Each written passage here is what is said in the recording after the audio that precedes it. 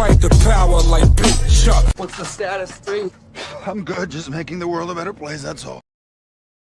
Oh yeah. Yeah. Rest in peace, the Dark Chameleon. Peace to the Listen, check it, yo. It was a cold April morning under the constellation Aries. The moon was 85% under the luminaries. From the celestial waters to the womb my soul was carried. Then my mother gave birth to a warrior and visionary. But when I speak this truth, I feel like nobody hears me. Every once in a while, I give sight to someone blind, floating on the globe in a heliocentric lie. Dilate your pupils the more you open your eyes. The truth is sitting in plain sight like a disguise. Until my mother's death is revenge, I won't be satisfied. It haunts me when I think about the phone call when she died. A river worth of tears shed from my eyes. So I looked up at the sky and I asked God why. It's been 21 years, I'm still waiting for a reply. Since birth I've been at war to attack our undeveloped minds. Indoctrination camps making us dumb, deaf and blind. I'm always thinking solutions, we are running out of time. The dirty witchcraft is weak, I see through all the lies. I clearly analyze all the symbols and the signs. When I connect dots, the truth starts to align. The people are the power, you can never eclipse my shine. I say the truth hurts, but the truth will set you free. They say hell burns and there's a one-way ticket for me. You create your heaven or hell whether or not you believe. I'm God and Satan, I have to balance out my chi. One day these seeds I plant will bloom so you can be all you can be. Never give up and always hold your head high, cause you are God, there's no need to look to the sky.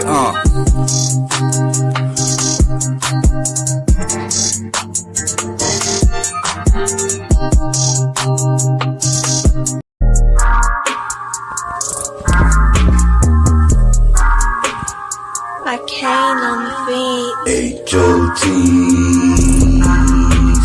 hold the rudder chakras, hold the rudder chakras. H-O-T-C,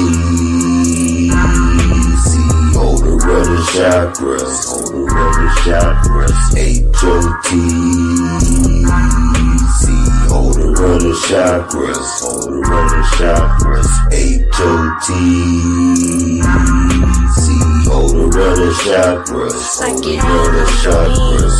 My ideology is just an idea of the shit I run like diarrhea, waking up non-believers. And I'm not talking about Jesus neither. I got my dad and my mother's features. I use my nose to measure evil, the treasure keeper. My mind thoughts measure deeper but higher than Ebenezer. Weapon squeezer, lesson teacher. I've risen from what's left from reefer. You can feel the chakras forming space right between us. I travel veins, and the engine's just beginning. Now we need ventilation just to walk the nation. We facing elimination. I'm looking at this shit sideways. Now we witnessing tidal waves. Mass destruction. Mother Earth going to war against the wrong people. Praying's out of the question, we had our chance to. And everything you read in Revelations is gonna come true. I speak in tongues, come from worlds beyond this atmosphere. Writing hieroglyphics, a descendant building a pyramid with my brain. Like them Egyptians, the core of my mind enables me to travel back in time. You know the body stopped, but the soul will never die. 2,000 years ago, I was here, but in a different life.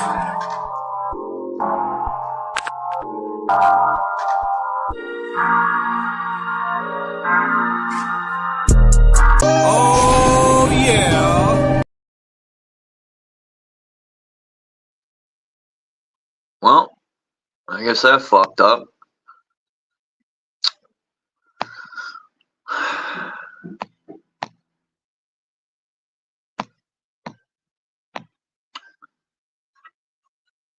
So I'm uploading this video real quick because this morning I was on the bus and I I thought people were bugging. I seen this video yesterday of people saying birds were flying north. So I was on the bus at like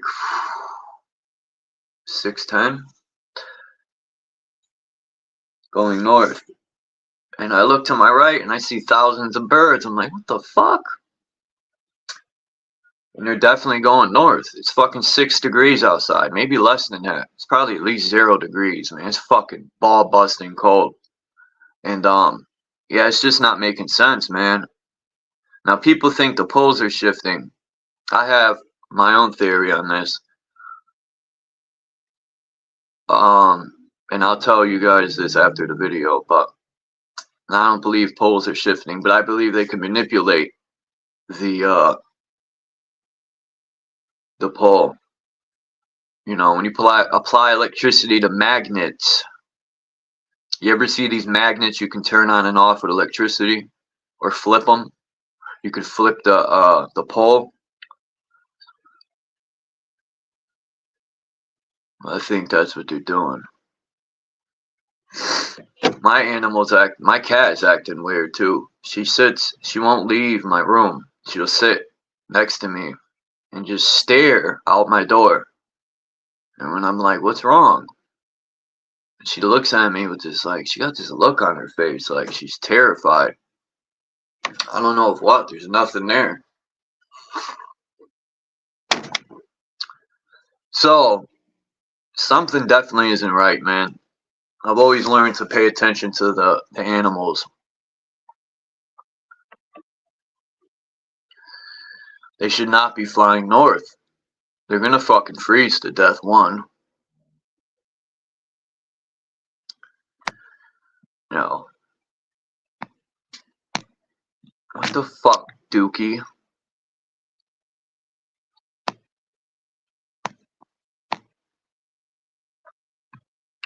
Let's try this for the 6th fucking time. Alright, here we go. What's up, Mark? Faceplant. No, not these birds. These are ducks.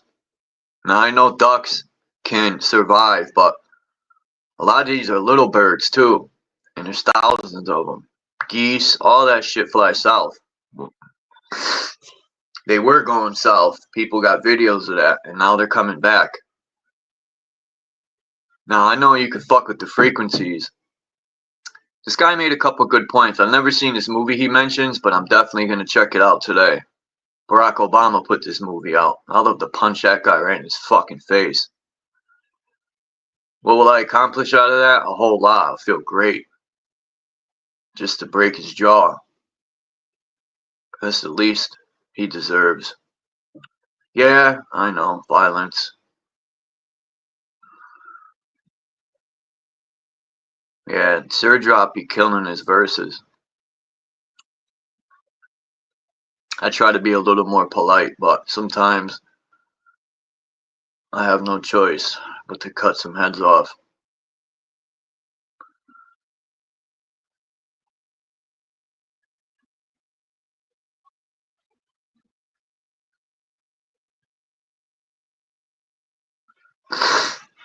There's pictures of people showing fish too are bugging out. So these people, I think, you know, my theory is this place, when the trees were huge, we live on the giant motherboard. If the North Pole had a giant tree, which is now probably a mountain or tree stump, which is left from the center, whatever you want to call it. Who knows what these trees, if they were wood, which I doubt, what silicone looks like before it turns to sand. The sand is like 90% silicon. And we know silicon can turn to glass when you heat it.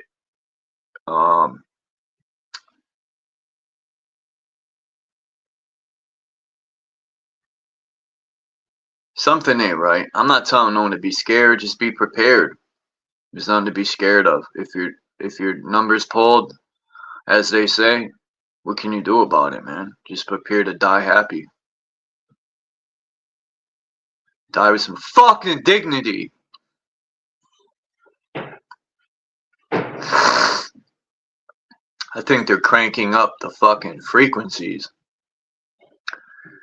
You know, I feel bad for animals because even though they're intelligent, they still, you know, it's not their fault. It's these fucking people who think they could just, like, do whatever. There's no more repercussions because people think Jesus and all these fuckers are gonna, like, do something about it. You know, I could pull scriptures out and show where we were supposed to protect Mother Earth, but who even knows if that's true? Anyone could write something down. But me, I feel as though we should be doing something, you know, but however I feel, it's just feelings, right? What's right or wrong? Sometimes I feel like, who am I to interfere? But if you want to be a non-hypocrite and you want to play their game on their board, right? They say the board's even, where everyone, until they blindfolded that biatch with the scales, because I've got pictures of her without the blindfold. So nothing's fair with these laws. They're put in place to fuck you over and clear them of their fucking fake laws of God, right? This higher God did not put any of them laws in place. Man did, right? The lower God. I'll say we're lesser gods for the little minds.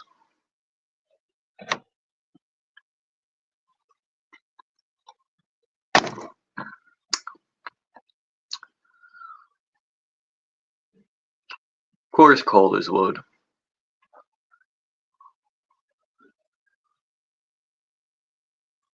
Oh yeah, the video's done. Oh, it's uploaded. Alright. News stories, and as always, let's go ahead and get right into today's video. In this first disturbing video, apparently there is something going on with birds. More and more people are capturing mass flocks of birds flying north as opposed to south for the winter. Bro, there's like 1 million birds! What the hell, guys? You're supposed to go south! You're going north! Just make the reservation and stick to it. That's a lot. The road is down. They going somewhere. Oh my God.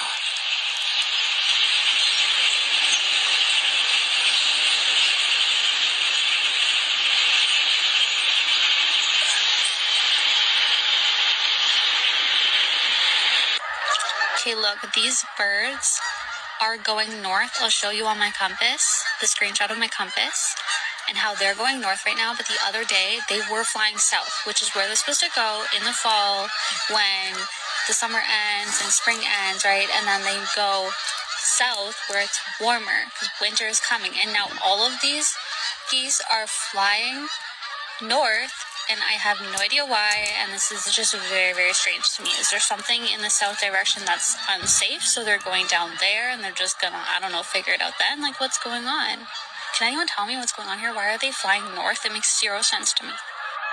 Like I said, more and more people are capturing videos of birds, mass flocks of birds, heading north as opposed to south. And if they're heading south, they're going right back north.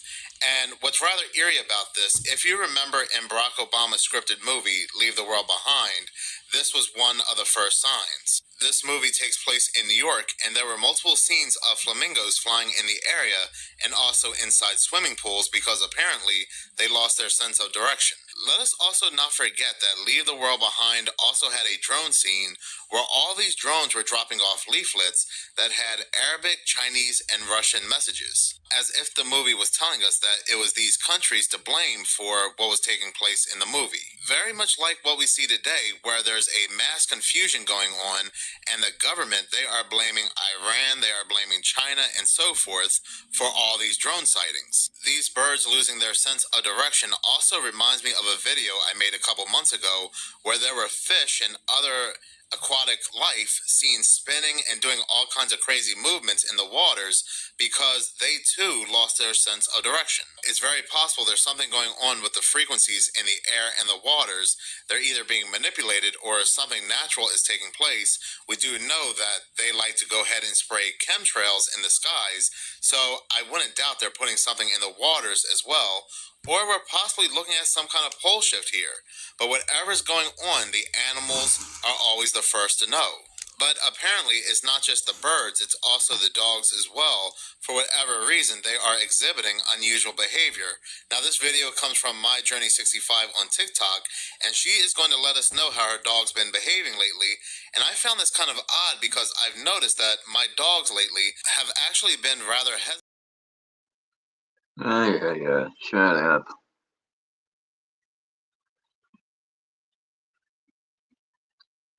What do y'all think about that AI thing yesterday? I think it was pretty pointless.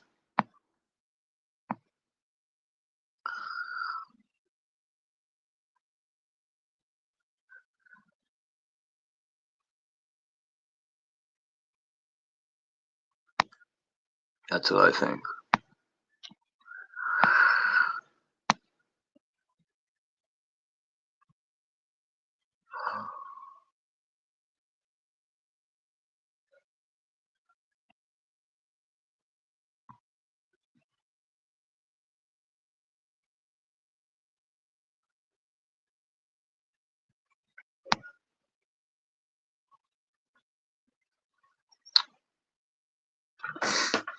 Oh, shit. Life.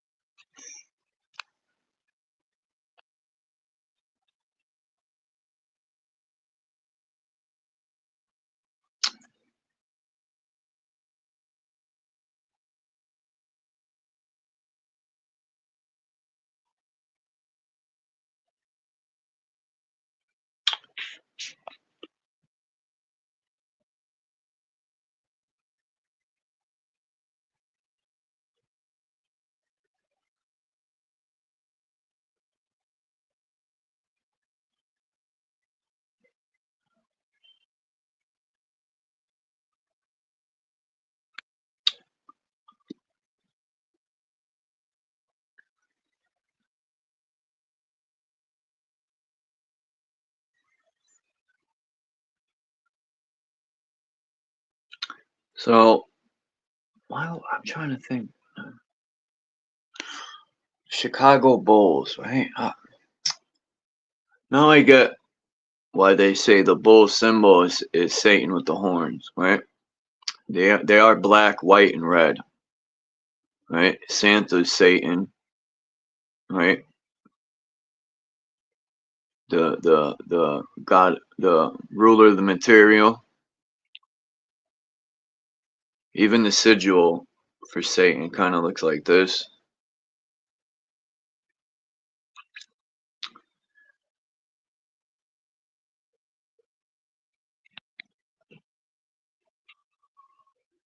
But 13th letter is M. I forgot why I was looking into that. Because of the Boston's black, white, and red, and I was thinking the B. When you do sacred geometry with a B, that's 13. But also, turn the M sideways and you get a 3.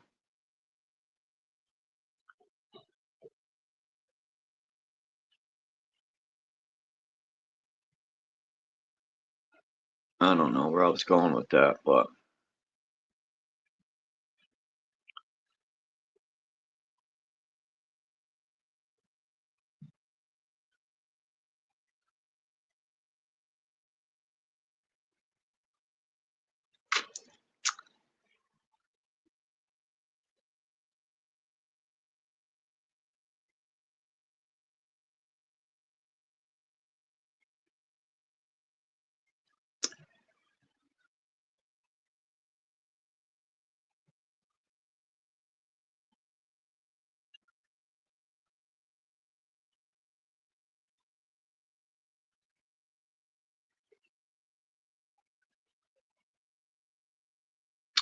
Trying to think, what's the glass mirror in our eyes? That's why I was looking into this stuff.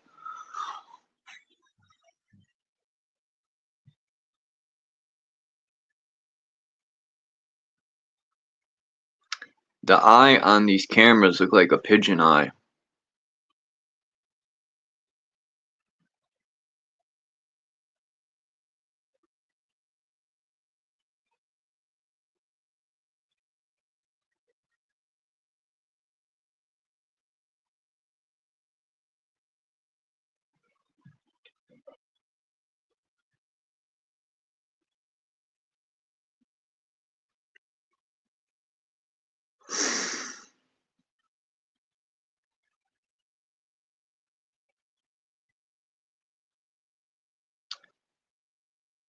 That looks just like the North Pole.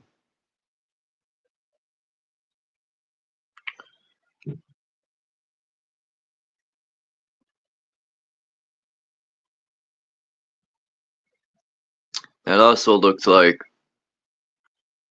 that chip.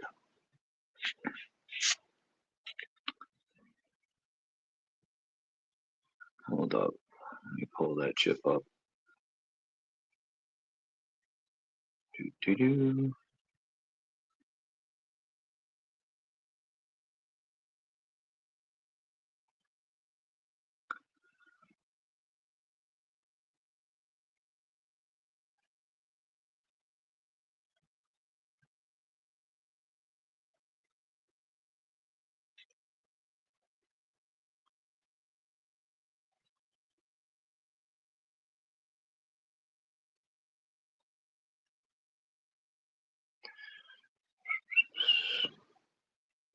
Where are you?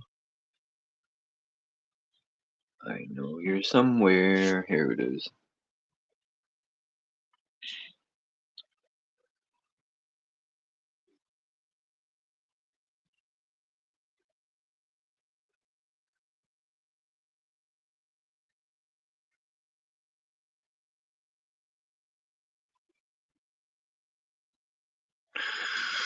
Also, when you take the stars, you know that crack in the firmament?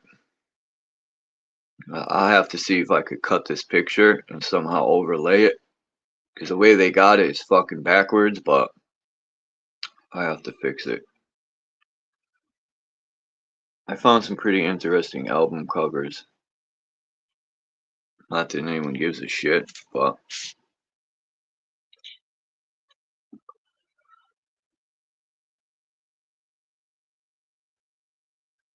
13 months, yep, in a lunar year.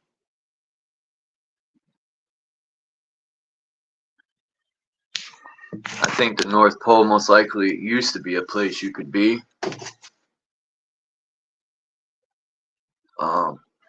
I think it's,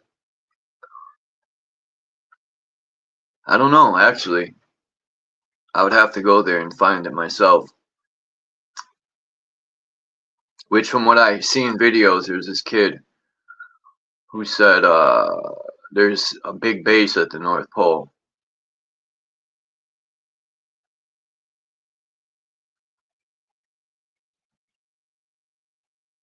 What's up, S?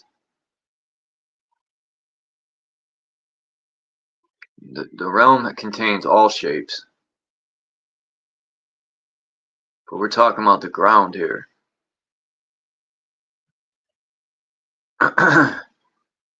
All these ding-dongs want to look at the sun to measure the ground. I would never put them to work on carpentry.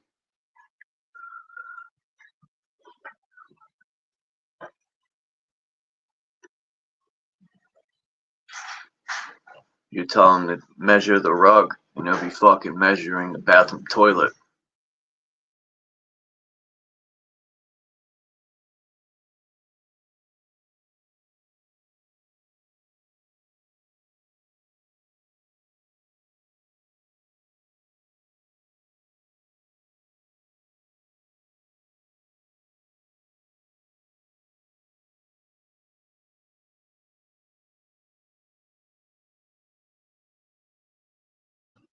What's up, Three Fingers? What happened to your wrench, S? That's got to be another account.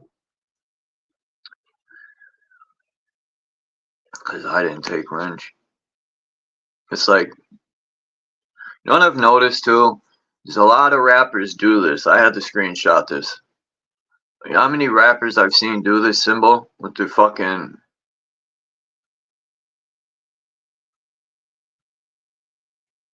I've seen too many rappers do this symbol, and I gotta figure out what it means.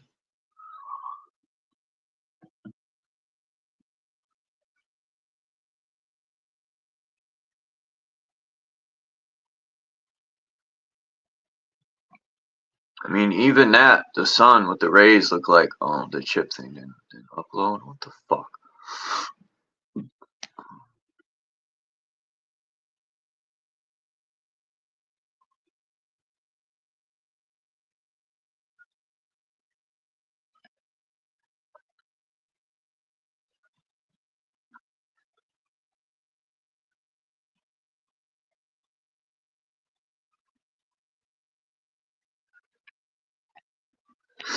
Look at his album cover.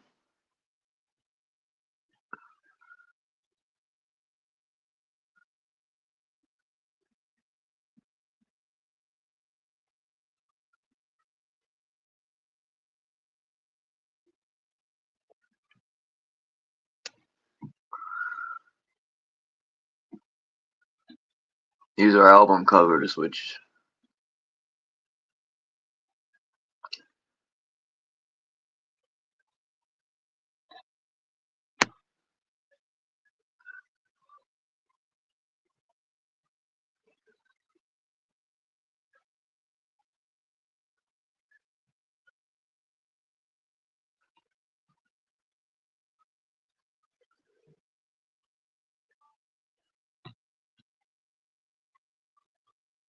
I tried to use Google for this to scan the picture and find other pictures, but it failed to do that because AI is not that intelligent.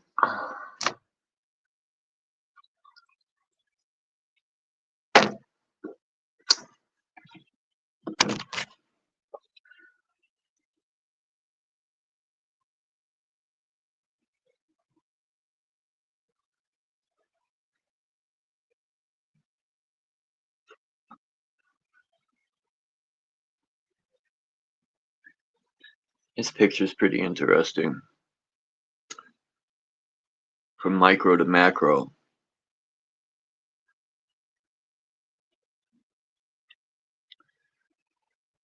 Is that a lady? Look at her belly.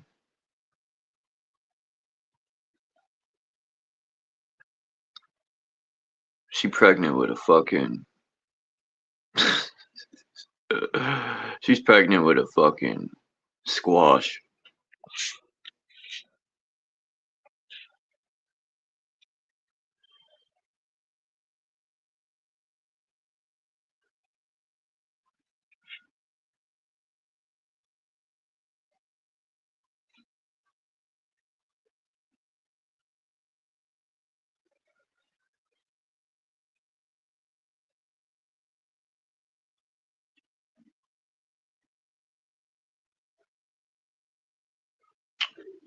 Why isn't this picture coming up? Hold on. Oops. Let's take this out of there.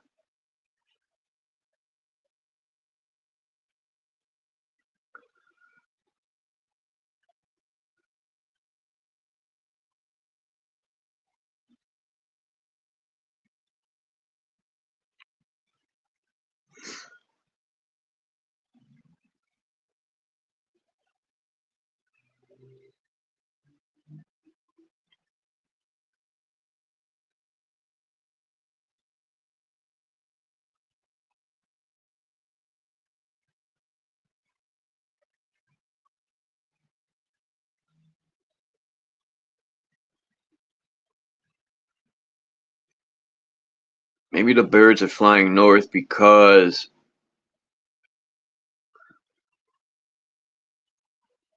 these two moons and two suns.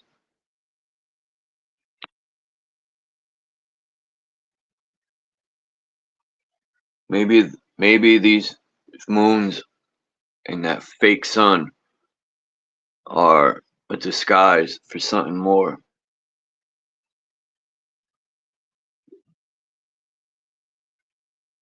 See, that thing looks just like this thing.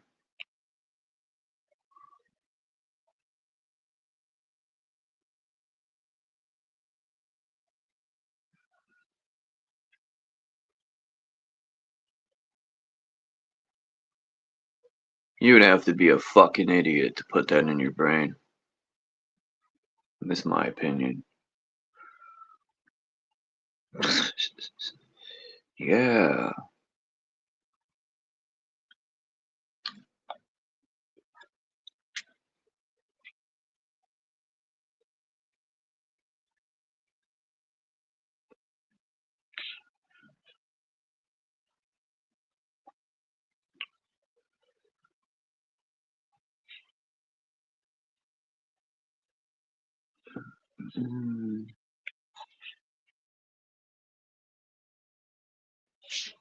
This sucks having no hotspot. I want to share my screen.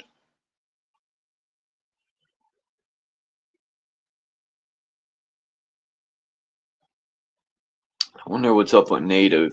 I gotta give him a call. Let's see if he's seen anything while he's in the woods. The animals are acting weird.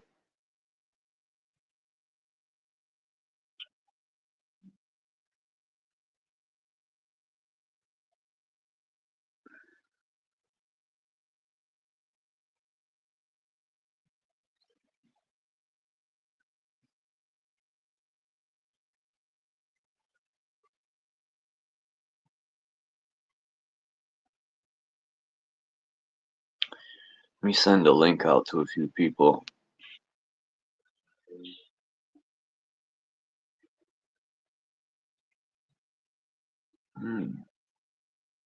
Oh shit, the hidden hand. You know how they hide their hand? They shove it up their ass. That's called the hidden hand.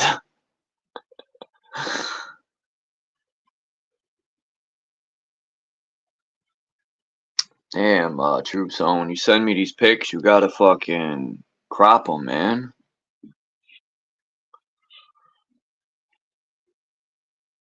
I gotta crop them. Who, you know, that was a good point Dom was making yesterday. Who are they doing these signs to? You know, all these sellouts.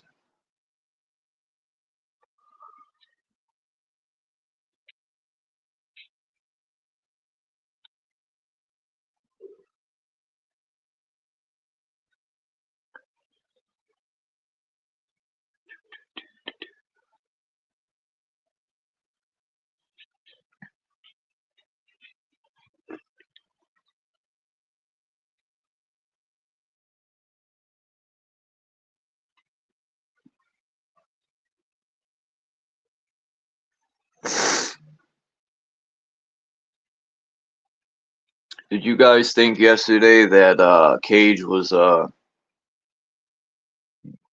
drunk? Or a few people said that. Which, it's what alcohol does, if that's the case. I mean,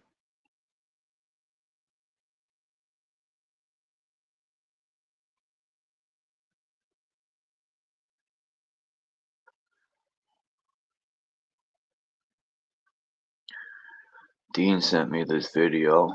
What's this? Maybe? Oh, it's a fake. What's an alien invasion gonna do?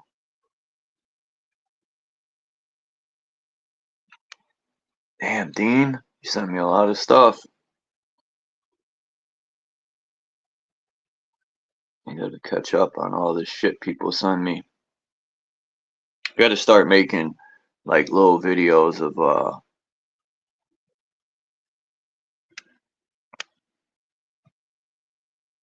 oh, shout out to Renegade, man. He put this beat out this morning. I gotta get up on that beat, man.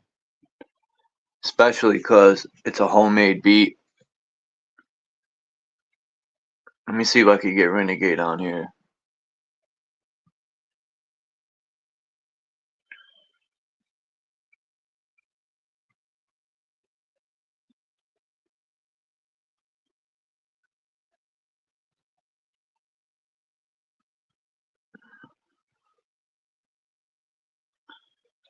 Well, now I just sit and wait. See, I don't like that StreamYard made it so the comments, when people comment, I don't know. Don't even put a number up. Piece the dragonfly. Yeah, but I don't know. I try to be humble with people, man, and not a prick. But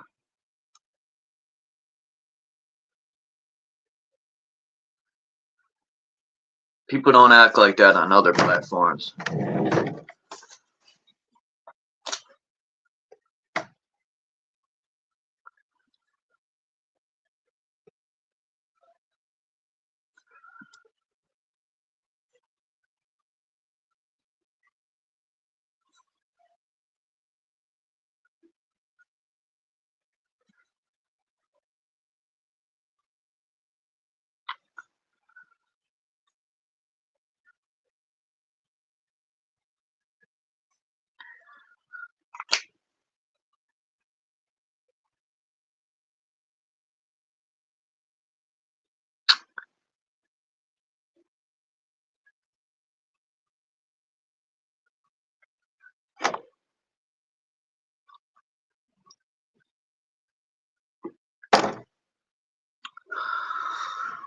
Maybe I should work on some music today.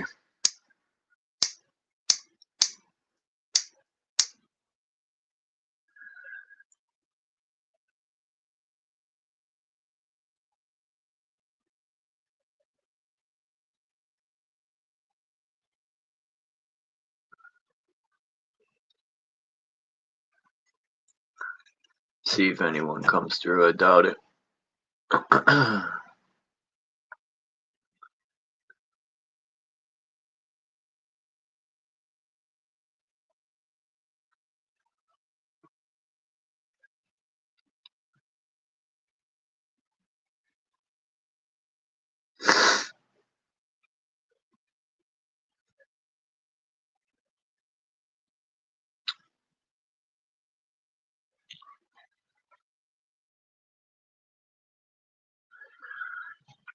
I would send the link to Bex, but she never comes up.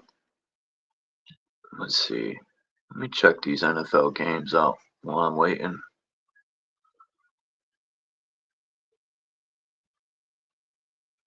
Alphabet, that's right.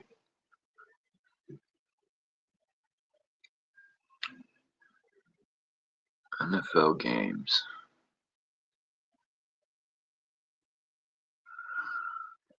The Cowgirls won. The Raiders won.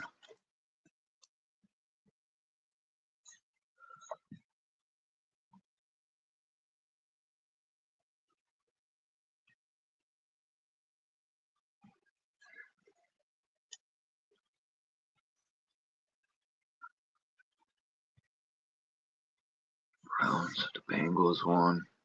I think it's odd, like football, right? The original football is from Europe. It's called soccer, and they modified it twice. There's three different types of football. You got soccer, football, and football.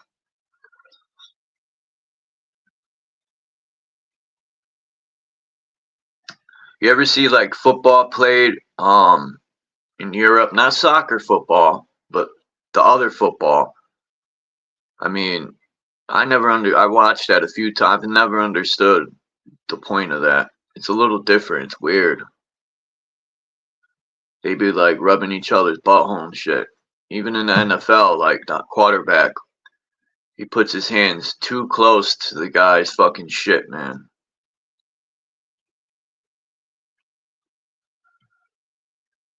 He be rubbing those tea bags.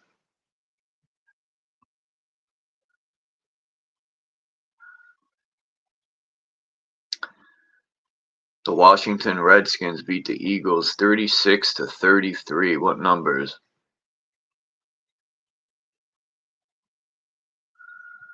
There's 2 weeks left.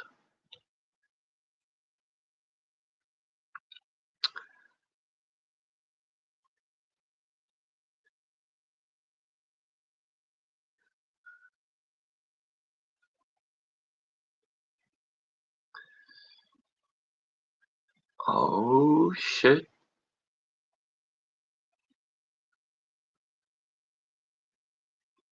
Hold on.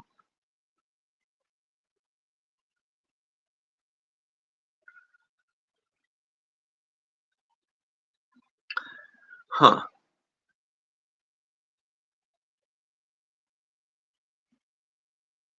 I wonder how I don't know how that would work.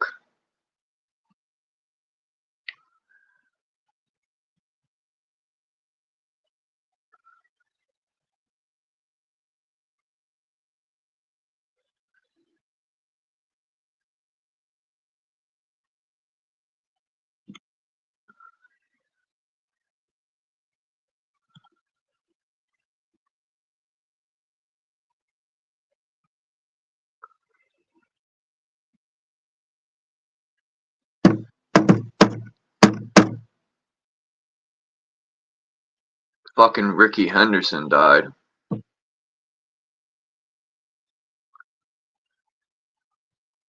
That's wild, right?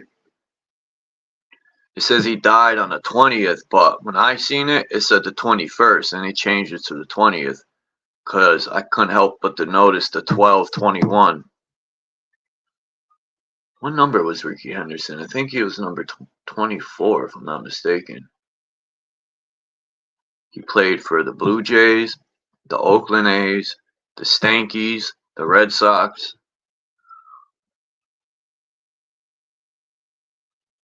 the Mets,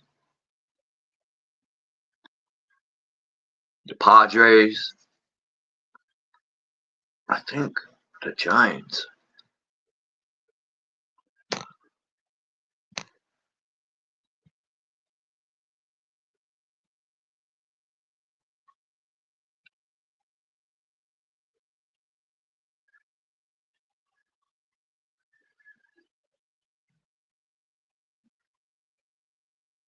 Yeah, well,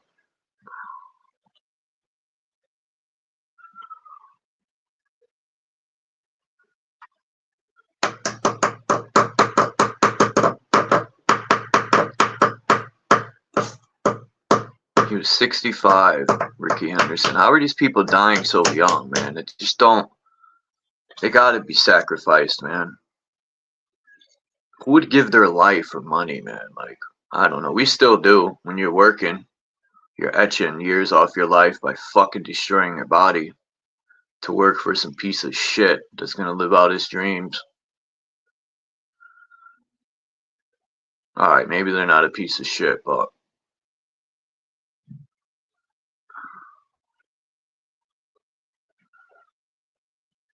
what the fuck?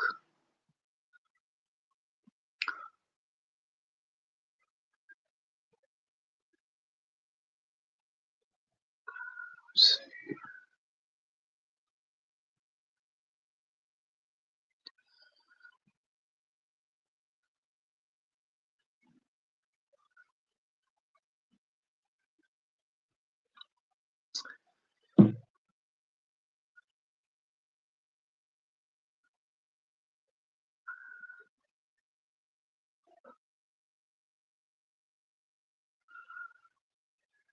I thought the fucking Red Sox signed that dude from the Phillies.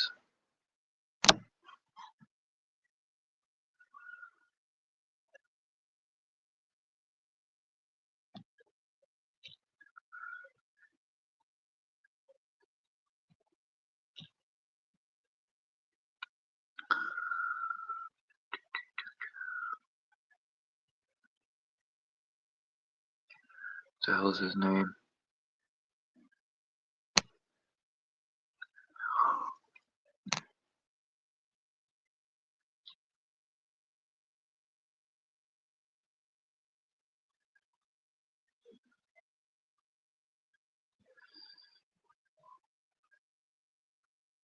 What the fuck?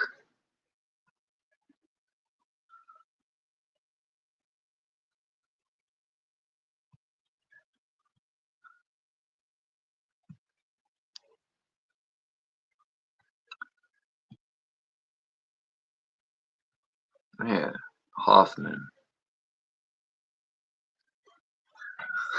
Let's see, I forgot his name.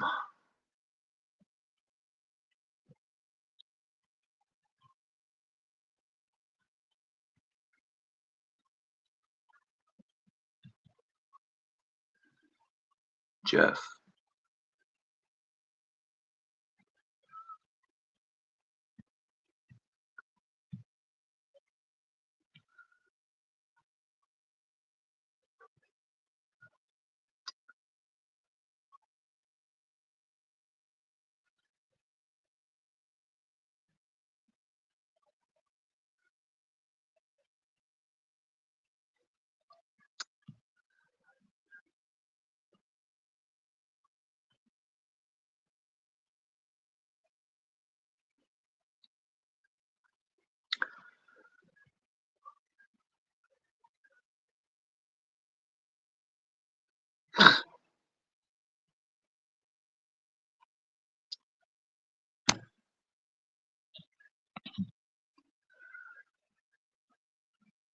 The fuck, broski?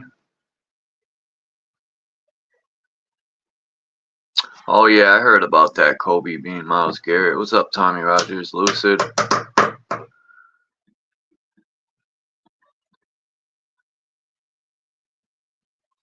Yeah, as I'm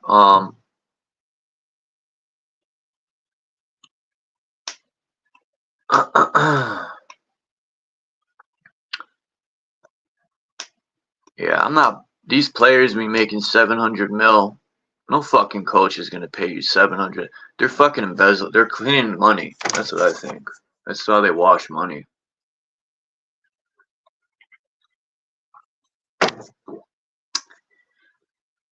Cause some of these players be getting alleged, right? 700 million bucks and go broke. How the fuck do you go broke? You got to be a fucking complete dummy to get 700 mil and go broke.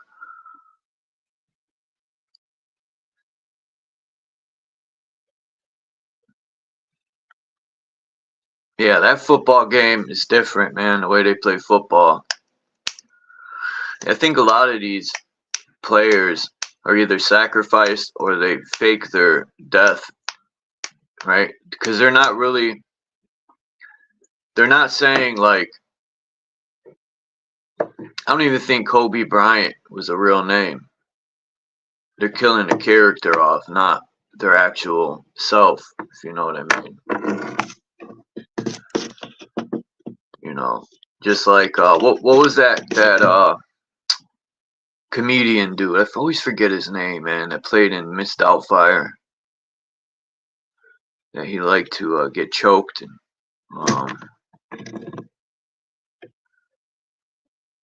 but he plays what's his name's wife, Bill Gates' wife. Just like, yeah, Robin Williams, yo.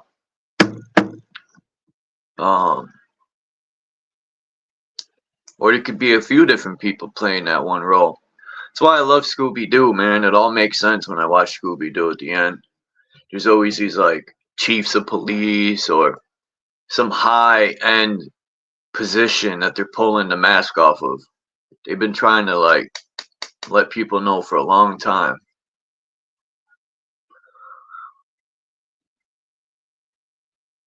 Now, as far as, like, all these aliens and shit, I'm not buying that.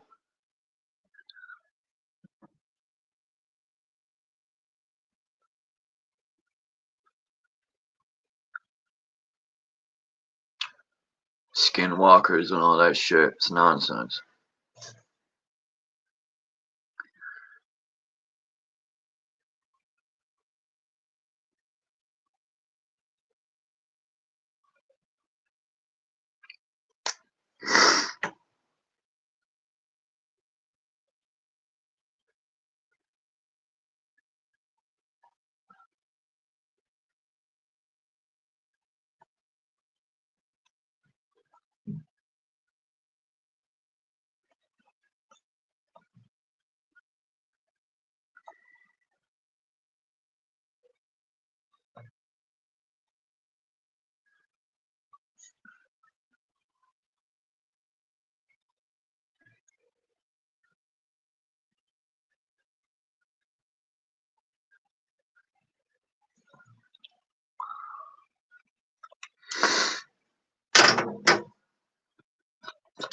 Well, I thought Renegade would at least come through. I guess not.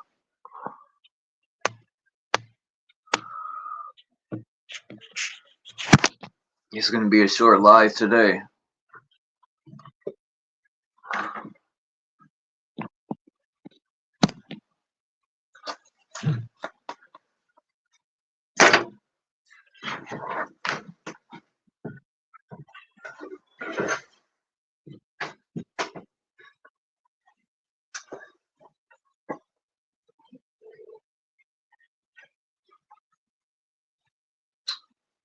Fucker.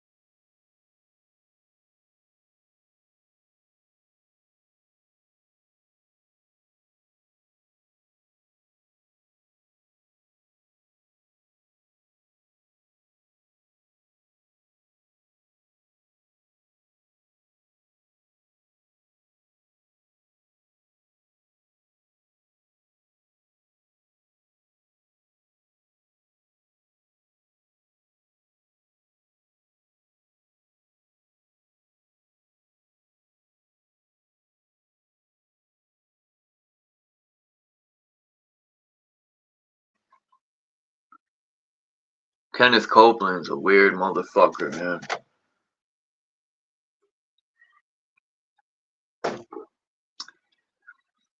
All these religious preachers are fucking scum. I don't believe in all that Jesus stuff, some savior, but I don't believe I know that religion's a scam.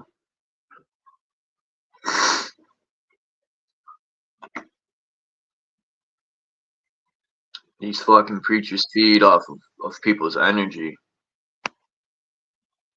They're energy vampires. They get high off that shit. They need to get slapped.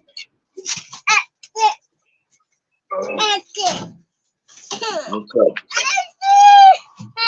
Hey. Hey, dude. What's up, man? Yeah, it says no name, there's no picture. What's up, brother?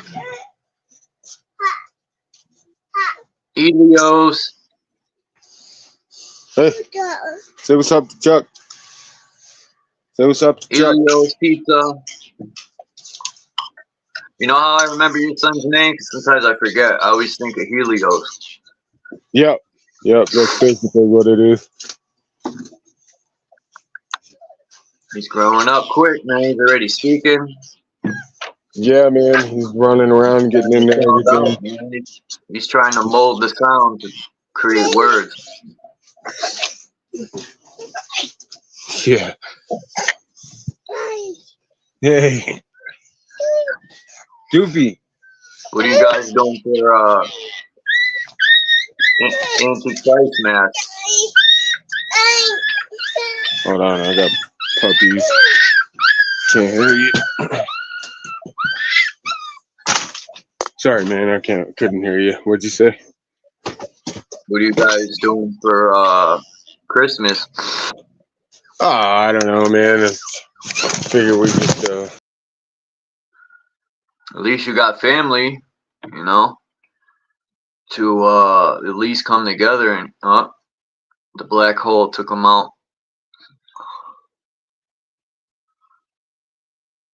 That sucked.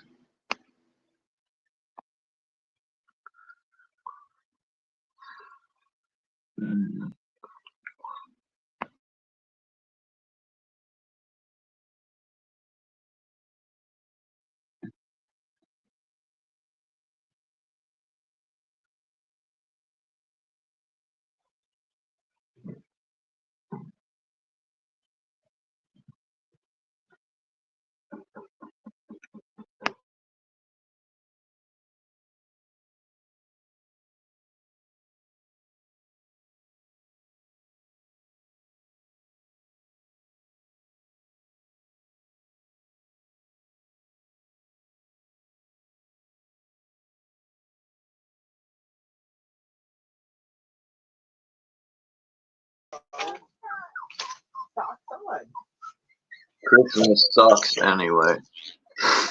Yeah, I'm just gonna chill, man. Do the thing, I guess.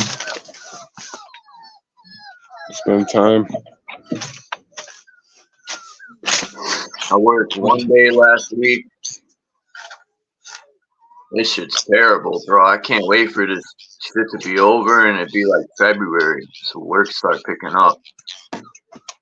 Yeah. Yep. I feel you, man.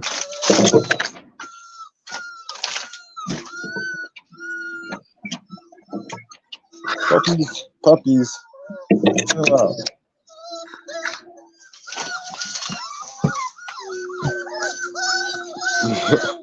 Mama dog is running away from him.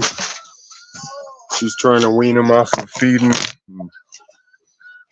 How many puppies are there? She had 8 freaking dogs, man. Nice. That's money. Huh? You could sell some of them and keep some of them, or you can keep them all.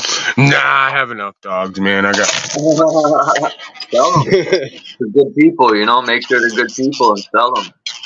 Yeah, that's the hard part, dude. Is finding somebody that I can, trust that they're gonna take care of the dog and.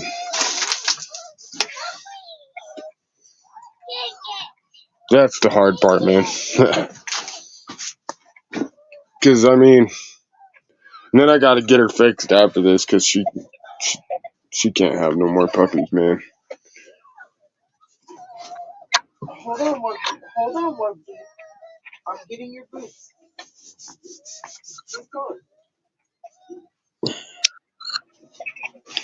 And tomorrow's Christmas Eve already.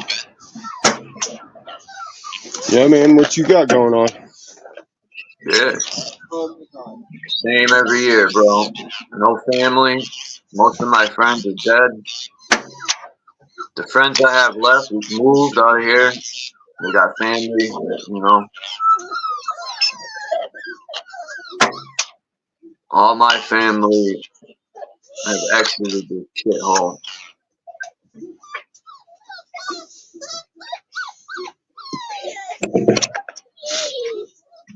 They flushed out of this shithole. Good for them.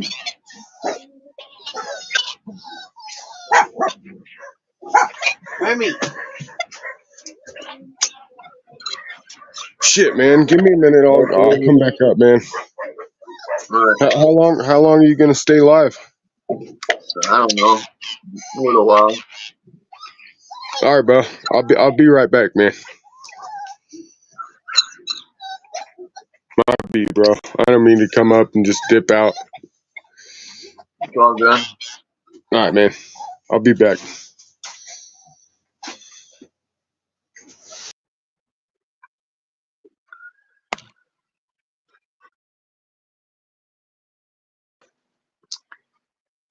Hopefully I'll hustle some money up.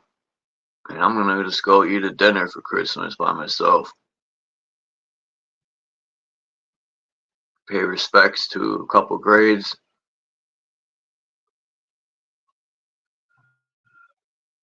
And that's about it.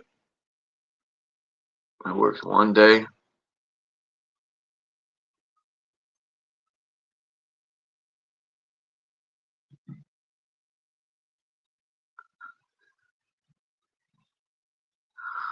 Got this PDF that has a list of tenants to the former Twin Towers. Port Authority of New York and New Jersey. Marsh and McLennan. Bank of America was there.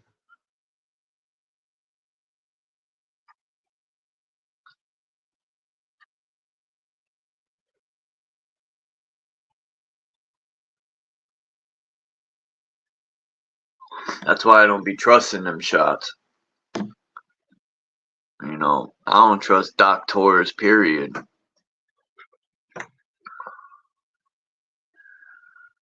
You know, especially after what happened to my mother. I got no trust. Doctors are like crooked fucking mechanics. That's my opinion.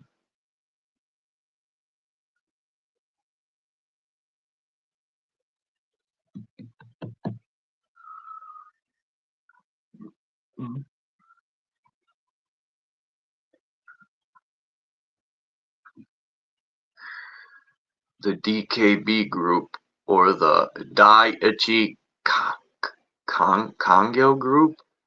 It was a Japanese. Huh. Why were they in the Twin Towers?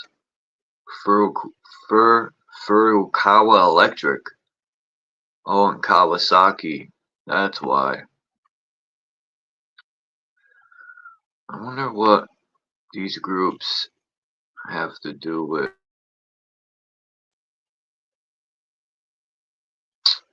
No.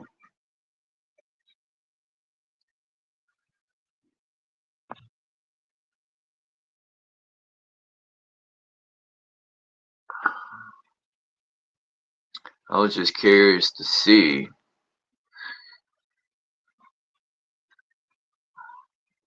Because I know when the missile hit the pentagram, the Pentagon, it hit an exact spot. Just like I still have yet to, there was something that was supposed to happen, man. Until all that gold went missing.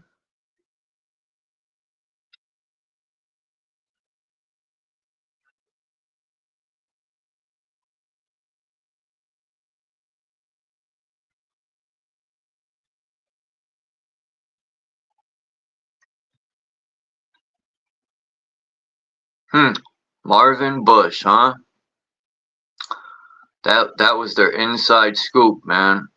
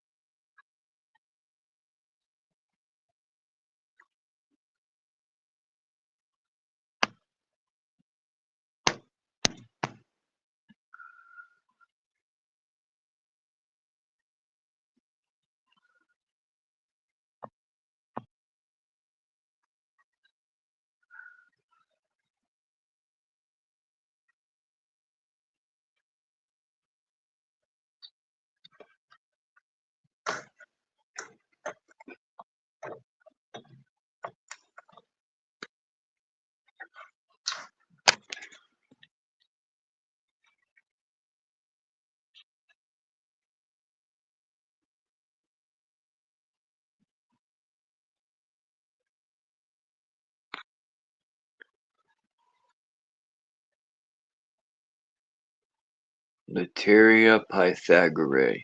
In 1540, Mercator was still young. In 1532, he had graduated from the University of Louvain, where he had begun to work with German physicist group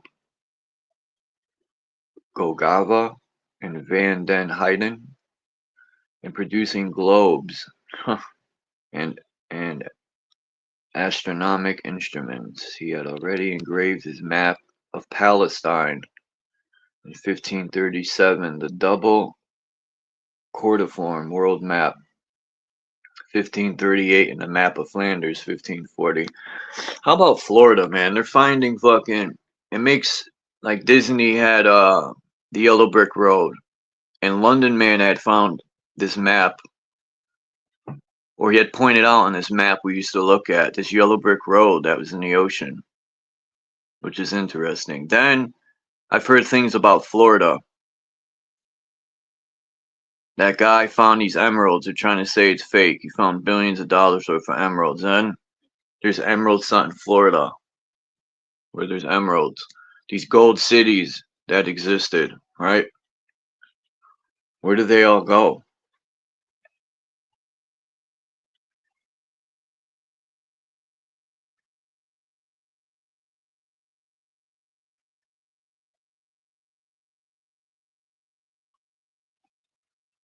the magnetic declination. In 1537, a royal cosmographer of Portugal, Pedro Nunes, published in Lisbon.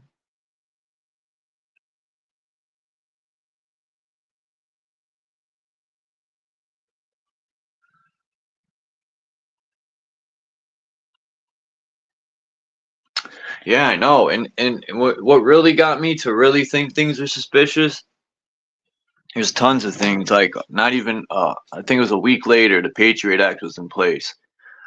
Then they suspended all investigations that said it was a terrorist attack, which it was, but the wrong people were blamed. Because once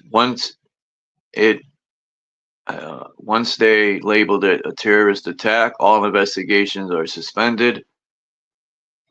And that happened not even a week after. I mean, there's too much shit. People did proper research. You know, I was doing proper research, like what it takes to melt steel. Come to find out, no plane fuel could come close to melting these steel beams. The cement that was used, the plane would have never made it through like it allegedly did. I mean, there's just so much shit, man. I got a picture of these towers. They look empty. The sun's shining through them. I don't know if that's CGI, if they generated the image, or if it's a real picture.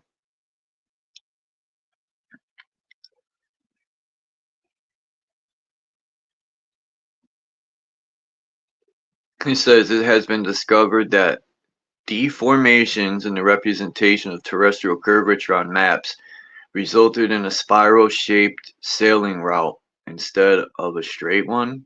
Sailors tried to follow a constant angle of inclination through meridians, but their route ended up being very much longer than they had calculated. A solution to the problem was to represent the routes on maps as they really were. That is, as curved lines. That's bullshit. No, the fuck they're not. Stop it.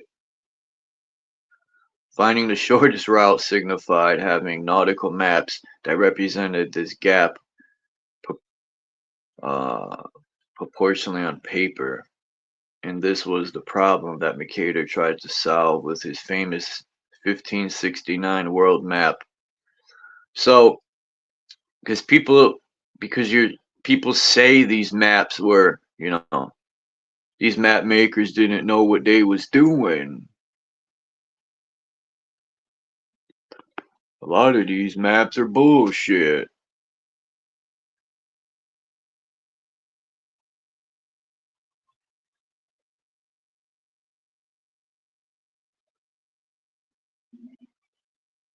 Rufus Nigra. Terrestrial magnetism was the central argument for Mercator's cosmology, a mixture of holy scriptures and astrological alchemic physics.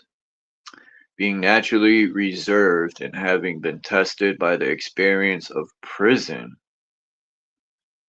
Mercator lived in a society surveilled by the Spanish Inquisition and wrote unwillingly of such arguments, which were never definitely solved. That's bullshit.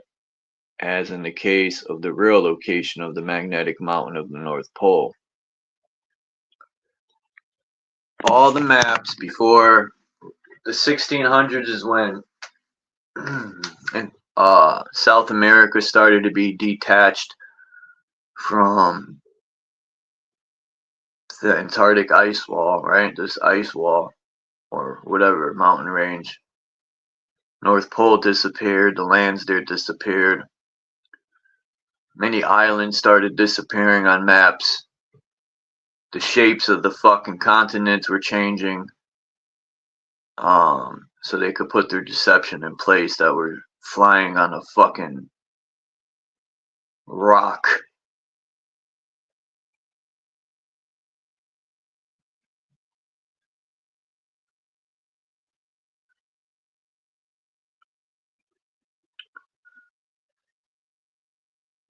That's hilarious. Flying on a rock.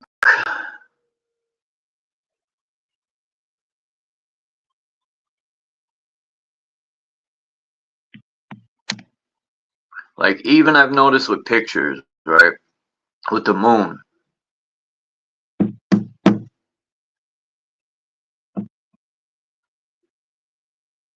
This is alleged Antarctica, right? I forgot where this is. But you could see that that's a warmer climate. The moon looks farther away.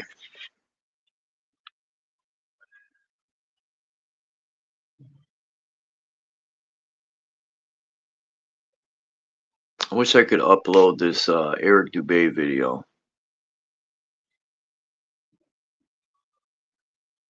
It's a good video.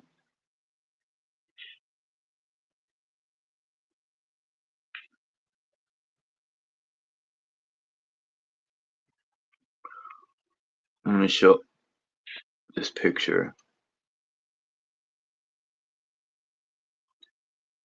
So people can see on this little girl's jeans. I don't think their parents know what symbols are. But she got the upside down 5-pointed star in her pants. Interesting. It's not a good look.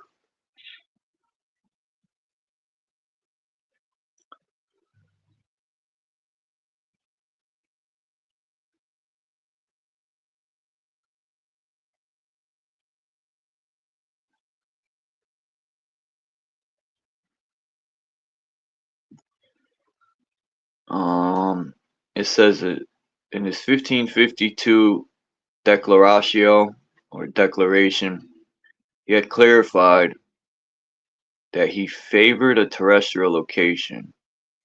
Many histories and mythologies agreed with this solution, but there was also documented evidence. Ptolemy VII had narrated that in the Manioles Islands, perhaps in Borneo, ships' nails had been attracted by a mysterious force. The 1001 Nights of Arabic folklore had situated such a mountain in the Red Sea, in the Persian Gulf, and in the Indian Ocean. Then, in the 12th century, the story had passed into Northern Europe in the narrative of Saint Brandon, the Norwegian sagas, John Mandeville, the Italian poet Guido Guinizelli in the 13th century, and located the mountain in the Alps, Peter of Aben at the Arctic Pole. In 1550 to 1559, Ramuso's collection of Navigazioni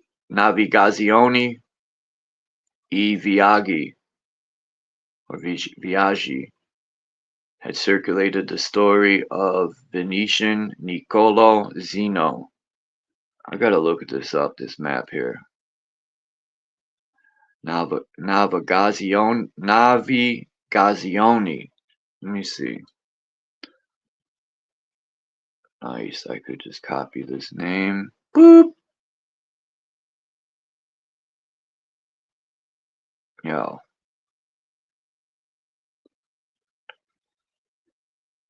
Oh, there we go.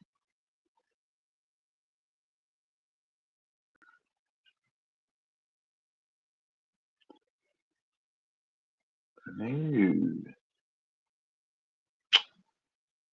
Why won't this shit just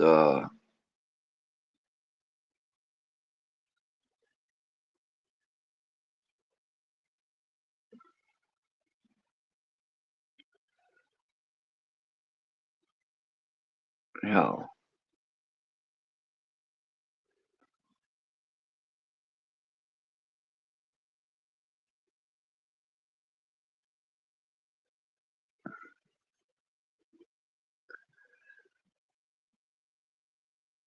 Okay, cool.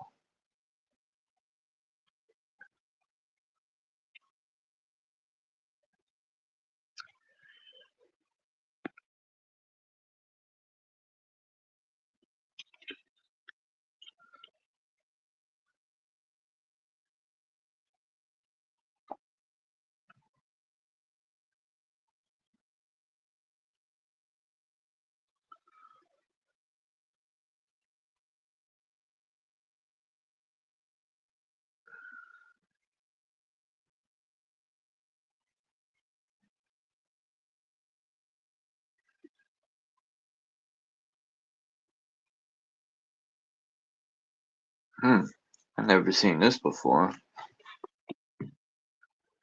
What?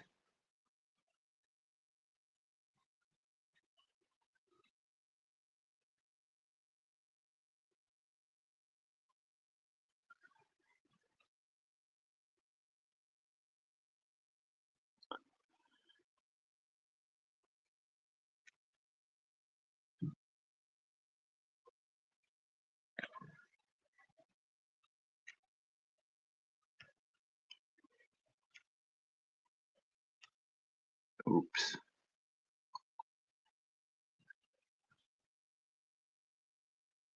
Why aren't these pictures showing up?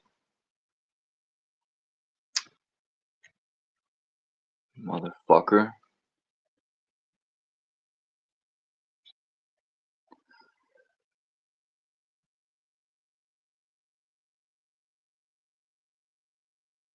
They're literally like trying to block these pictures out, man.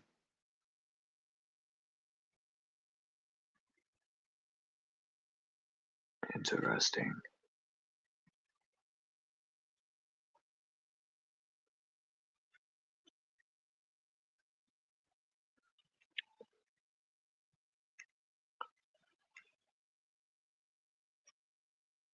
Wow.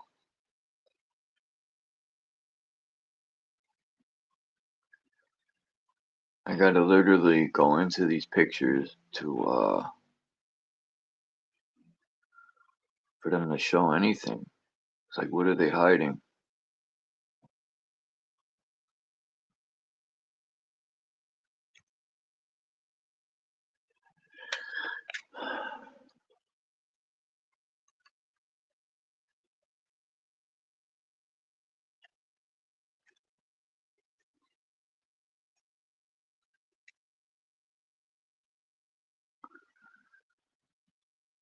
Huh.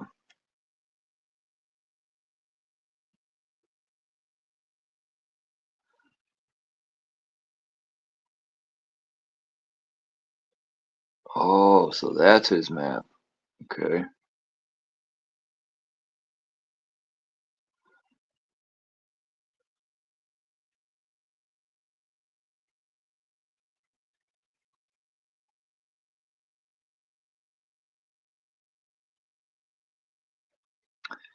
King Charles III.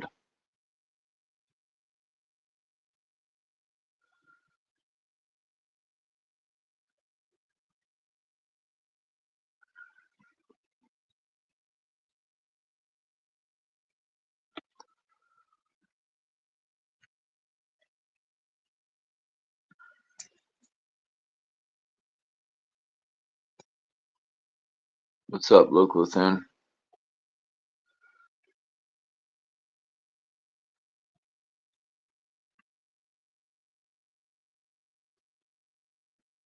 What's up, JG? Chuck, what up? Not much. I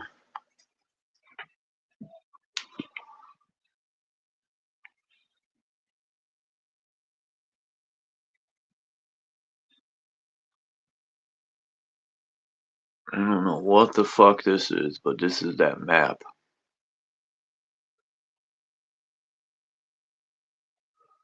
What the hell is this?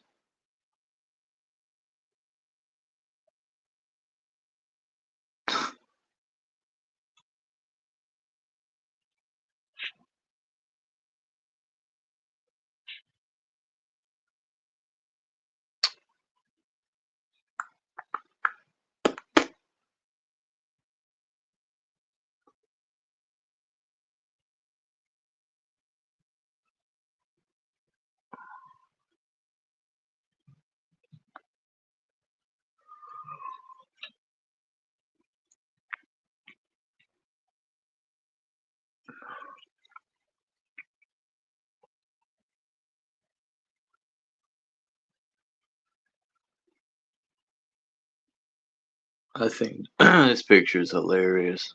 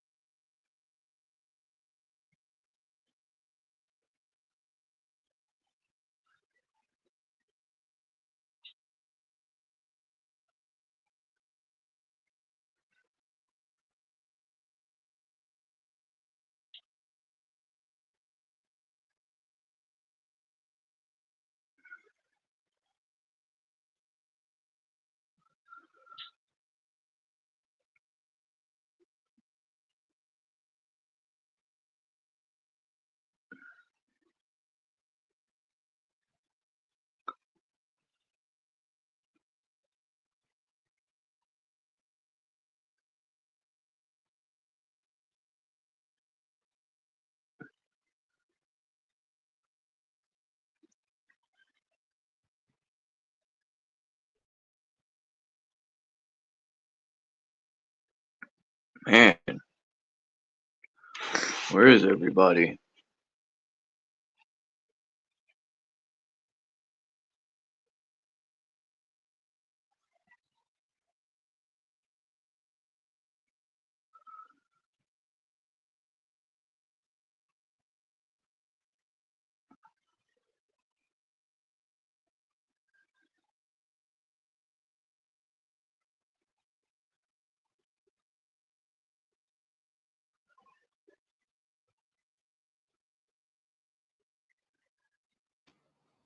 This time of the year, people are really faking gay. Huh?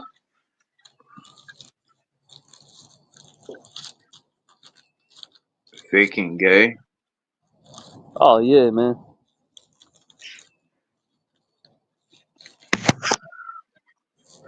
That's gay. Whoa. I saw it last night. They call it the Christmas spirit.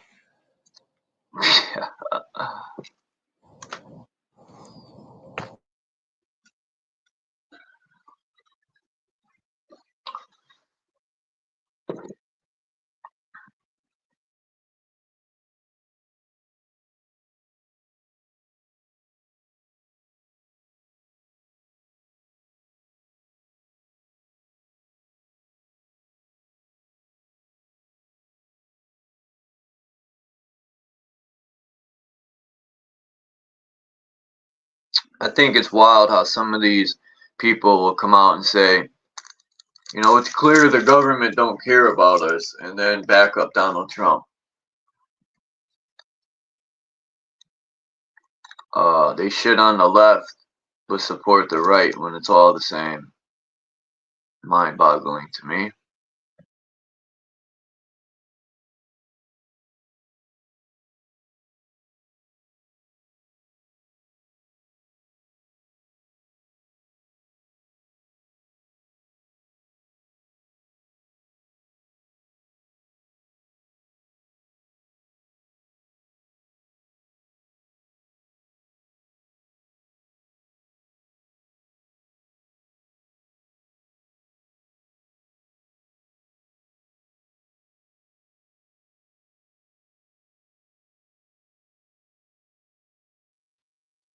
I gotta hustle up some money.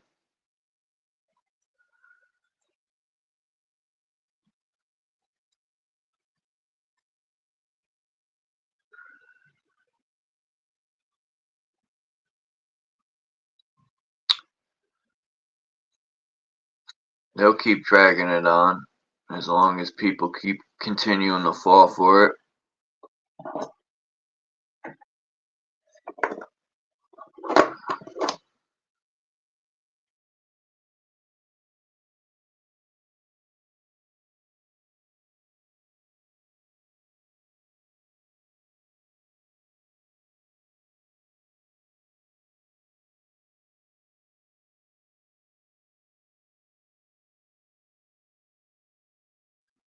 A video bus run.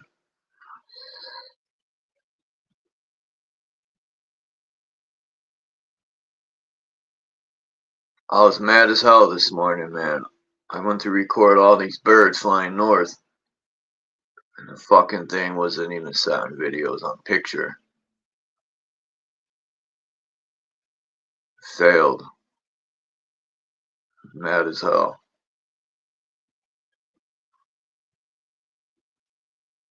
Thousands of birds were going north. I'm like, where you going? Wrong way. They look cold too, these birds, man. It's like fucking 2 degrees out. And they're going north towards Hartford, so that means they're going north for real.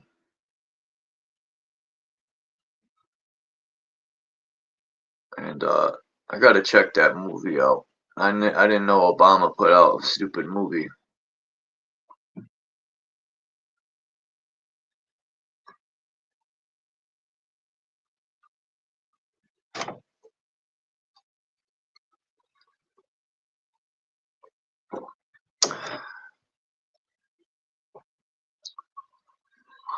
Cocaine's a hell of a drug. That's why the politicians all sniff it. They're the biggest drug dealers. And then they wash their money through fraudulent business. I'm not telling, it's just common sense. They'll open a business,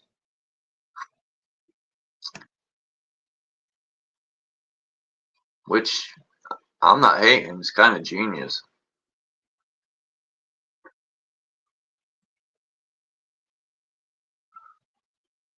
Yeah, it is. Connecticut is just terrible.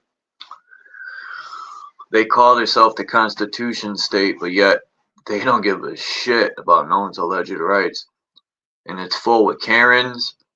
It's full left to the utmost. It's filled with ignorance. No, people don't mind their business. I could see if a woman's being raped or, you know, certain situations you don't mind your business, but for the most part, it'd be the dumbest shit like recording in public. These Karens come out of everywhere. Connecticut's terrible financially. It's filled with low IQ people.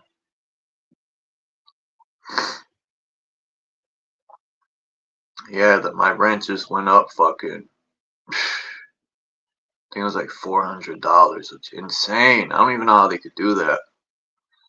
My rent is like $1,300 in the ghetto.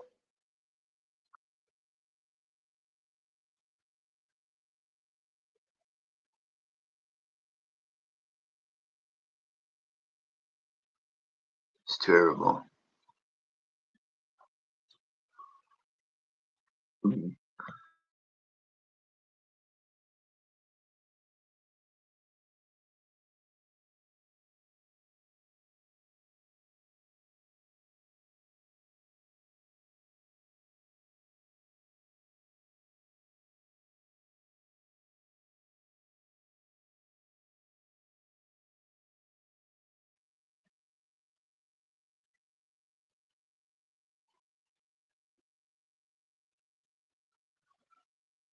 Oh yeah, shout out to Naga. I don't know if he heard me yesterday.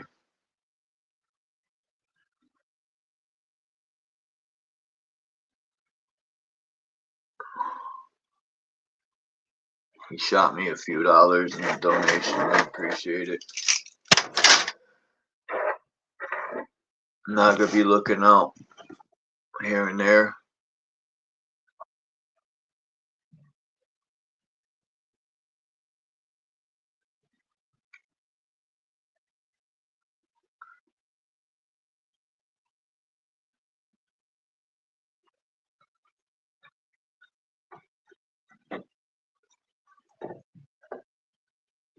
Where you at now, JG?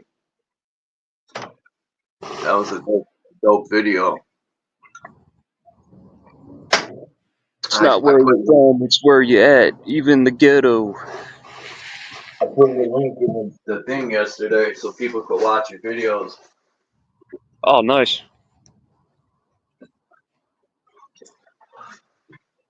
Cause you get footage that a person can't just drive a car. You know what I mean? And get that good footage. Yeah, I call it big balls footage. You gotta have big balls. Yeah, a lot of people are ruining it for people in your area because you get a lot of stupid fucking youth that do stupid shit and it's ruining it for people in that area, you know? Yeah, people go too far. Where's my pen?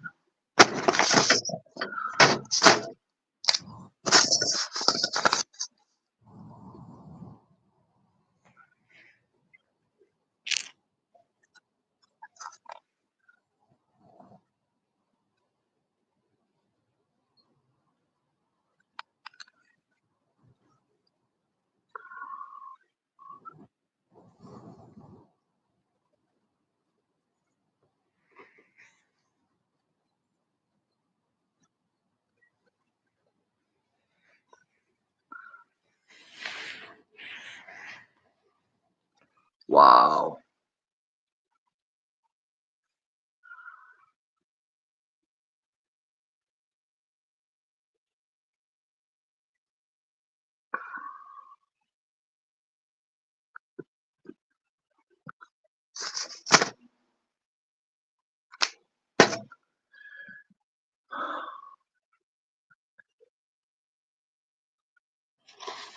I've been looking into hot springs. There's a bunch of hot springs up in this area. And of course, it's all surrounded by wealthy people. They just take advantage. That's how you stay wealthy in this fucking system. It's a fucking cyst. It's an infection.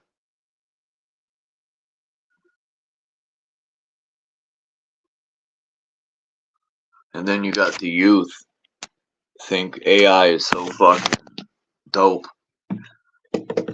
If the youth rely on AI and they lose the capability of knowledge of self and to look for information on their own, even though you're being fed 98% dookie.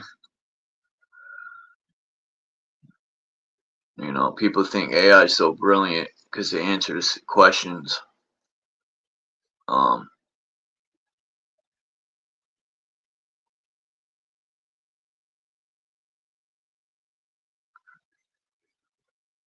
That too.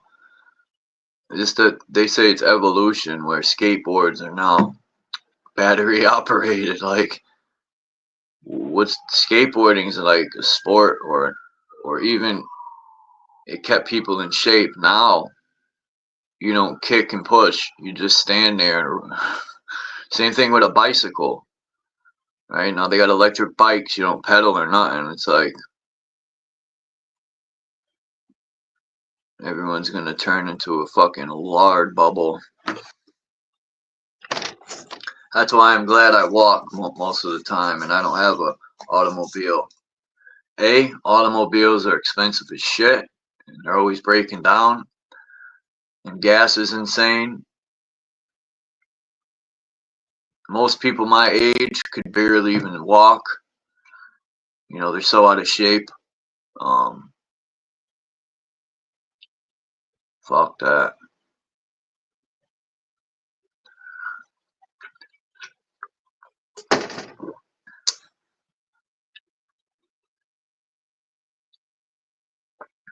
So am I, J.I.N.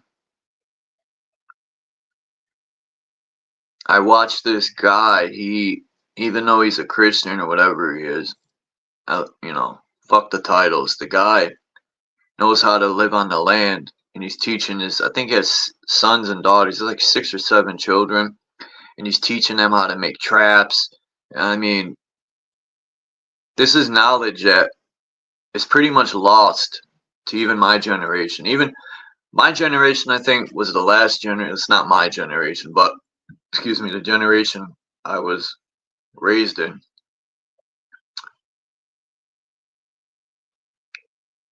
Stop passing down knowledge like gardening, trap setting, you know, just ways to survive without tech.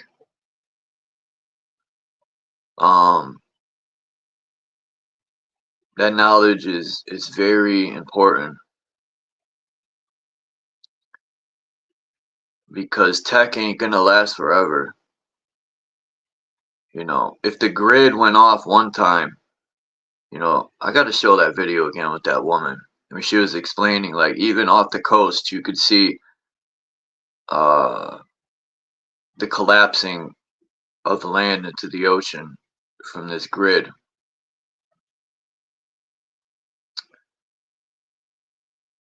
I think that's what they're trying to do again.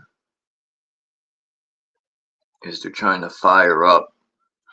Or not trying, they probably did fire up the old grid system. I think it overloaded somehow. And this whole thing with fucking these You know, I thought the sun simulator would be good for underground because there's alleged underground gardens. That would be perfect. I mean, I think we're so smart we're dumb sometimes because all these underground systems that they built for the government and their minions to live and be safe, we built, but yet there's nothing for us to be safe. And even when I think all the weapons that were built by us for them to use against us, I don't trust the government for nothing. I don't trust the police, the doctors. Fuck, man.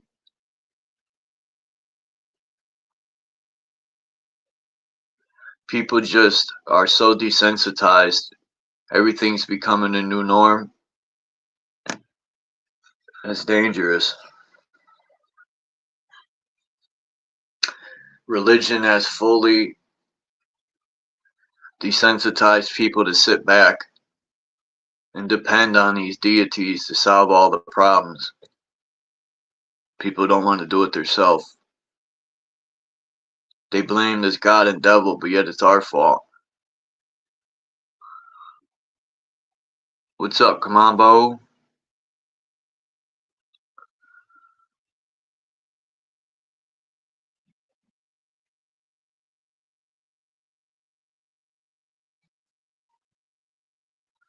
What's up, Max?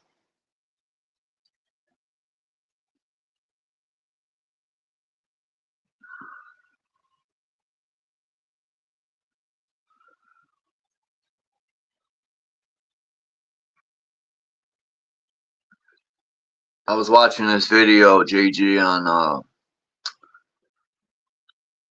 I always forget his damn name, man. The train guy that died. Fucking. God damn it, what's his name? But somebody said he was gay. Like, they were completely disrespecting the man. He's dead. He can't defend himself. I always forget his name. Was it an old guy making a video? He's like an older guy smoking cigarettes. I think so, yeah. Yeah, I've seen that. He was talking shit about his mouth and how he's, you can see his top teeth. He's saying that means he's gay. I'm like, man, what the fuck? He was completely shitting on it. On what's his name? What's his name again? Stovey. Yeah, Stove the hobo.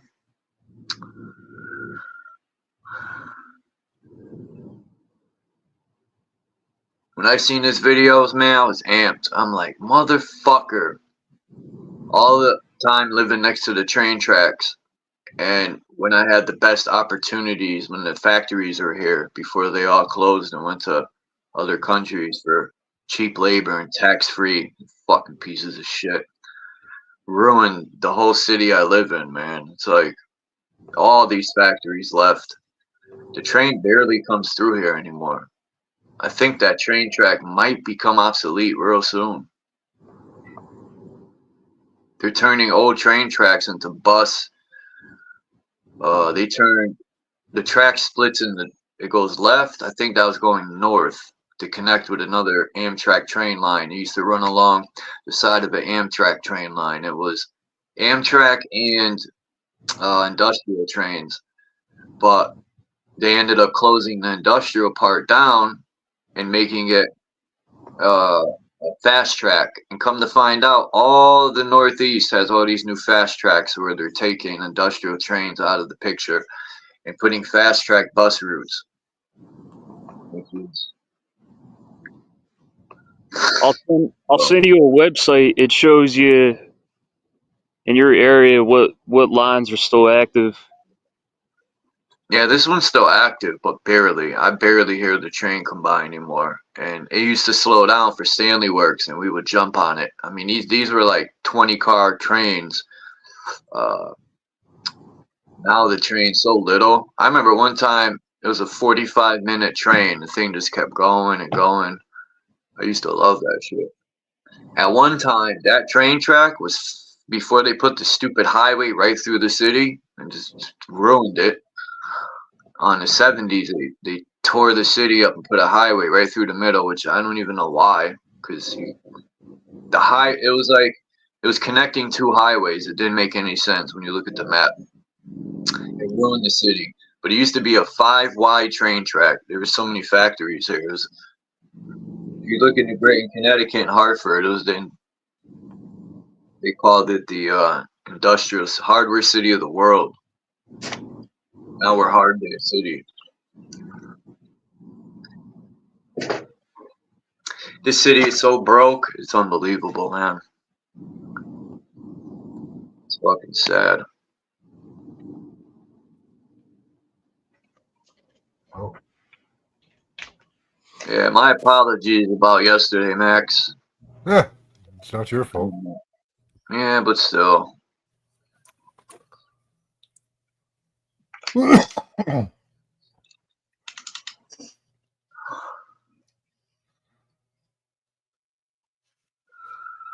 So how's it going? I'm just waiting for coffee. That's why I'm drinking coffee. Nice. Hear that echo?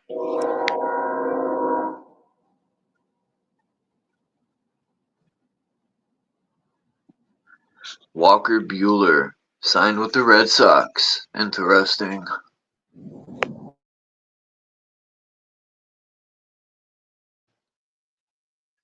He ain't even that good, man. I could pitch better than him, and I haven't threw a baseball. Every time I throw a baseball, I throw my shoulder out because it's out of shape. I think at 16, I was throwing 85 miles an hour, maybe more. I used to love to throw the ball and hear it hit the glove and make that sound. You hear it whistle, too. You could throw 85 miles an hour. Probably not now. It's been so long. Like, my arm is out of shape. I used to, when I was 16, 15, 13, from 13 to I'd say about 19, I used to stay in shape. I used to work out, run, because I played basketball and baseball in my sports. I played football, but once in a while. I was just too skinny then. I got tired of being cracked. And I said, this ain't for me, this sport. I'll stick to breaking ankles and hitting home runs. But yeah, I think at 13 I was throwing maybe 80 miles an hour, which is good. That's fast. But now, I forgot, it was months ago, I picked a rock up and threw it full speed and threw my fucking arm out. It was just so out of shape because I don't throw no more. I didn't throw it out, but it hurt. The next day it was sore because I just decided to throw like a rocket, and that's bad. You got to stretch and warm up. Well, yeah. Whatever happened to Lincecum, Tim Lincecum? Yeah, I don't know, man. I asked that to myself one day. He's such a good pitcher, man. He got how many World Series rings? 3, I think. He was such a good pitcher. I have his rookie card. Such a good fucking pitcher, and he just disappeared. He got his rings, Cy Young Awards, and said peace. I don't know. Yeah, I think injuries got to him. Injuries slowed him down. Because he played for San Fran his whole career, I think. He played for a bunch of teams after San Fran. He got like 3 rings, I think. That's when San Fran was on a fucking ball. Yeah, they're killing it.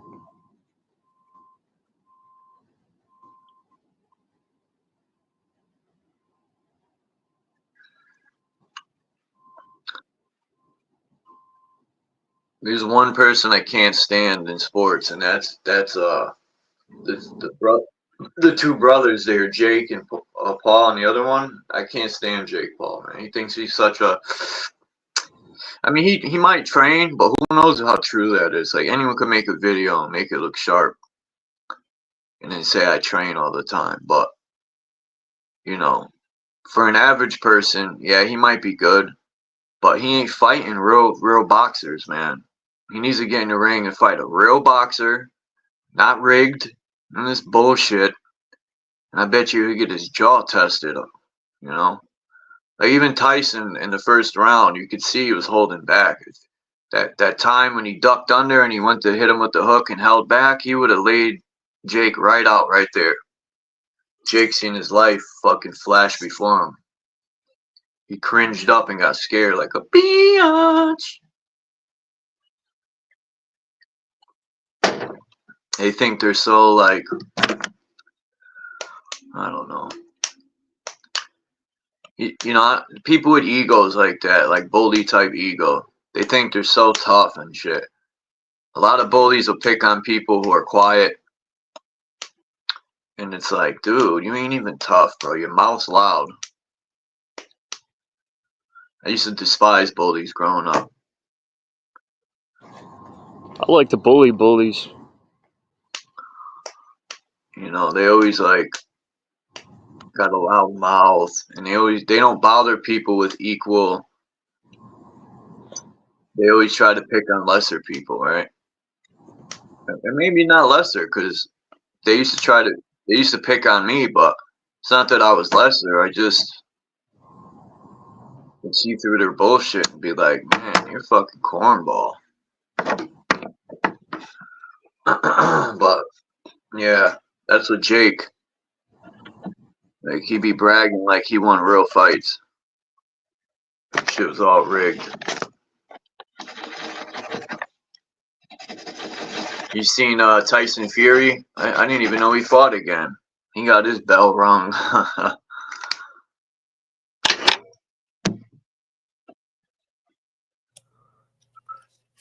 Yeah, I saw clips of that fight. He thought he won. He put his arm up. I don't know if the guy was Russian or what. He was shorter. And I'm thinking, how is that a match? I mean, Tyson Fury guy had way more reach. And he was ringing the dude's bell too. Tyson Fury was catching him. Yeah. But the dude just kept ducking under and coming in on him. Bing! He was just getting close as he could. And because that's what you do when people are taller and have more reach. You got to get close. Get real close to them. So their reach has no effect. But yeah, the guy did good. It's not that I don't know, man. There's something about Tyson Fury. I don't know. It's not that I don't like him. This sports, I lost a lot of taste for sports, man. Because I played sports and I would take it serious and train and sharpen my craft. But when you start letting money control your fucking craft and you throw games for money, it sickens me. It's all rigged at the top. Yeah, it's about money and gambling. And you know, they make a lot of money, allegedly. Allegedly. Well, seems like they do. They own fancy cars and shit like that. Big houses. Yeah. Not too hard to print some papers for them, you know. I think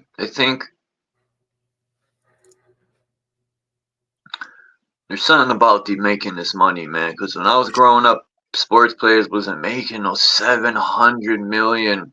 These contracts are just insane. Like Juan Soto, he's 26. He just signed a 15-year contract for, I think, like almost $800 million.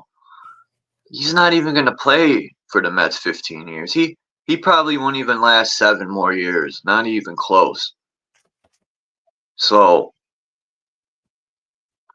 I don't know, man. I just, these contracts are crazy. Shohei Ohtani. You know, I guess, you know, when you come out of it, if you're a vegetable, you know, but you know, what do these people want to do? 5 years of work in their lives and then just retire? Well, that's not really Well, I guess it's feasible if people pay you millions and millions of dollars, but I think it's stupid. You know.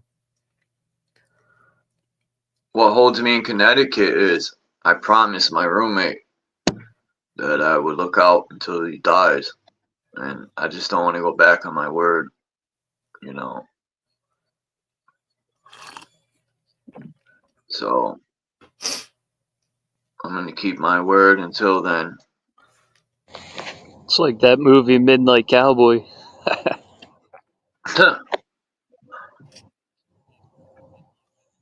You ever see that movie? No. I think I have. Dustin Hoffman's dying. His buddy takes care of him.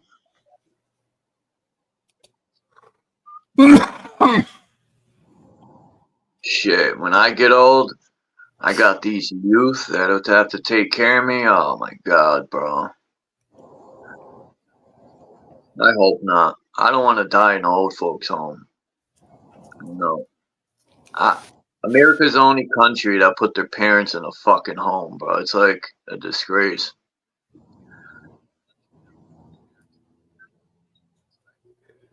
You know, the people who gave you life, you just throw them in this fucking home. You know, fuck them. I don't have time to take care of you.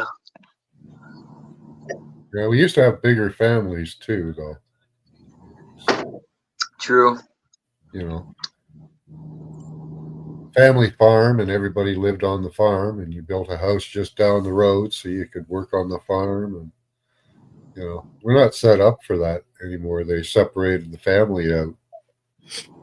Yeah. Well, I don't know. Don't get old. There's my hint for you. Just don't get old. Like, no one my age is supposed to watch. Like, even my grandfather, he outlived his wife because my grandma died. She was young. My mother was 10 years old when my grandma died. Then my mother died when I was 20. And I'm already outliving my mother, age-wise. That's wild shit. And my grandfather watched his wife die, a lot of his brothers, and even two of his children. Two of his three children he watched die before he died. Yeah. And I almost died when I was 18. So that probably would have scorched him more if I died. Yeah. That's a burn. That's really hard if parents lose their children.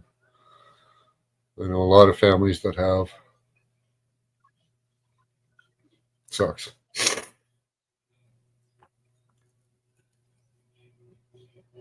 Yeah, I want to leave Connecticut. I got to start putting money away, being smarter. I want to invest my money in something to make me money. If I had the knowledge I had, you know, if I had a father that had the knowledge I have now and passed it down, Mm-hmm.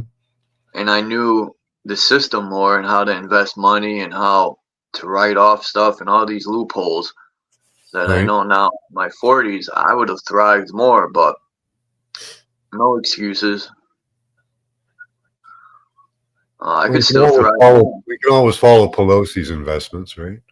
Yeah, politicians, man. That bitch made $200 million.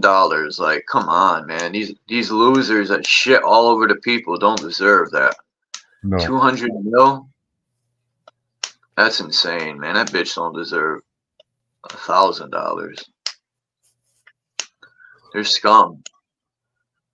Yeah, I believe in people having second chances, but these crimes these people commit, man, They continually commit them. It's not a, it's not a one-off. Oh no, I made a mistake. No. Poisoning water and air and stuff. I gotta watch what I say, but I have my opinions. They should be tried by the people and executed. Yeah, Nancy Pelosi, I don't even think she'd make a good coffee filter, So.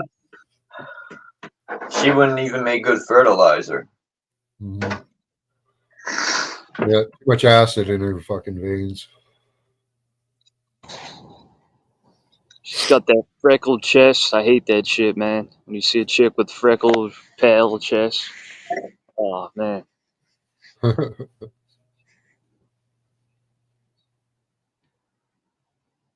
like a frog, right?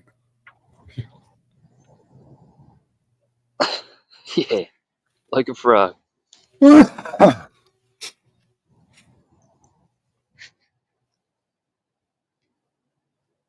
Well, Chuck, everything's corrupted, man, and only certain people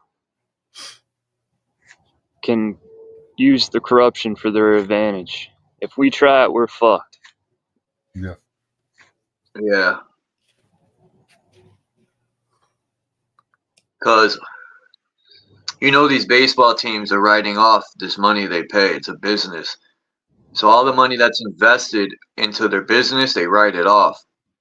I know about this stuff. I learned at about 28 years old, my HVAC boss was teaching me these things. He's like, man, he's teaching me.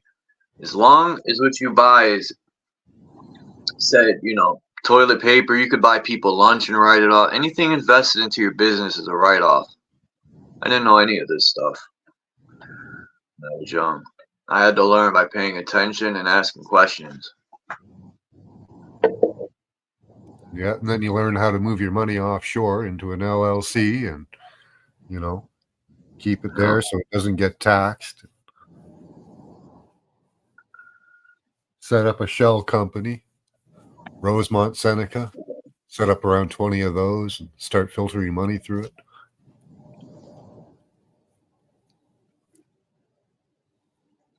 The Bidens had like 20 companies named Rosemont Seneca. Yeah, and look at his son. He don't pay for his crimes. He gets fucking pardoned. This shit's ridiculous, man. Yep. We just turn our heads.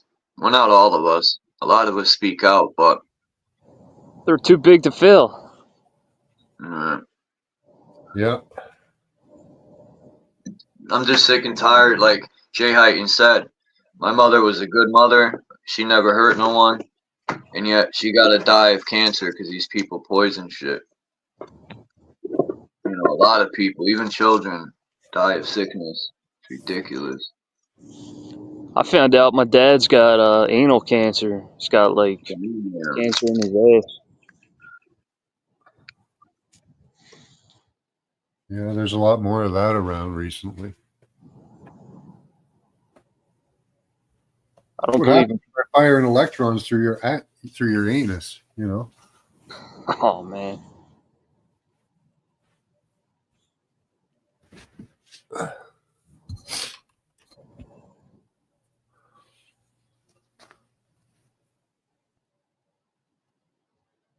This is kind of gross, but where I work, right? We work close to a power line, like one of those big power lines. And everybody at work thinks that the toilet paper at work is rough because they end up, making themselves bleed. But it's not that. It's not that the toilet paper is rough. It's that there's the chemicals in it. I heard they're giving people cancer in the butt. Yeah, it's electrons going through their ass. What? Yeah. Whoa. They're putting electrons in toilet paper? No. Nanotech. No, they're just firing through the air. But when people are saturated in it, and you expose an area of soft tissue, it goes for that. That's where it pools. Because it looks for wet. Wetness is a good way to transmit electricity. Interesting. Yeah, it's fucking interesting.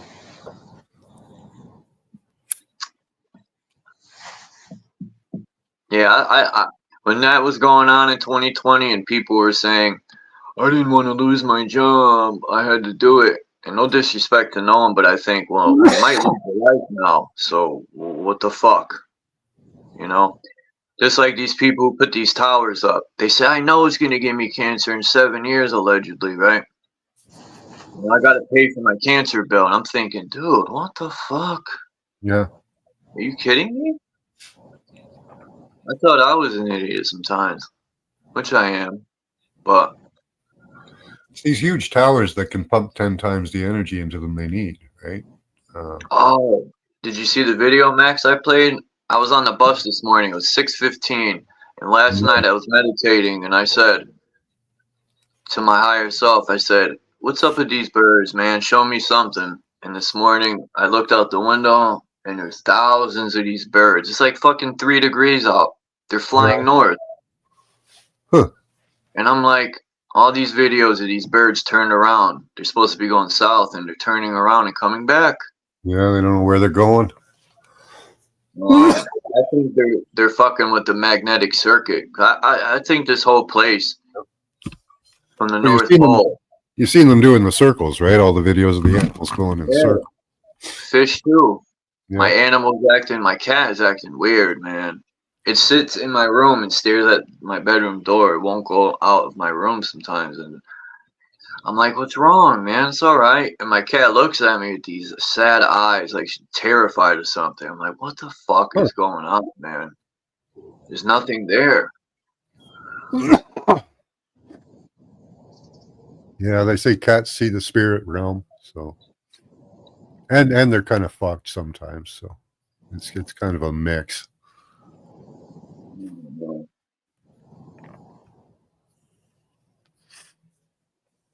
Poor animals.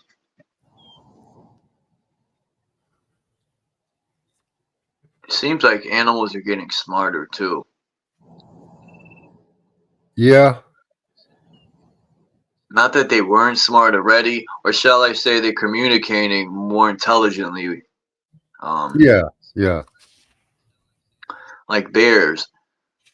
They could open doors, car doors. They could do so much, man. Even birds are intelligent. They could open soda caps. Like, I've seen so much shit. It's like, wow. They could speak. Birds, there's crows. They could speak. Like sound. They could mimic human sounds, like voices and shit. Oh. And that's what people be hearing in the woods, I think. This guy went into a cave and he heard, "Help me." And you thought it was like a demon or something. It's probably a fucking bird playing tricks on him. He got scared and ran. I seen this video. And now that I know what I know. Yeah. And these 5G towers too, I've noticed in Connecticut, they're all along train tracks too, right? Where this new, I was just telling JG, the factories left Connecticut and they went down south or in China for tax-free cheap labor, and just completely left this country behind, shitted all over the people. Yeah. Stanley Works, Fafner's, just a lot of different companies. Colts is still there. My grandpa used to make guns for Colts. He had a good retirement from them. My granddad had a retirement from Colts and the Navy. My grandpa used to be like, "Go into the military." I almost did. I'm glad they didn't accept me. I'm glad I got arrested and fucked up. Well, in a way, for that, I'm glad. Because my dumb ass would have got accepted and fucking probably. I realized that I realized at a young age, you're not fighting for the country, you're fighting for politicians and their personal vendettas. They're such a pussy, they don't fight their own fight. They con people to do it for them. That's pussy shit, man. Just like in gangs, it's the same thing. A gang leader will con somebody lower to handle his business because he's a bitch and can't handle his own business. Yeah, that's why I never joined a gang. Never, because of a lot of them reasons. Yeah. You know, I'm not a sucker, man. I'm not a crash out.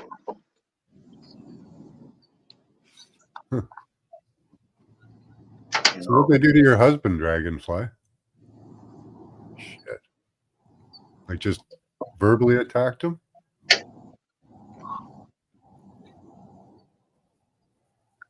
Or did he get electronically attacked? Yeah, I wonder if we're in a simulation. I've been seeing a lot of weird shit with birds. Damn, let me see if I got this video. I gotta Max, smoke some weed. Max, where do these electrons come from? They fire them They fire them. How? through an antenna.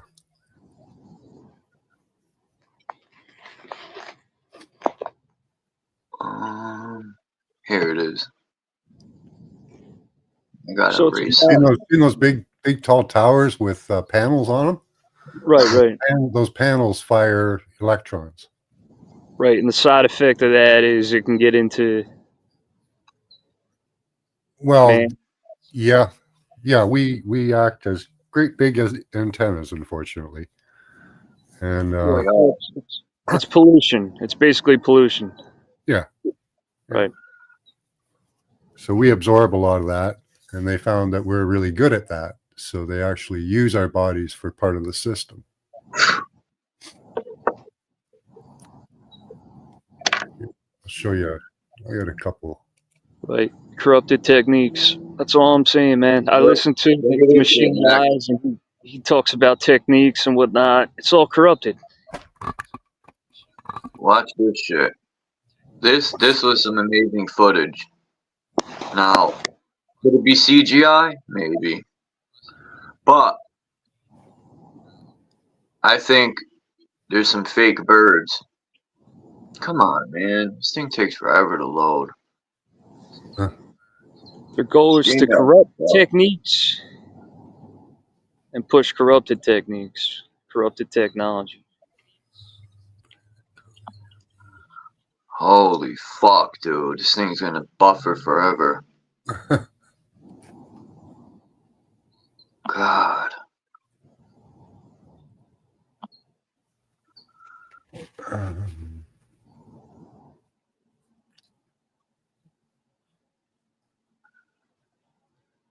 Jeez, here we go.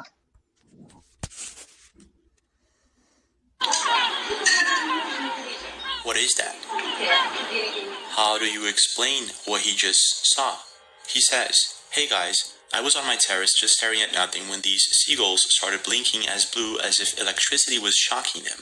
Though they didn't appear to feel disturbed at all. It was certainly not someone else's laser.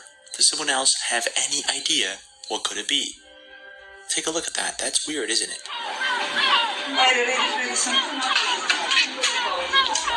That doesn't feel right. It doesn't make sense. There's also videos like this one. This was recorded by James Dublin in Ireland. Though they didn't appear to feel disturbed at all. It was certainly not someone else's laser. Does someone else have any idea what could it be? Take a look at that. That's weird, isn't it?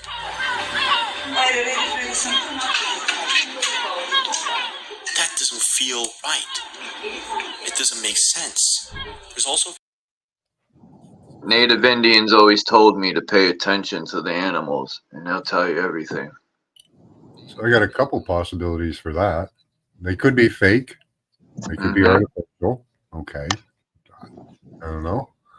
But they could be experiencing St. Elmo's fire, which is an overabundance, again, of electricity on things that makes them shine. It makes metal glow. But I'm thinking maybe the friction of the feathers, along with the increased energy, could cause something like that. I'm just guessing, but yeah. It's like static electricity sparking. Yeah, that's what I was thinking. Because they could put frequencies into the air, and frequencies are like electrical current. Yep. Yeah. So non-ionizing radiation is what they're using. And, for the birds, see, who remembers? See, I remember, I had friends that were very good with this electromagnetic stuff, and they would flick a switch, and the magnet would be charged with electricity, and it would be very potent, like they use on flatbeds with the trucks. It's electric currents flowing through the magnet to make it stronger and hold metal to it. Then they could flip it, and it could either do the opposite and push away, or it could suck in. And if they hacked into the grid of the earth, like say Mount Meru, the aurora borealis is energy flowing out, right? It's part of, so if they hacked into that mountain and figured out they could flip the pole, what they would call a pole flip, but it's not going to do what they say. It ain't going to flip the earth around, but it's flipping the energy around. Maybe the birds are fucking lost because they're fucking with the magnetic circuit. That's a possibility. They're tapping into that and fucking. They're doing something because birds are not supposed to be. Saturn itself has a magnetic field bigger than the Earth, so it's more powerful, anyways. Yeah, these people are probably underground, getting fucked in the ass with their ritualistic homo shit. And I have nothing against gay people. Do what you want in your bed, but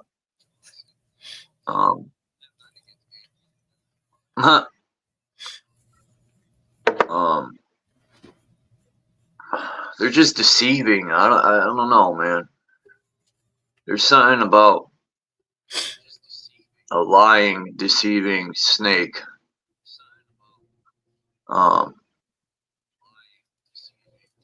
They have no morals, right? No respect. They got a loud, lying mouth. They stand in front of the people on a pedestal higher than them. So they look down on the people. I think that's by design. Like the presidents are on stage, everyone's below them. Why do people look up to these clowns? I always think every day how we let all this shit fly. Like, I think it's religion, man. Religion. Everyone's waiting on the savior to solve all our problems we created. And like, people and try to just stop it, but they end up going to jail or dead. What kind of frequencies were they using in jail and prison? Huh. I don't know. Imagine all the people that got operations and they snuck in some chips or nano, and people think they're hearing voices and shit, but it's really all by design. Right. You can get a device and hack into people. Yeah, I wouldn't doubt it. Yeah. Man, that's one reason why I regret giving my blood in the hospital. Because I had a friend, I used to think he was nuts, but I think he was on the side. He would go to the hospital because he used to smoke dust, and as a girl or people, he would end up in the hospital, right? He would smoke too much, but I've heard stories from his girl at the time that he also told me that he would take the blood vials and then the nurse would come and to pick them up, and then he would take them and throw them out when he would leave. He was very keen in not giving blood up, or I used to think he was crazy, but now it's very smart. You know, I think when they drain the body, all the blood, I've always wondered why and what they're using the blood for something. I think that's the holy grail where all our information is held, right? And the plasma, because plasma is light. Think about it. And that's why when you put a black light on sperm or blood, it glows.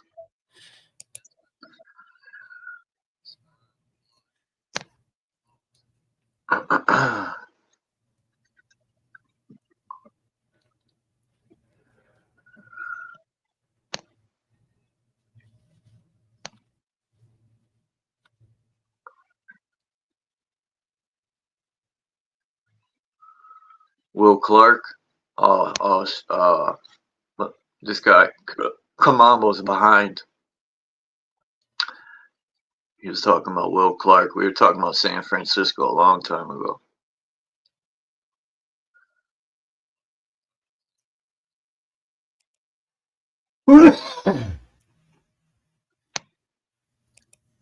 Man, I just took 3 tokes of this herb. I'm fucking baked. Nice. The other day I took some weed gummies. And, man, I was bugging. I was shaking. I thought I was hallucinating. I'm like, what are they putting in these things?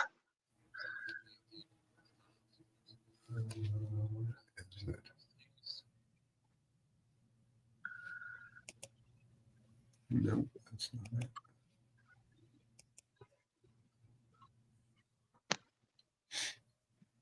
You got any good PDFs? I'm looking. I got a few, but I can't share. My hotspot is gone. Problem Typically, because one morning I woke up and it was still on. Well, I didn't see it when I woke up. I seen it when I went to use my phone when I left. I went to put the headphones. And the fucking thing was on for my hotspot. And I'm like, what the fuck? Even though no one could use it because they need a password, but still.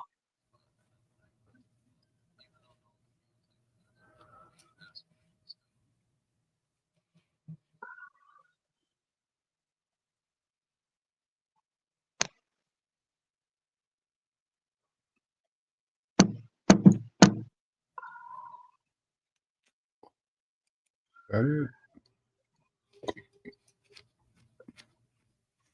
No.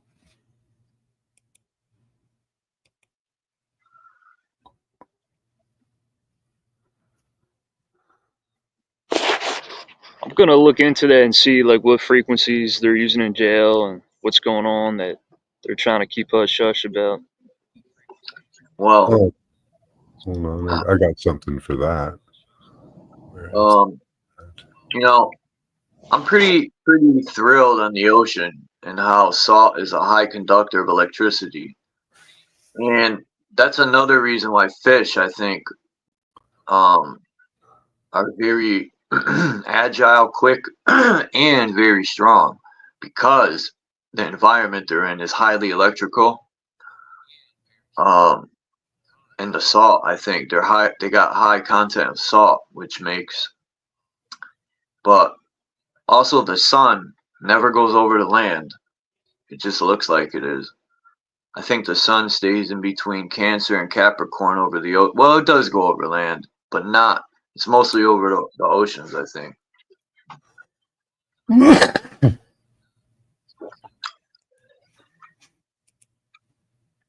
We got to go to the North Pole and figure out what's there.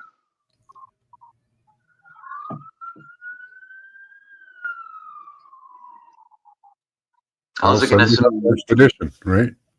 These military weapons. Some of these guns they have in these airplanes are no joke, man. I wonder what the side effects are. Huh? I wonder what the side effects are of using DARPA. Probably a lot. Even X-rays are terrible, man. MRIs. They put me in one of the machines. So I used to get migraines, and I was thinking to myself, they say fluoride calcifies the third eye, and I was thinking, I remember when they started putting fluoride in the drinking water, because I remember a time before there was none of that. We had the best drinking water, and times catching tanker trucks at the reservoir, wondering what they're doing.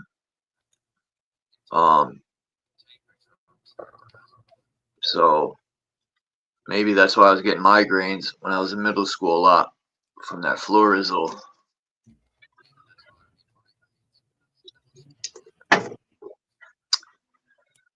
I want to dump fluoride on their face. We're doing So that. here's an example of one of the methods of how to hack a human body. Because of Dick Cheney, or was it? Yeah, Dick Cheney. When he got his pacemaker, right? He found that people could hack into it. So what they did is they tightened How the did he field. figure that out, though? Huh? I wonder how he figured that out. Like, Probably what was somebody- happening to him? They always test their systems, right? But so they tightened the field up to the human body about 1 centimeter above your body. Used to be we had a field, like the field they were accessing was around a meter around your body. But is he still alive, Dick Cheney? I think so. Well, we know how to. Daughter's alive and causing trouble. Yeah. Wasn't he involved with Bush with some shooting? Remember? Oh yeah, you never go hunting with Dick Cheney. You could die. Remember that movie? I just want to add with Ice-T, and they told him if they tricked him to go hunting, and then they told him, remember Ice-T was in the woods, and they were hunting him down like a sport. I think they really do that with people, for real. They'll capture and bring you to the middle of nowhere and hunt you down. But these people are not all there. They get aroused off of that shit, hunting people. That's wild stuff.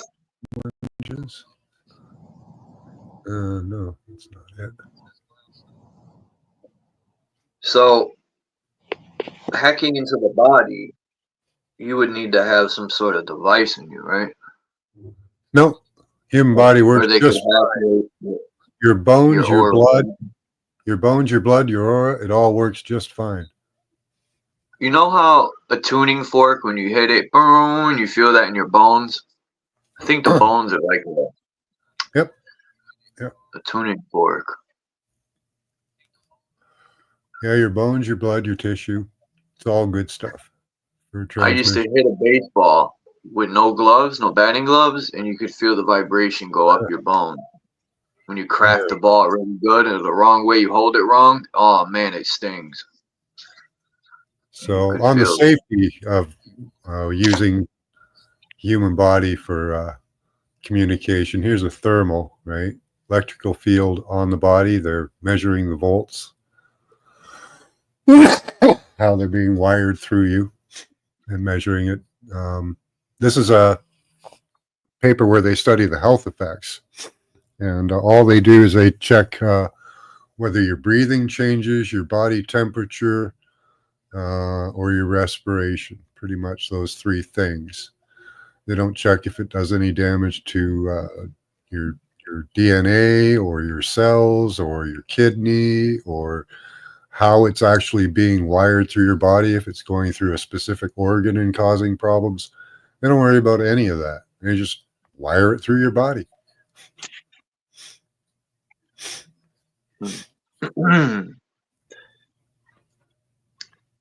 I always joke, when we die, God is going to pull a tablet out and be like, that's, remember the Bible explains how you'll be judged? Well, that's the technology of the gods, right? The joke, that's my joke. So God has been recording our entire life. You sure have. Yeah, here it says the human body communication utilizes the human body as a communication medium between devices on and around the body. The increased energy efficiency, enhanced physical security due to the signal confinement down to the skin, makes HBC a promising alternative to radio wave-based communications like Bluetooth. However, HBC requires tiny amounts of electrical signals to be sent through the human body. This calls for a thorough analysis. Oh yeah, they really care about that. This paper provides an analysis of the two most popular modalities of HBC, namely capacitive and galvanic HBC. Anyways, yeah. Sick fuckers. They really don't care what it does to you. It's fun and exciting, and they can do it, so they're doing it. Well, people be like, whoa, don't they know it's going to affect them? Man, best believe they got oscillators that, I was reading about an oscillator and why it's been pretty much non-existent. But the oscillators they found out will reset your body if it's off by anything to keep you healthy, and it'll kill like any allegedly it kills, like, it'll keep your body 100, your tempo 100%, put it that way, an oscillator. Balance everything the way it's supposed to be. Was that one of those little devices you... Well, Tesla, I was reading about Tesla inventing this oscillator. Okay. And you know, I think even... What is it oscillating? Is it oscillating at a certain frequency. Magnetic signals, or okay, gotcha. I gotta look deep. I'm looking deeper into it because I want to know more. But yeah,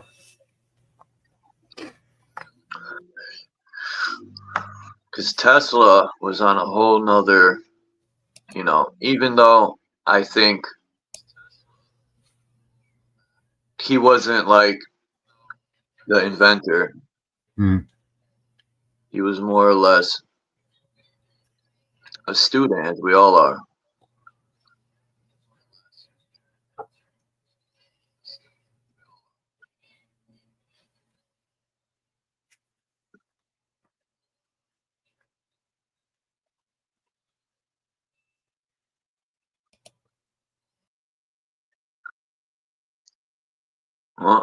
What happened? Wrong button. Max hit the eject button.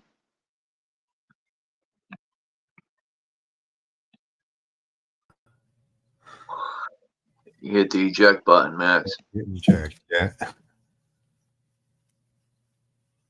He said I had to get it tested. I can't stop thinking about these birds. Like, I shit you not, when I was watching them, I had the most feeling of, like, this feeling came over me of something is terribly wrong.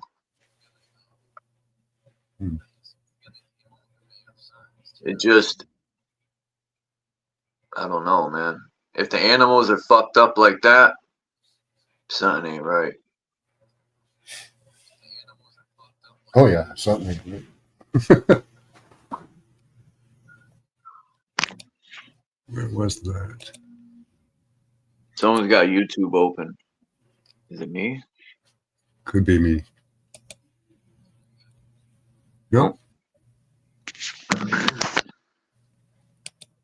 There's a new feature on here too where people can share something. There's a couple of new features. One of them's fonts that StreamYard put. They'll put anything, but they want me to pay $80 so I could get a couple of fonts. These people are crazy.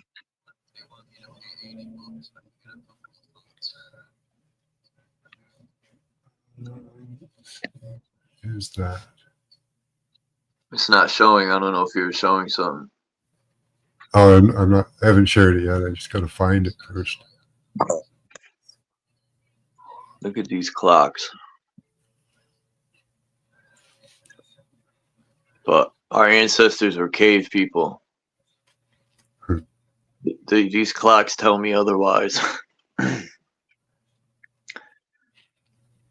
That evolving from monkey stuff. This guy made a video because a monkey stood up and ran. He says, we see him evolving right in front of us.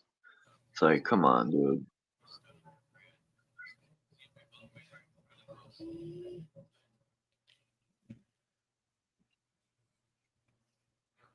Mass killing.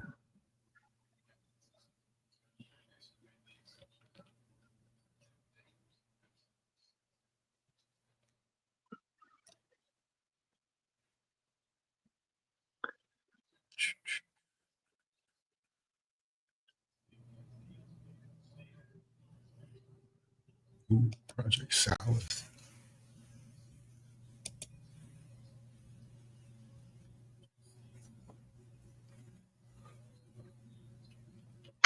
When I look at this, it kind of reminds me of like some electromagnetic thing at the center throwing like the waters, is alleged waters above. It reminds me of like a sonar gun right here throwing frequencies out. I like the rings. I think the Earth has many levels. Yeah, I think. I'm more of an inner Earth, but Yeah. globe model. Yeah, we're inside the cosmic egg. Could be. I think of us. I don't know. It looks like a Tesla coil, and I think that's what this realm is. Definitely. Is there 7 levels of heaven, you say? Who knows? We would probably never know because we got the Lord of the Rings. Yeah, kind of like that, but just in globe form. Yeah. Well, yeah, the globe, we would be inside the globe, which is the cosmic egg. Yeah. See, NASA or whoever took us out of the cosmic egg and threw us on the shell. Got us all fucked up. Yeah, blood type's interesting. It's my theory.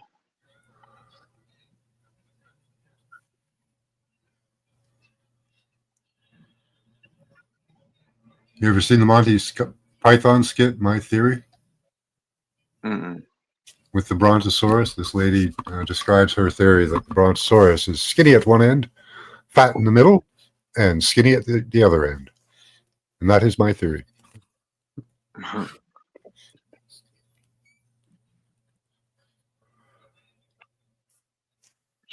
I wish, or not, I wish. At some point, I think we need to go find out. Joint Artificial Intelligence Center, United States Department of Defense.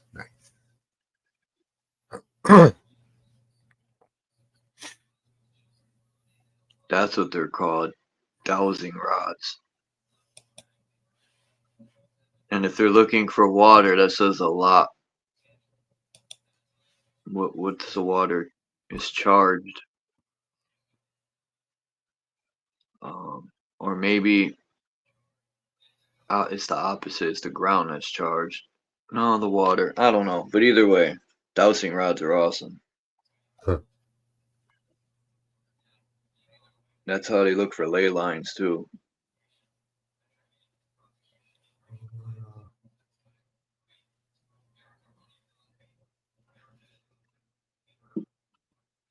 Looking for a paper called How to Cause Disease Using Wireless. Oh yeah, I've heard about that. It lowers your vibration to where you get sick. Because when you get sick, right, a tampered immune system, they say your immune system is down, which means your electrical charge is down. I think it's my opinion. Could be wrong.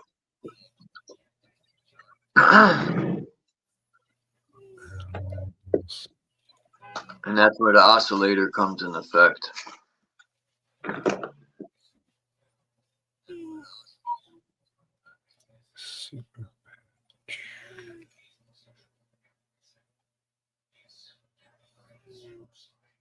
No.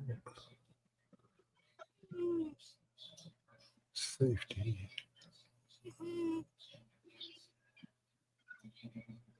I talked to somebody about COVID, and he was saying that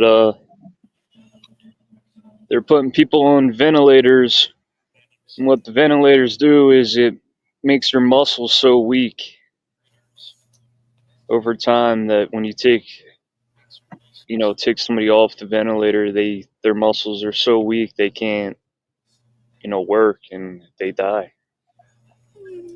Huh. Allegedly. That's wild. You hit the eject button again. They've weaponized the fucking ventilators. Man, these people have weaponized it all. People need to revolutionize their fists again. We need to raise our hands and weaponize their jaw.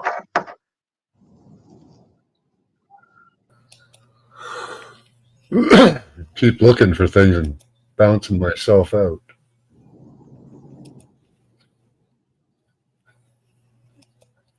There we go.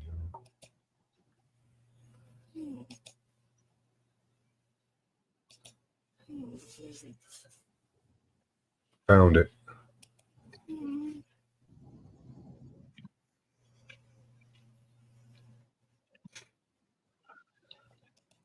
So, system and methods for covertly creating adverse health effects in subjects. Method for covertly creating adverse health in human subjects includes generating at least one electromagnetic wave at a frequency within a range of about 300 megahertz and about 300 gigahertz. It's a pretty broad range.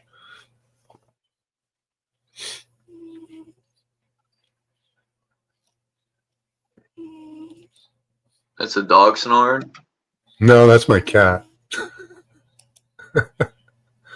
He's a little bit wheezy. He was born in a dumpster, so he's got lung problems. That sucks. Yeah, when I see those videos of animals, like people just throw them out and they're homeless and all fucked up, I'd be like, damn, man, how could somebody just throw their animal away? Oh, shit. Just spilled my coffee. That last sentence there. I wonder if that'll cause, like, your, inflammatory problems in your brain and inflammation. Huh. Cause swelling.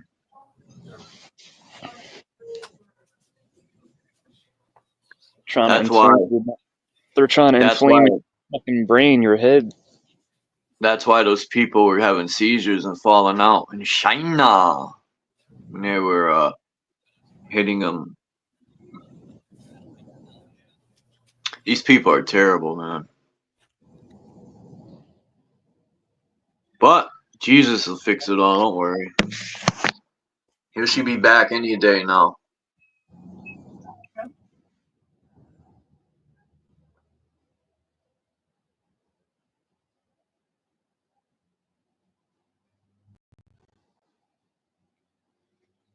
Jesus is old technology, man. It's old frequencies.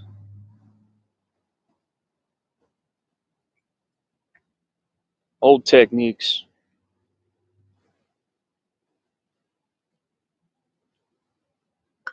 Don't sweat the techniques. Knowledge reigns supreme over nearly everybody.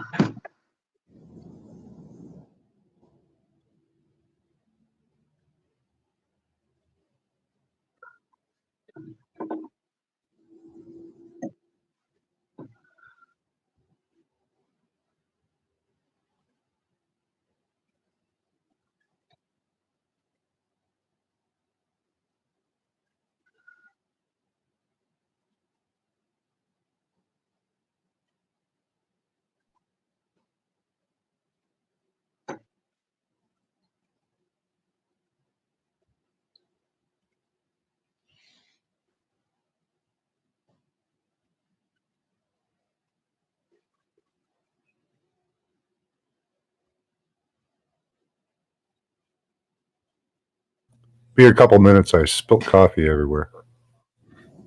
Nice.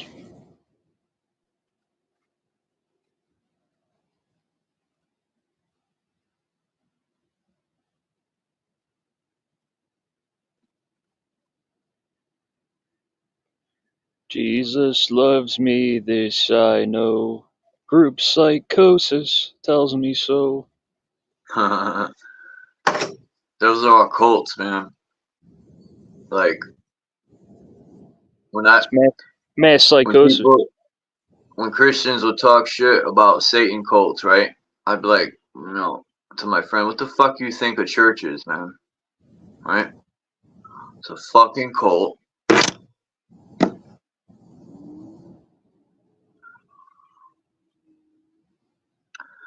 I don't know. I just, when I question it all, I say, why am I going to take their word for it? When they wrote all these books, right, and fed them to us,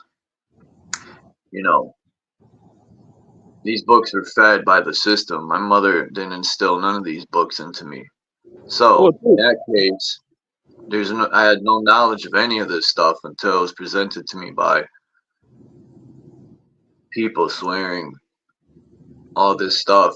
But the world's going to shit for how many years? The biggest trick is they tell you Jesus doesn't tell us when he'll return. That's the biggest trick, because it could go on forever, right? And, you know, we don't know, but one day, next thing you know, you're fucking dead. And Yeah, it's really an old school form of brainwashing, mind control. And then look at nowadays, the elevation of mind control and brainwashing.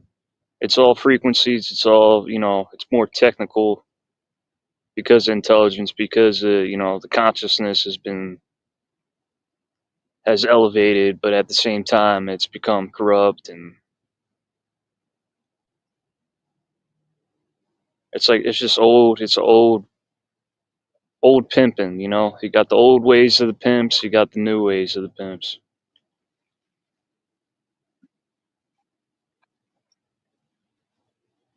And the new ways of the pimps can fuck us up instantly. yeah, when I look at Jesus and Satan, I look at it in many different dualities of expression, but that's all, mostly all deal with light and energy. It's like allegorical coded stories to high technology in ways. Goes from mind control to just mind destruction. Boom, they can destroy your mind in a sly, you know, slick way.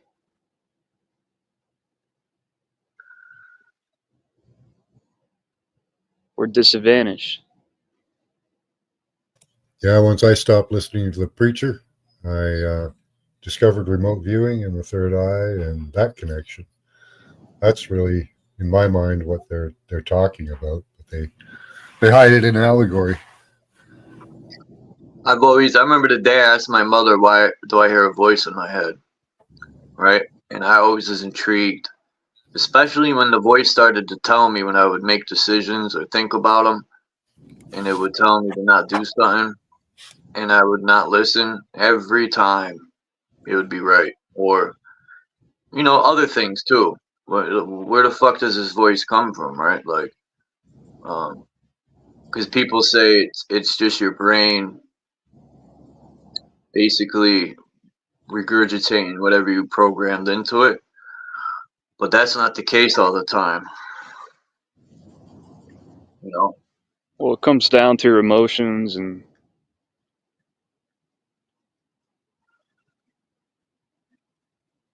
the subconscious is where it gets fucking interesting, man.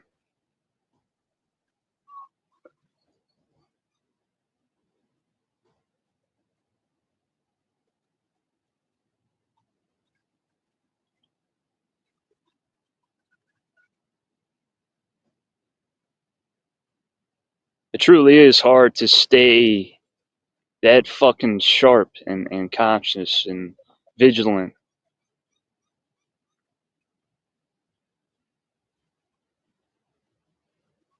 Like every fucking day, you know?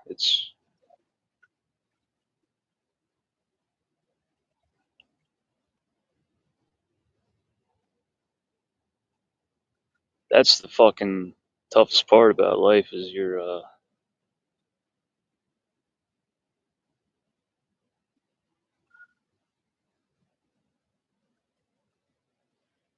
your intelligence, your consciousness, your awareness. It's what eats people up. There's suffering, you know?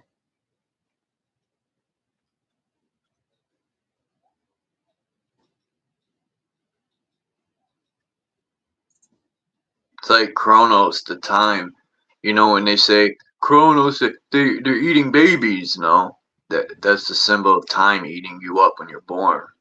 As soon as you're born into a child, time starts devouring you. You start expiring instant. You're guaranteed death.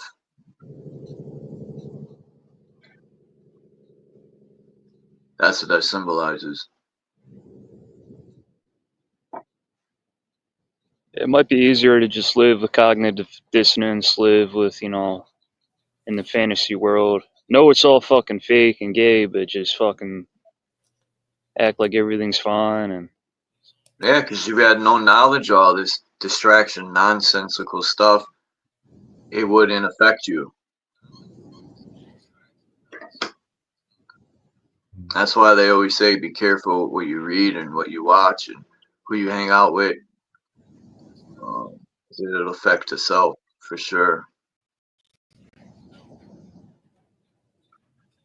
faking like we're all right, but I know I'm suffering. We're fucked. I know you're suffering. I know everybody's suffering, but let's fake like we're okay, All right.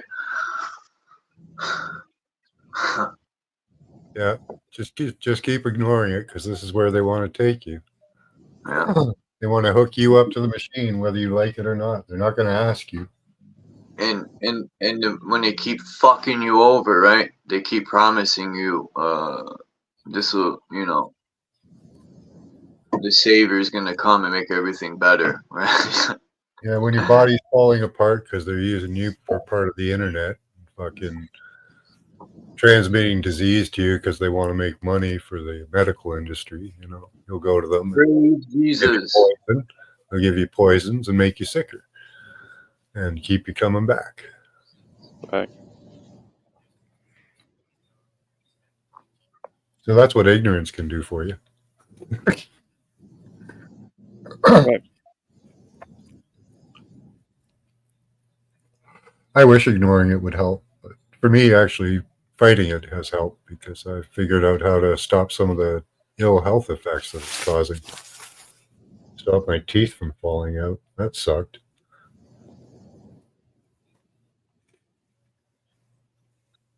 Yeah, it's like, disguising your intelligence as ignorance, Yeah. Playing the role of being ignorant, but being Neo in the Matrix, right? Going back into the Matrix. Yep. You know everything, but you just live as if nothing's happening.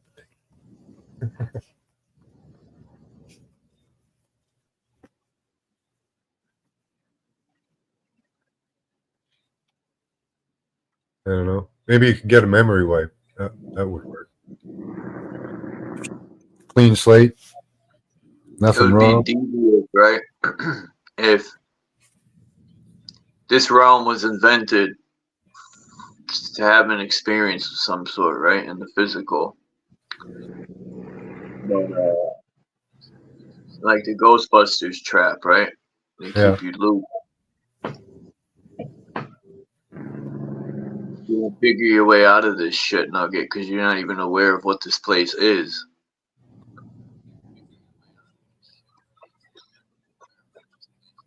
Sorry to hear that, Dragonfly. That sucks.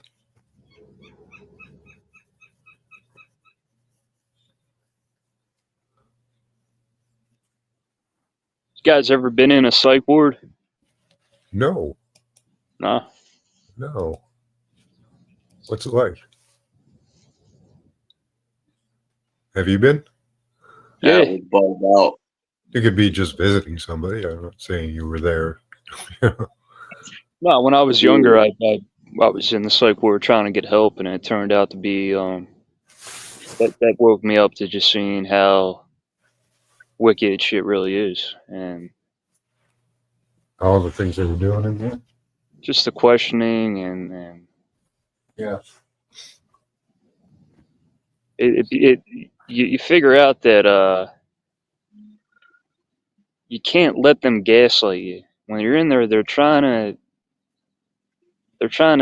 pimp your conscience, pimp your mind out a bit. I've seen it happen to other people too. Yeah.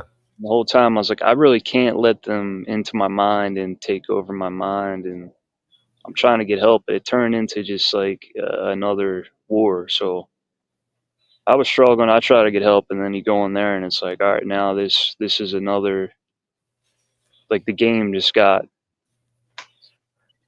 harder, Yeah. But they didn't label me with anything. They just say, "Oh yeah, you're depressed," but they will try to fucking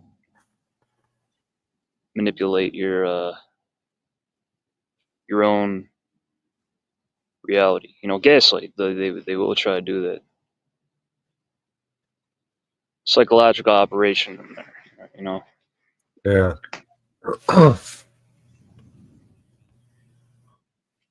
And then the drugs they had me on were fucking me up so bad that I just stopped taking them because you realize like this shit is not helping. It's making me worse.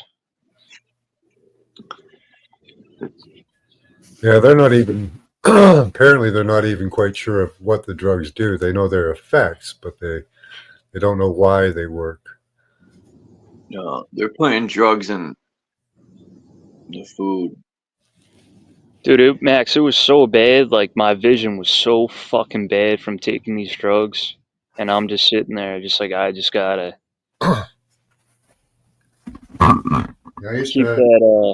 keep that wall up, like just stay tough, because people are like losing their shit on these drugs, man.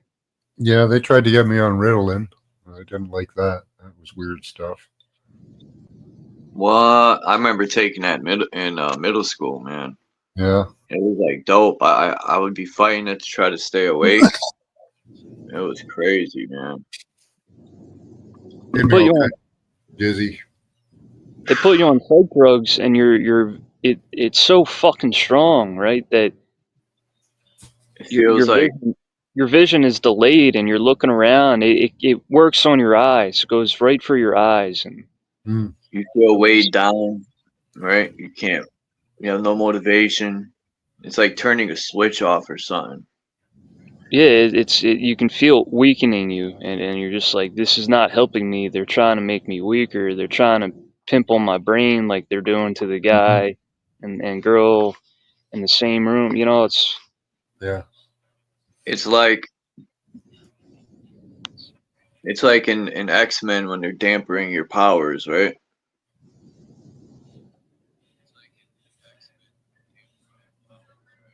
Yeah, it's all for profit. Turning you to a zombie. You can't even function on them fucking things. Seroquel, I was on that. I said, no way, man. I couldn't even get up the next day. You just shuffle around. You're like, you can't even fucking think straight. It's like, dude, this shit'll knock out a dinosaur. The people inside to fight it and keep going.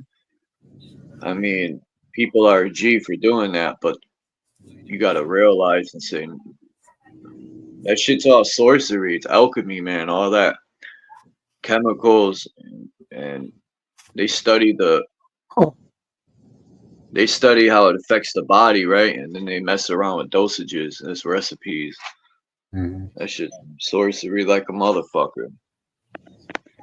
Basically, in there, you got conditioned people, right, that are so fucking programmed, and they're trying to sway your mind.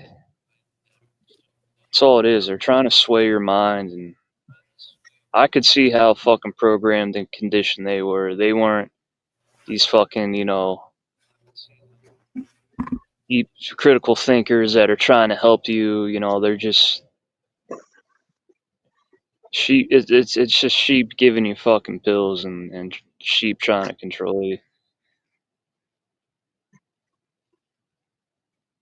Then I've run into a male nurse a couple weeks ago, and that dude, he's telling me all this shit, and I'm like, see, you don't see this in psych wards. You don't see this. You don't see people like giving you this knowledge, and the dude told me all types of shit, and I was not seeing that in psych ward, and when I was in the psych ward. They're not schooling you on shit. They're not your homie. They're just fucking pimping on you. And they don't even realize it. A lot of these, people in there, they're just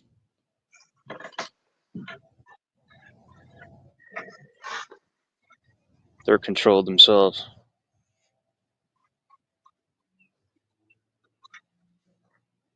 Yep, and everybody needs a paycheck, right? So Yeah, but it's like they don't understand like the level they're like zombies in there, you know. yeah. Zombie trying to zombify you.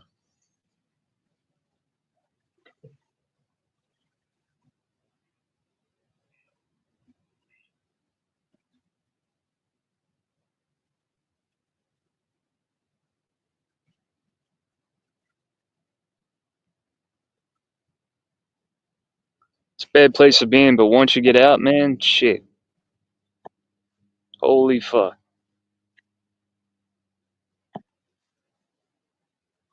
Got to figure out how to maneuver through this fucking.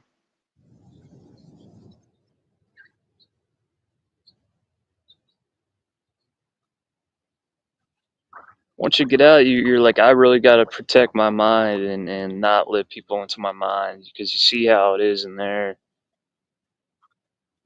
It kind of makes you antisocial. A lot of the shit you go through. Well, they built all those re-education camps, right? All those COVID camps. Those things were like prisons, man. I remember when they started. I think I was in middle school, and they really started to like prisonize the schools with metal detectors, and now they got bulletproof doors, and it's wild, man. You don't see that shit in Catholic high school, private schools. You only see it in public school. That's true. I went to school with a kid that brought a gun in once in a while, and in private high school, I'd always have a knife on me or something. Never any problems. But you go to public school, man, you're fucked.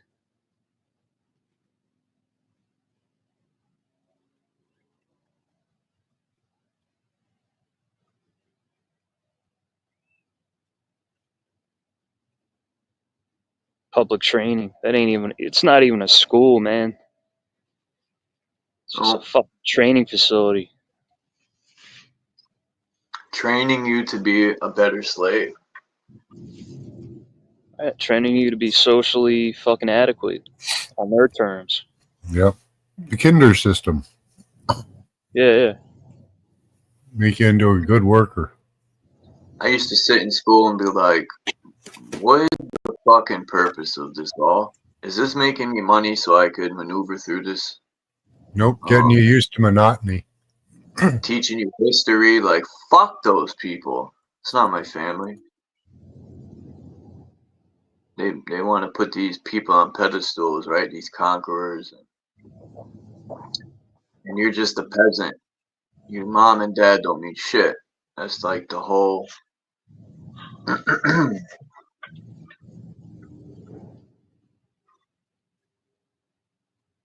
They want you to celebrate their fucking people, right? Max, when they got you, when I was on these psych drugs, I would feel these zaps, right? I would get these really strong zaps. So, like, say you're walking down the hall, and boom, you just get this zap, right? It was all from the pills. Wow. That shit was fucking causing you to have your body was arcing. Fucking hitting your nervous system. Yeah. Right. That's what I realized. I was like, yeah, it's going after my nervous system.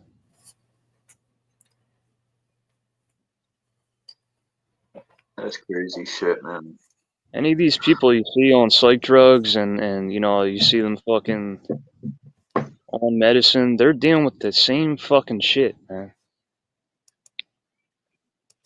Like, oh, I've been taking this psych drug for fucking 3 years. Like, how the fuck can you do that, man?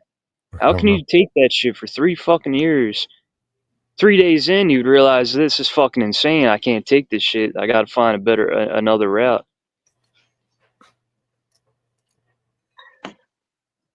Instead of them giving you the cure and showing you how to deal with stuff, they just hit you with a fucking It's like casting a spell over you, right? Yeah, they give you a flat tire and you're just driving for years with a flat tire, and it's insanity, man. I don't know how people They can. puncture your tire, yo. That's why I call them crooked mechanics doctors. Learn more about. I don't know if I can show this. Celebrity cruises. There you go. Celebrity cruises. As long as it's on YouTube, it's all good. Yeah, okay. What the fuck is that? Celebrity cruises. Like I pay to go on there and fucking celebrities are on there. Nah, like seriously, it's an ad. What the fuck is that shit? Oh, that's just the company name, celebrity. I'm just getting too thinking something it's not. Of residues with the power of Finnish jet drive. Okay, I'm unmuted. Just wash your dishes by hand. I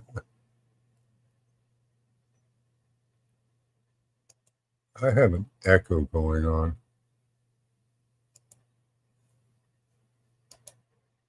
Oh, there it is. Got it.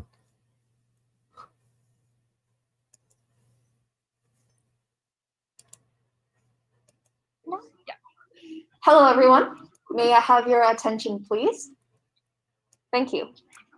So I am humbled and beyond excited to introduce our highly anticipated keynote speaker for this symposium, Dr. Michael Levin.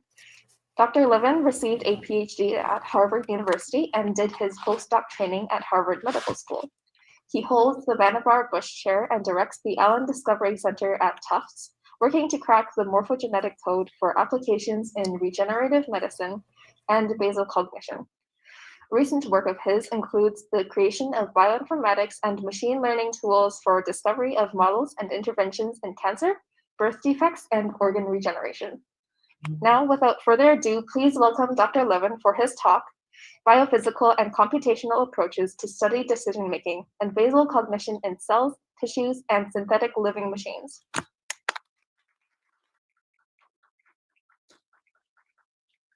Thank you very much. Thank you for the kind introduction and the opportunity to share some ideas with you. One of the things that I would like to emphasize today is that there's a really interesting relationship between AI and biomedicine, because in order to have truly transformative regenerative medicine, we are going to have to understand the natural intelligence of the body. So there's this sort of interplay between natural and artificial intelligence.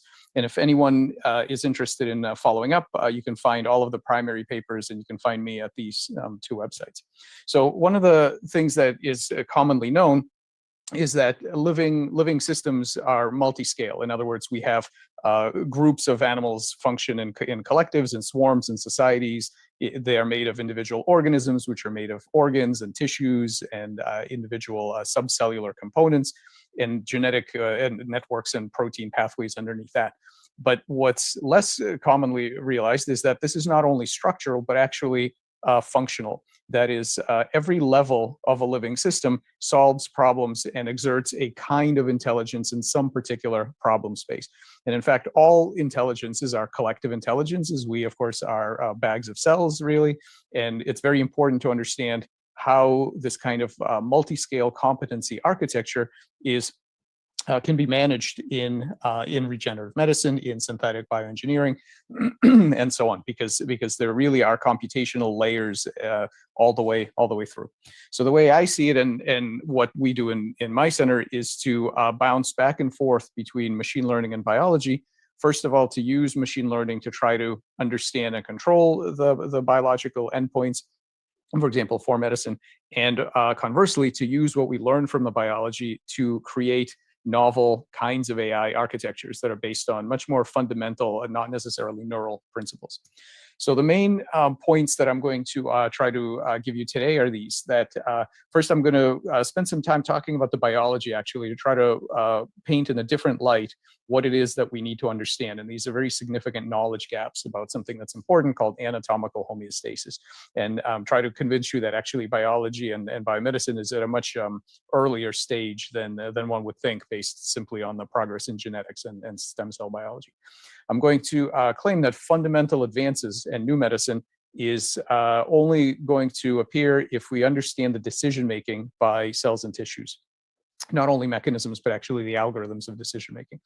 And I'm going to show you that a key medium for that kind of computation is non-neural bioelectricity.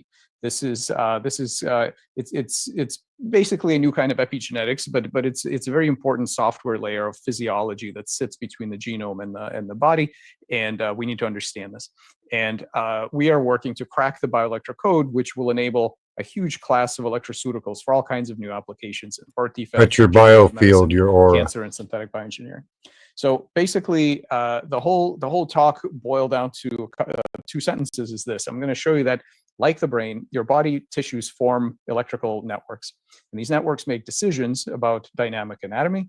And new tools in AI and machine learning are helping us to target the system for some really amazing control that enables us to reap some very serious benefits that have advantages over competing technologies. So I show you this 5-legged frog at the beginning, just to say that I'm going to show you all kinds of weird creatures today. These are not photoshopped. These are real living organisms that are alive and well in our lab, that serve as tests of the various theories that we develop. Okay, so let's talk about the fundamental knowledge gap. What is it really that we want to do in biology and medicine?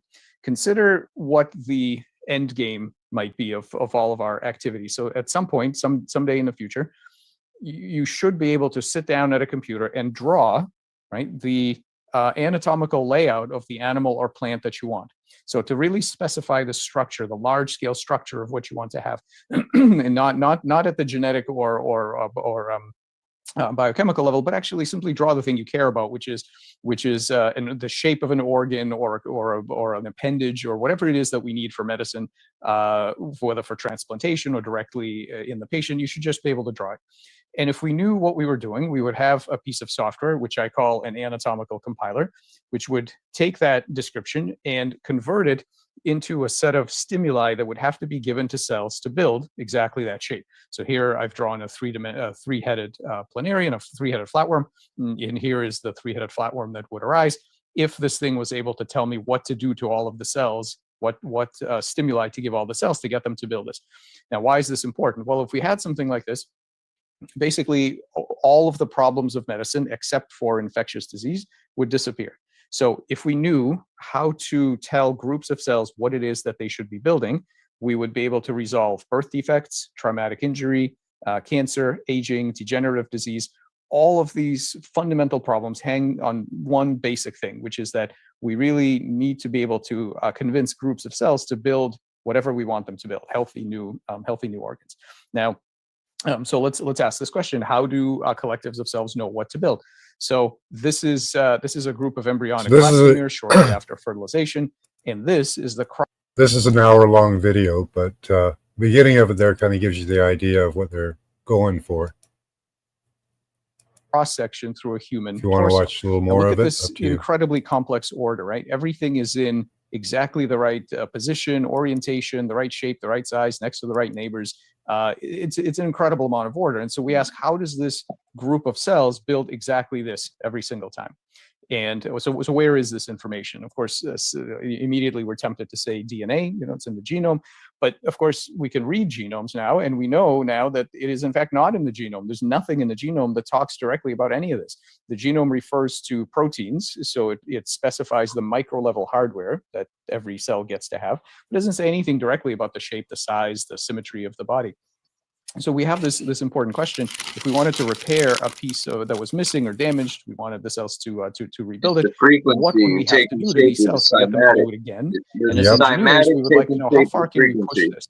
In other words, could we get the same cells to build something completely different? So let's think about what individual cells can do. This is a single cell. This is a creature called a Lacrimaria. You will notice that it has no brain, it has no nervous system, it has no stem cells, no cell-to-cell communication. It is incredibly competent in its own local single cell level goals. So it handles all of its metabolic needs, all of its transcriptional needs, its morphogenetic needs, behavioral. So, you know, here you can see it hunting for things in its environment, the food. How can it do this without a brain? So that's the topic of a field, an emerging field called basal cognition. But what's interesting for us now is that these kinds of creatures, these single cells that have local goals that they're very good at pursuing, can actually work together to pursue much bigger goals. And I'm going to show you that momentarily, but here's the basic framework. We all start life as this single cell, this fertilized egg, and this is going to self-assemble into one of these remarkably complex morphologies. We know right away that stem cell biology is not sufficient. This is a teratoma. This is a tumor. It may have skin and hair and teeth and bone. And so the stem cell part has gone fine. The stem cells have made their various mature tissue derivatives. But what's missing, of course, is three-dimensional organization. So not only do you need to have the building blocks of the body, but they actually need to know where to go relative to the architecture. So in fundamental developmental biology, the paradigm looks something like this. It's very much based on emergence and a kind of feed-forward open loop system where you have gene regulatory networks. So genes turn each other on and off. Some of these genes make proteins that do things, they diffuse or they're sticky or they exert force. And then all of this happens in parallel, and then there's this magical process of emergence where lots of simple things happening repeatedly in parallel give rise to a complex microorganisms to act salamander. Of course, all that does happen. So this is true, but it's very limiting because it has a fundamental difficulty. You do that in your gut. If you wanted to make changes here, let's say that I wanted this salamander to have threefold symmetry instead of bilateral symmetry, or I wanted more legs, or I wanted two tails or something. This makes it look like all of the changes have to happen down here. You have to make the changes at the genetic level that will then propagate. And of course, reversing this is a intractable inverse problem. We have no idea in general what changes to make down here to give us the desired changes at the system level, right? So reversing this kind of recursive, massively parallel system is almost impossible. Now, there are other difficulties, which are that we have really some basic areas of ignorance about genomes and anatomy. So I'm going to introduce you today to another creature called a planarian. And planaria, and so the thing about planaria is, man, this is making me think, Max. If you cut off their heads and tails, planaria regenerate their heads and tails, and they have a set of we all act like insects, right? As a unit, produce all of the new material. That's the part of them making of a planaria with a flat head. Here's a negativity to everyone's minds. And I can do a thought experiment. I can say, okay, I'm going to take half of these stem cells kill off the good flat-headed bacteria. species and introduce them into this round-headed species. So there they are. They're mixed around. Now I'm going to cut the head off, and I want to know what head shape is going to form. Right? The green ones know how to make a flat head. The red ones know how to make a round head. What shape is the chimera going to make? And the interesting thing is, I mean, so here are the options, right? One of the shapes might be dominant to the other. It might be an in-between shape, or maybe no. It will never stop regenerating because neither set of cells is ever happy about the current state of the shape of the head. So the interesting thing is that despite all the papers in Nature and Science about the molecular biology of stem cells in this model system, we have not a single model that will give a prediction on this.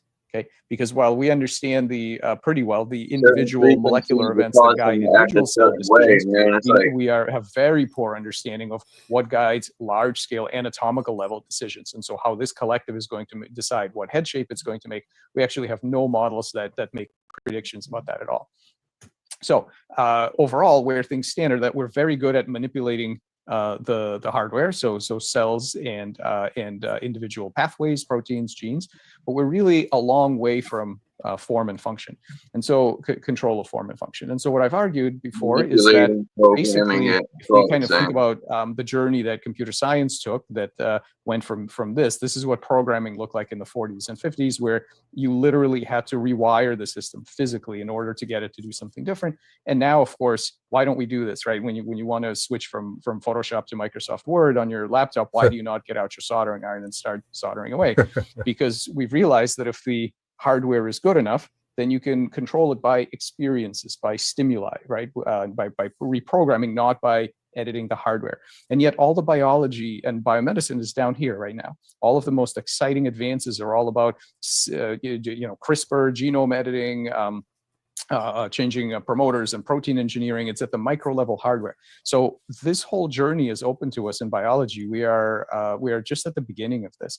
And I'm going to show you some of the ways in which the biological hardware is absolutely good enough. It's in fact amazing. One of the interesting things about morphogenesis is that it is reliable, but it's actually not hardwired. It's quite flexible. So here is this axolotl. It's a Mexican salamander. These guys, throughout their lifespan, regenerate their limbs, their eyes, their jaws, their spinal cords, portions of the brain and heart. So amazing. Everybody wants to be like an axolotl, of course. All of regenerative medicine is thinking about how to crank this ability up in humans. Right, Dean.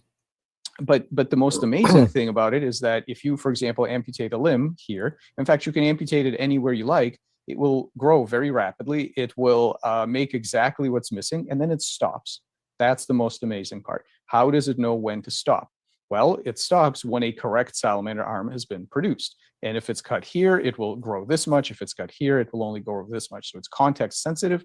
It can deal with novelty, but it's reliable. It can get to the same goal from different starting positions. That, by the way, is William James's definition of intelligence, is a system that can get to the same goal through different means. The challenge is to ask how this collective of cells can tell what a proper salamander arm looks like. Here are the planaria I told you about. So here are these flatworms.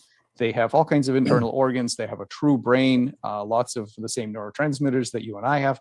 And if you cut them into pieces, and the record is something like 275 pieces, each piece becomes a tiny little worm. It grows exactly what's missing, no more, no less, and becomes a tiny little worm. In fact, they're so good at regenerating, they are immortal. So don't let anybody tell you that aging is some sort of consequence of entropy or thermodynamics, that it's, we have to get old and die. That's actually not true. These planaria don't have a lifespan limit. They live forever. And there's no such thing as an old planarian. They simply keep regenerating whatever cells senesce and die. Now, regeneration is not just for so-called lower animals. So the human liver can regenerate, and the deer, which are a large adult mammal, can regrow their antlers every year. They grow these antlers up to 1.5 centimeters of new bone per day that they grow. Okay, this is bone, vasculature, innervation, skin. And then human children below a certain age can also regenerate their fingertips. So we also have some of this regenerative ability. Of course, our bodies built all of these organs during embryonic development. The question is, how do we kickstart them? And how do we understand how the cells make decisions? Are they going to scar? Are they going to build an organ? Which organ are they going to build? And I want to kind of cement this idea of intelligence and goal-directedness in the following, because it's going to be very important momentarily with this example. We just see where they go with this. We discovered a few years ago. So cool. This is a tadpole of the frog. So here are the two eyes, nostrils, brain, and gut. These tadpoles, in order to become a frog, they have to rearrange their face. So the jaws have to move forward, the eyes have to move, everything kind of has to remodel. And it was thought that, every tadpole looks the same and every frog looks the same, so that all you would have to do is somehow encode a distance and a direction for every piece of the head to move. And then if everybody does that, then you'll get from a normal frog from a normal tadpole to a normal frog. Well, we decided to test that, and we made these so-called Picasso tadpoles. Here's an example. Everything's in the wrong place. The eyes on top of the head, the jaws are off to the side. Everything is just completely scrambled. And what we found is that these animals become largely perfectly normal frogs, because all of these pieces, even though they start off in the wrong place relative to the wrong thing, they all will move in novel paths. Okay, not the paths that they normally do in embryonic development. They move through novel paths. Sometimes actually they go too far and they have to track back a little bit, but they keep doing it until they end up in this correct configuration through this interesting algorithm that we were able to infer. So the amazing thing here is that genetics doesn't specify a hardwired set of movements. What it specifies is a machine that can basically perform an error minimization task. You can think of it as some sort of means ends analysis, where basically it just progressively reduces the error compared to the correct pattern, which again brings us to this notion of what a correct pattern is. So so in my group, what we focus on is on top of this feed forward sort of emergent picture, we put these feedback loops that talk about what happens when the system is deviated from the correct state. So now this could be injury, it could be mutation, it could be teratogens, many different things. There are these feedback loops that kick in both at the level of physics and at the level of genetics to get you back as best as it can, get you back to where it's supposed to be. This is basically homeostasis. Now, on the one hand, this should not be a surprise to anybody in biology. We know there are feedback loops. Of course, we know homeostasis, but there's a couple of things that are different here. One is that whereas normal homeostasis usually is all about some sort of scalar, you know, pH, hunger level, something like that. And so it's a single number. Here, what you have is you have the set point for this homeostatic process is actually a fairly complex descriptor. It's some sort of coarse-grained description of what a correct anatomical pattern is. So you have to think about how could biology store something like that. That's the first thing. And the second thing is that it suggests an important change of strategy. Instead of having to make changes down here, which are very difficult to know what they should be for changes out here, instead of solving this inverse problem, what we might do is do the same thing you do with your thermostat. When you change your thermostat to a different setting, you don't rewire the thermostat. You don't change the structure of the thermostat. In fact, you may not even know how the rest of it works. You don't need to know. The only thing you need to know is the fact that it is a homeostatic system, and you need to know how to read and write the set point information. So maybe what we can do biomedically is leave the system intact. It's very good at following different set point information. Let's leave that alone. Let's exploit that. And instead of trying to alter the machine by genome editing or changing pathways, let's try to rewrite the set point. So here's what we've been trying to do. We've been trying to identify the mechanisms by which these set points are stored and learn to read and write them. And I'm going to show you how that works. Now, in this case, the set point is quite large. And one thing I want to point out is that as, you know, during evolution, of course, you have these individual cells that are operating on very small, local, single cell set points. Then they start to work together, and there's this collective intelligence that can work towards very large goals. You know, this massive goal that's bigger than any individual cell. In fact, this is truly a collective intelligence, because during this process, many of the cells actually have to die. The cells in between the fingers have to die. And so all the cells are kind of this massive collective that's working on this giant thing, not on their own individual goals. But that process can break down, and we'll talk about this momentarily. This is cancer. This is, in fact, glioblastoma cells crawling around. And what happens is that individual cells can defect from this process. They can disconnect from this network that binds them towards these large-scale goals, and they can start rolling back to their ancient amoeba-level goals, and they treat the rest of the body as just external environment. So the size of the goals that cells work on can grow and shrink during the lifetime of the animal. And there's some very interesting aspects to this. So let's think about this now. What I want to talk about is exactly how does this happen? How do cellular goals scale up, and what can we do about it? And for that, we have to understand bioelectricity. And so what I'm going to do is talk to you about some methods for addressing what I think is basically the software of life. And then let's talk about what can you do with this. I'm going to show you some examples. Now, we're going to spend the next half an hour talking about bioelectricity.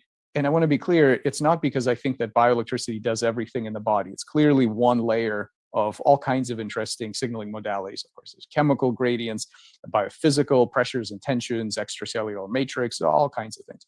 But bioelectricity actually is interesting in a very specific way. It's not just another piece of physics that you need to know to track what cells are doing.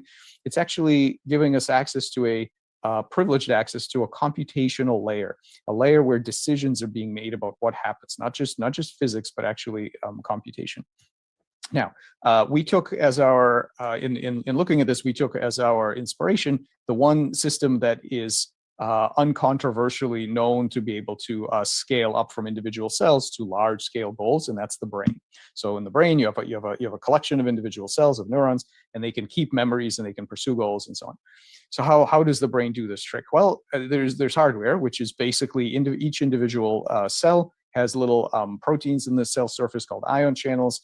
They pass ions such as potassium and sodium and so on in and out of the cell, and as a result, they acquire a voltage gradient. So they acquire a voltage potential across the membrane, and they can communicate that gradient across these controllable electrical synapses known as gap junctions. That's the hardware.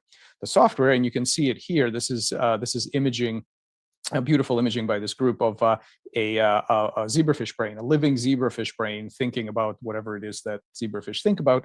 And you can see all of the electrical activity. And it's a primary commitment of neuroscience that these electrical dynamics are holding the mental content of this little mind. That basically, if we were able to decode what the patterns were doing, we would know the animal's memories, the animal's preferences, and so on. Right. So this is where all the software of cognition sits.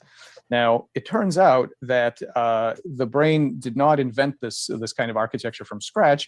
It was based on ancient principles that evolution discovered way back around the time of bacterial biofilms. And so every cell in your body does this. Every cell has ion channels. Most cells have gap junctions to their neighbors. And we can do a very parallel kind of effort to neural decoding in neuroscience.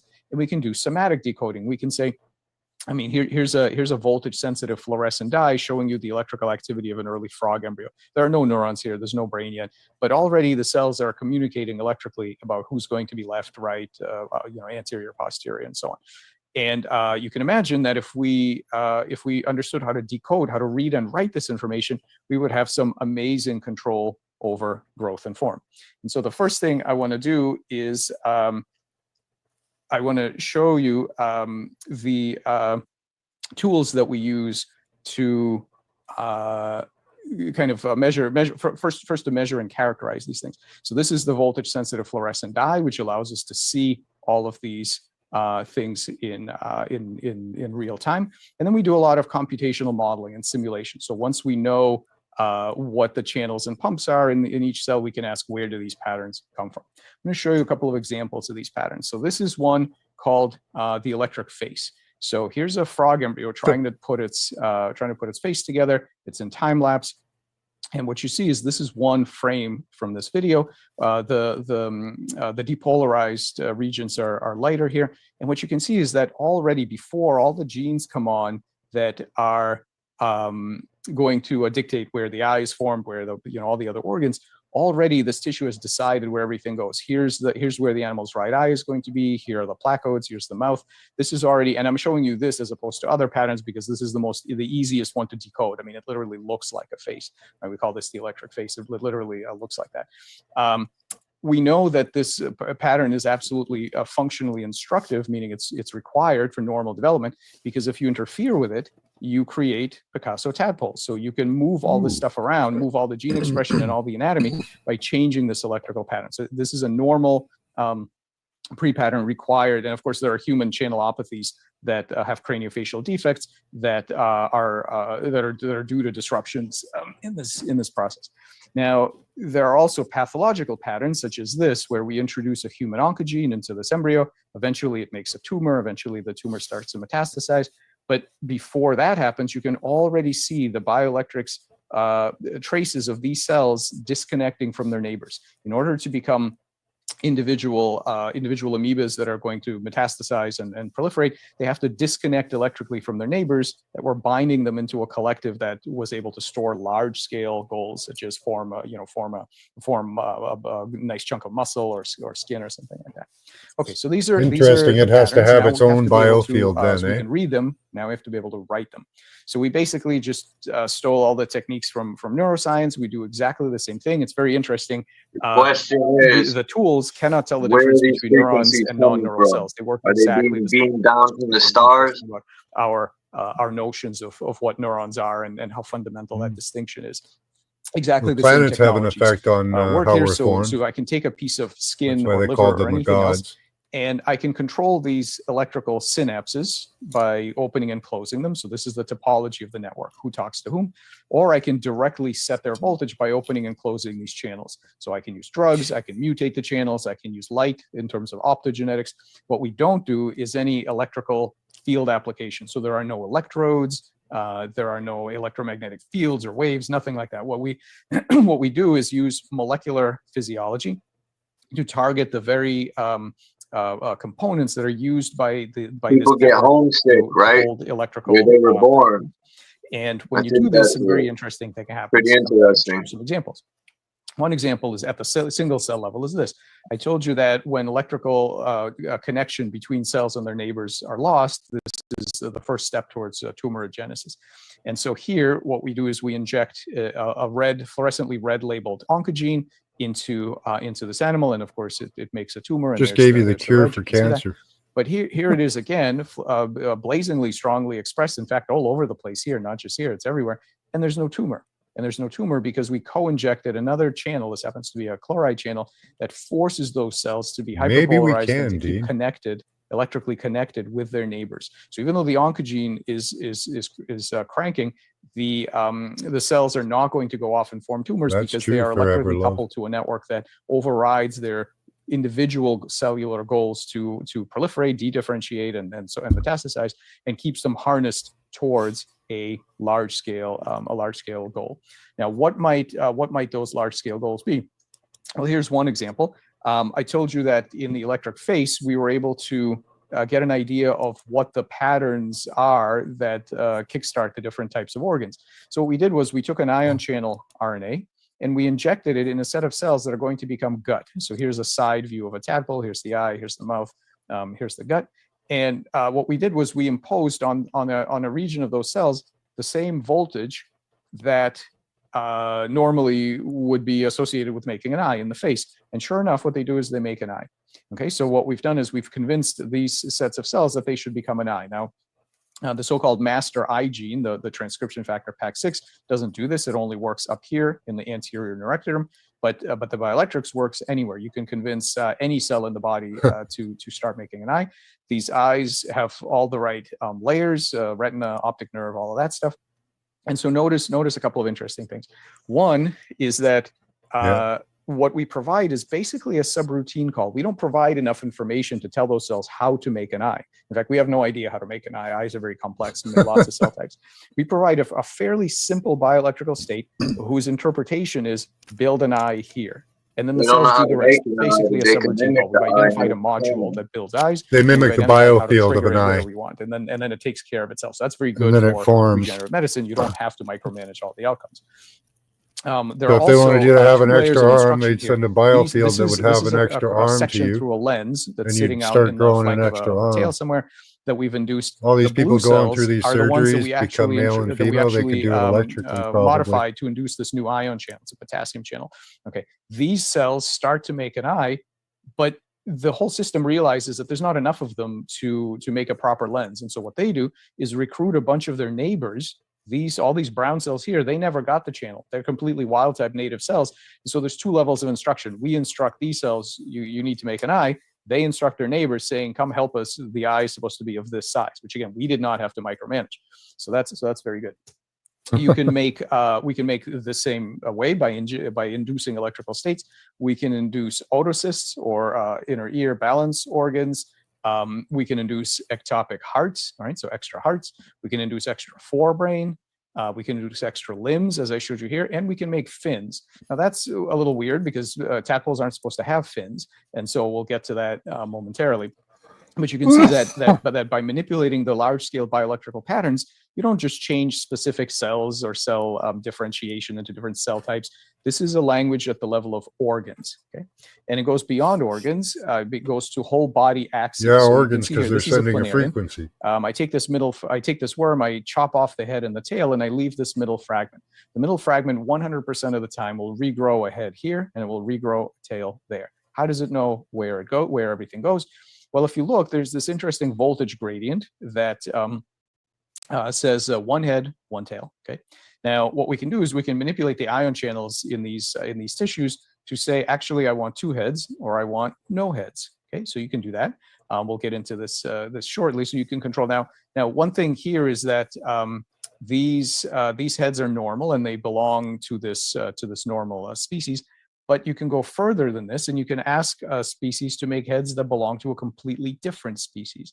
So here's an animal with a triangular head. We chop off the head. We prevent the rest of the body from electrically communicating amongst the cells, so basically block the gap junctions for about 48 hours.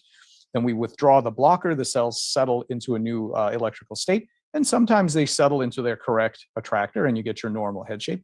But sometimes they make round heads like this S. mediterranean. Sometimes they make flat heads like this P. felina. These animals are about 100 to 150 million years of genetic distance, except there's no genetic difference here. There's nothing, we didn't do anything to the genome of these animals. This is purely temporarily, physiologically block them from communicating with each other. And they found states in the attractor landscape of that electrical circuit that belong to other species, okay, without any genetic change. And in fact, not only their head shapes change, but the shapes of their brain changes, the shape of the distribution and number of stem cells changes. You can go even further than this, and you can explore regions of the morphospace that biology doesn't use at all, and you can make planaria that aren't even flat. So they can be spiky like this, they can be cylindrical like that, they can be kind of a combination form. These cells are perfectly happy to build other things if the electrical pattern of what it is that they're building is altered. Now we can use this for biomedical applications. So here we are working on leg regeneration. Frogs, unlike salamanders, do not regenerate their legs. So you amputate, 45 days later, there's nothing. You can introduce a cocktail. The cocktail triggers a build a leg here kind of signal. Immediately you see there's pro-regenerative MSX1. It starts to come on. And within 45 days later, you've got some toes, you've got a toenail. The leg is touch sensitive and it's motile, so the animal can use it. And eventually it makes a keep on manipulating. Look at right here. They call it. The treatment here is only 24 hours. So what we do is we treat with the ion channel drugs for about 24 hours, and we don't touch it again. From a 24-hour treatment in adult frogs, these are froglets, but what good comes out of adults. In adult frogs, after 24-hour doesn't treatment, take you get leg long-term regeneration treatment for either. a year and a half. Okay, so it really is a very early trigger where you convince the cells that instead of scarring, they're going to regrow whatever naturally is supposed to go there, which is the leg. And you don't get tumors, you don't get eyes, you don't get tails, you get proper frog legs. Like I said, and they grow for about a year and a half without us. What's their true purpose? Now, what are they doing this for? We have to remind ourselves that yes, this is not some sort of healthcare specific or worm specific technology. We've done these things with human mesenchymal stem cells. These are witches and all the kinds of things you would expect to do in vitro. What we're doing now is we're trying for limb regeneration in mammals. So the idea would be, can we use a bioreactor, a wearable bioreactor produced by our collaborators in the Kaplan lab? They make these bioreactors. Inside the bioreactor is a gel with ion channel drug payload. And again, only for the first day it's on, and then basically it protects. Yeah, by the end of this video, you'll understand they make decisions that they about can what they're pretty going much to do and anything have to do a disclosure at this here, point David and that I they really kind of want to. called Like Morphoceuticals Inc., which is biodigital convergence dedicated is to using becoming these kind of possible. approaches for regeneration of all kinds of organs, appendages and organs. Now, I should say that it is known at the single cell level how voltage changes talk to the genome. So the transduction machinery by which voltage changes in individual cells control gene expression, that's known. We know about at least half a dozen mechanisms by which this happens. Some very common ones like calcium channels, some exotic ones like voltage sensitive phosphatases. So we know this. We know how the transduction works at a single cell level. And in fact, we know what's downstream. So we've studied using next-gen sequencing and microarray. We've shown that all your favorite BMP pathway, sonic hedgehog pathway, FGF, all of these kinds of things are downstream of the bioelectric decisions that the circuit makes. Then you have to implement them by rearranging morphogens and so on. But all of this is, even though we know these molecular details at the single cell level, all of this has been highly unsatisfying because that isn't what we're trying to understand. We're not trying to understand individual cell decisions. We are trying to understand large scale, where large scale shape comes from and how to control it. And so what we really need to do is this, and so this is what we're working on, a kind of full stack approach, a multi-scale approach, where we start with transcriptional circuits that that result in specific channels being expressed. Then we model computationally all the bioelectric dynamics in the tissue that result from these channels operating. Then we can ask, how does this relate to large scale axial, sort of whole body patterning? And then from this, we can derive algorithmic kinds of descriptions of what's going on that are really suitable for manipulations. Once you have this kind of white box model where you can see what it's measuring, what decisions it's making, what are the control points, you can start to intervene. Intervening down here is really, really hard.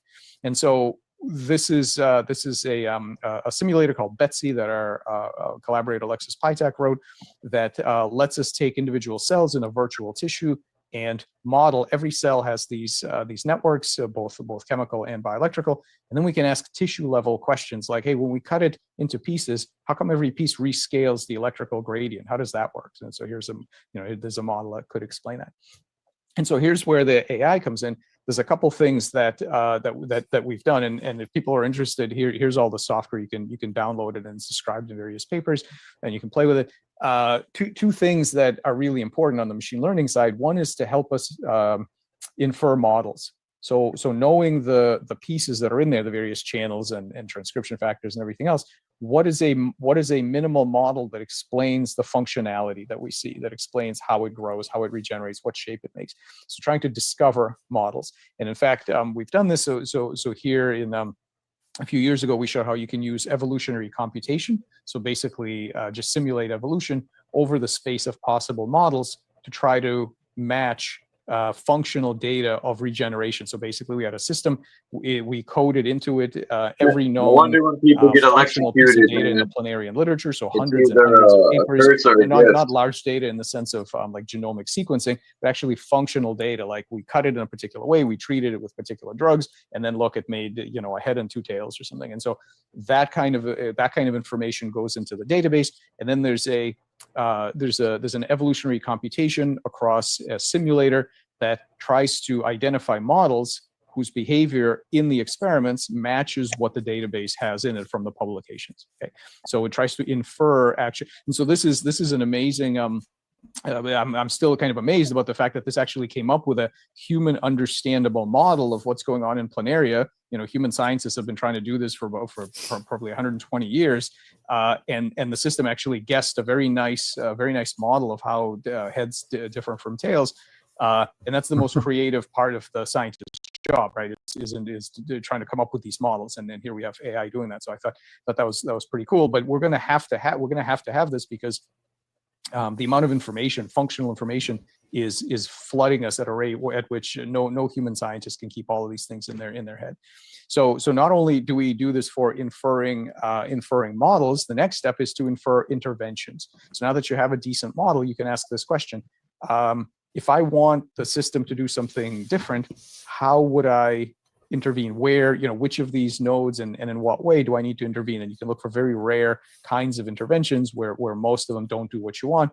And in this case, we were able to find some nice trigger points that let us control melanoma, basically the conversion of normal melanocytes into melanoma. So the AI is important both on the model inference and on the intervention inference. And to come back to the bioelectrics a little bit, because I want to get back to the medical aspects. One thing that you hear a lot is, I think it's important to understand the biology in a new way in order to enable all these things. And one thing I'd like to talk about is this metaphor of the code.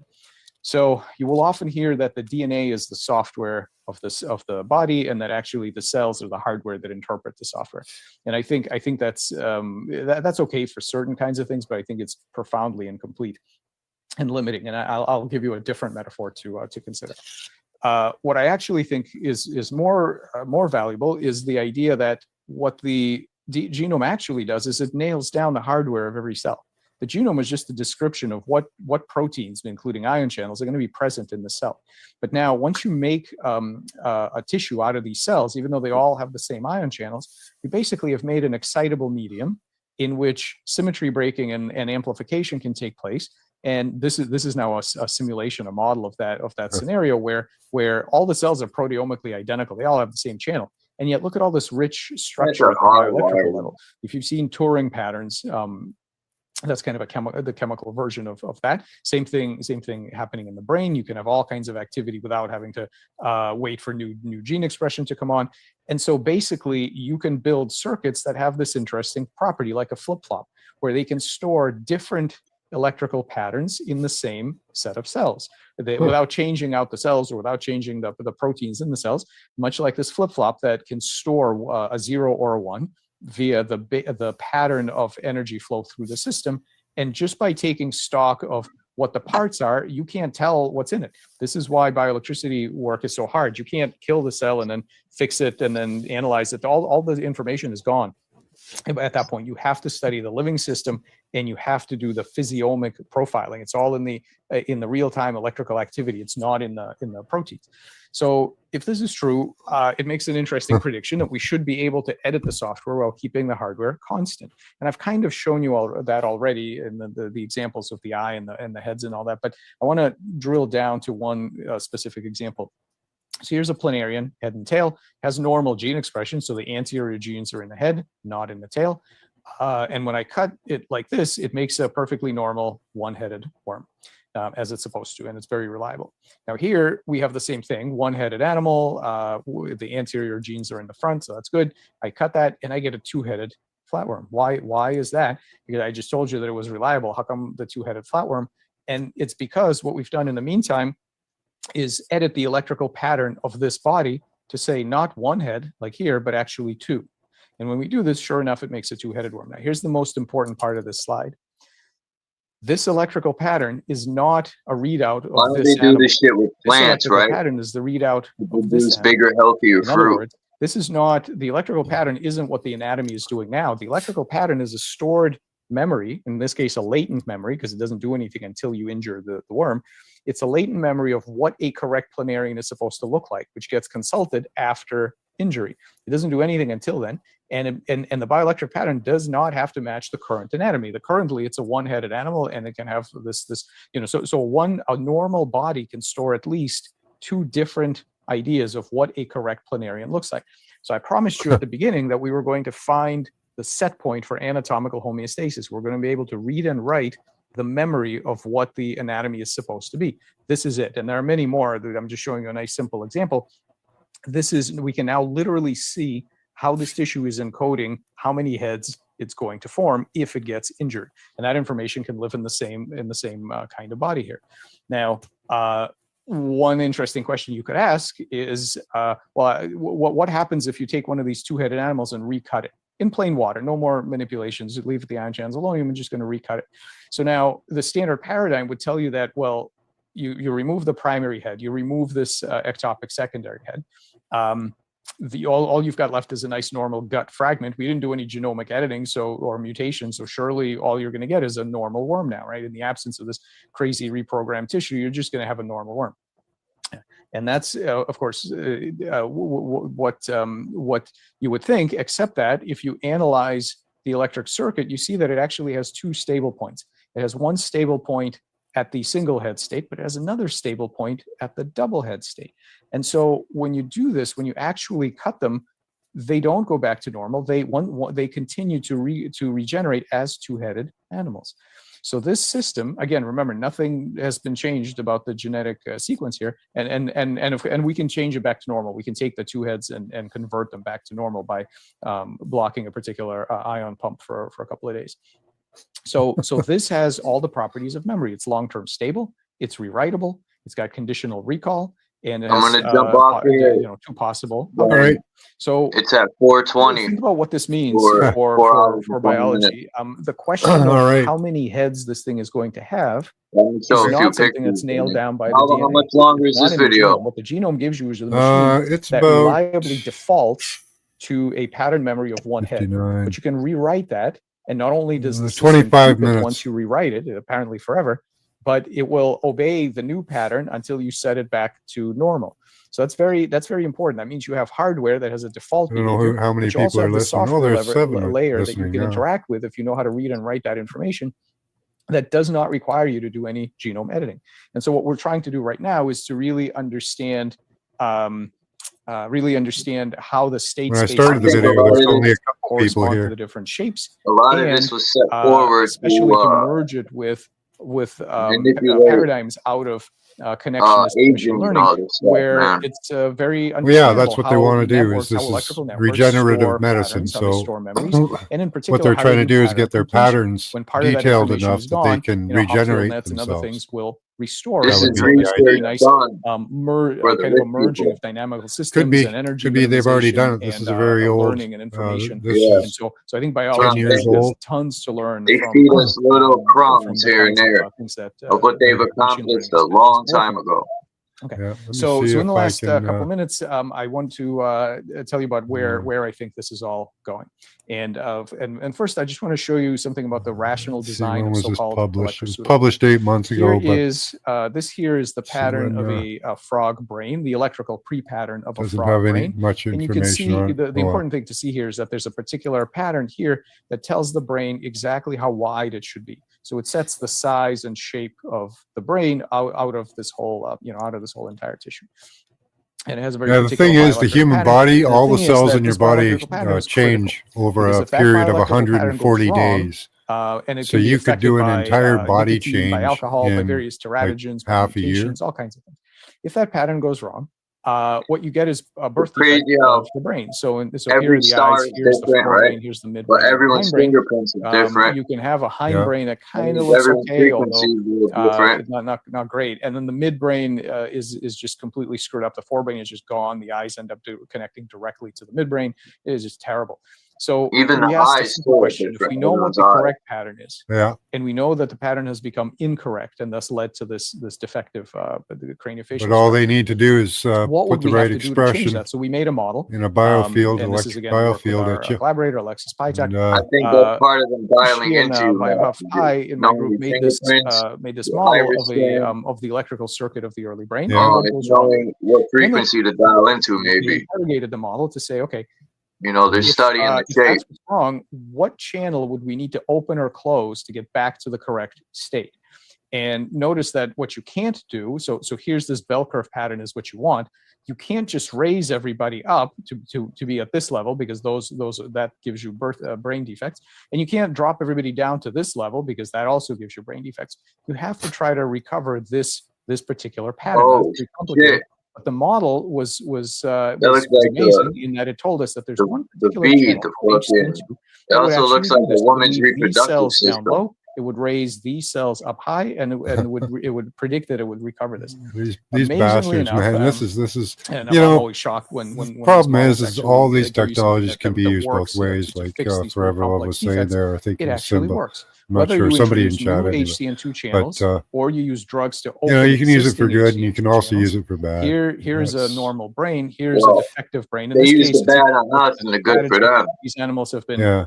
Then they call it a mutant form of a notch protein Falsified. has been introduced. Notch is a very important neurogenesis gene, and without that, the forebrain is gone. The midbrain and hindbrain are a bubble. These animals have no behavior; they just lay there doing nothing. It's a really strong defect. Despite the Notch mutation, look, the structure of the brain is back, and in fact, their IQs come back. So they their learning rates. You can test their learning rates and so on. In behavioral assays, the learning rates are indistinguishable from normal. So you can rescue even not only from teratogens, but actually from really nasty genetic defects if you manage the bioelectrical pattern correctly. And the way, so this is important. This was not a screen. We didn't try 100 different, 1,000 different drugs. The model told us very specifically which channel we would have to open to get the right bioelectrical pattern. So we've moved, when I started this work in 99 or so, 1999, we were at the point of doing screens, just asking what are bioelectrical states for? What do they do? And now we're to the point where in certain cases, we can make a model that specifically suggests therapeutics. It tells you which channel drug to use to fix a very complex defect. And so the vision I see going forward for biomedicine looks something like this.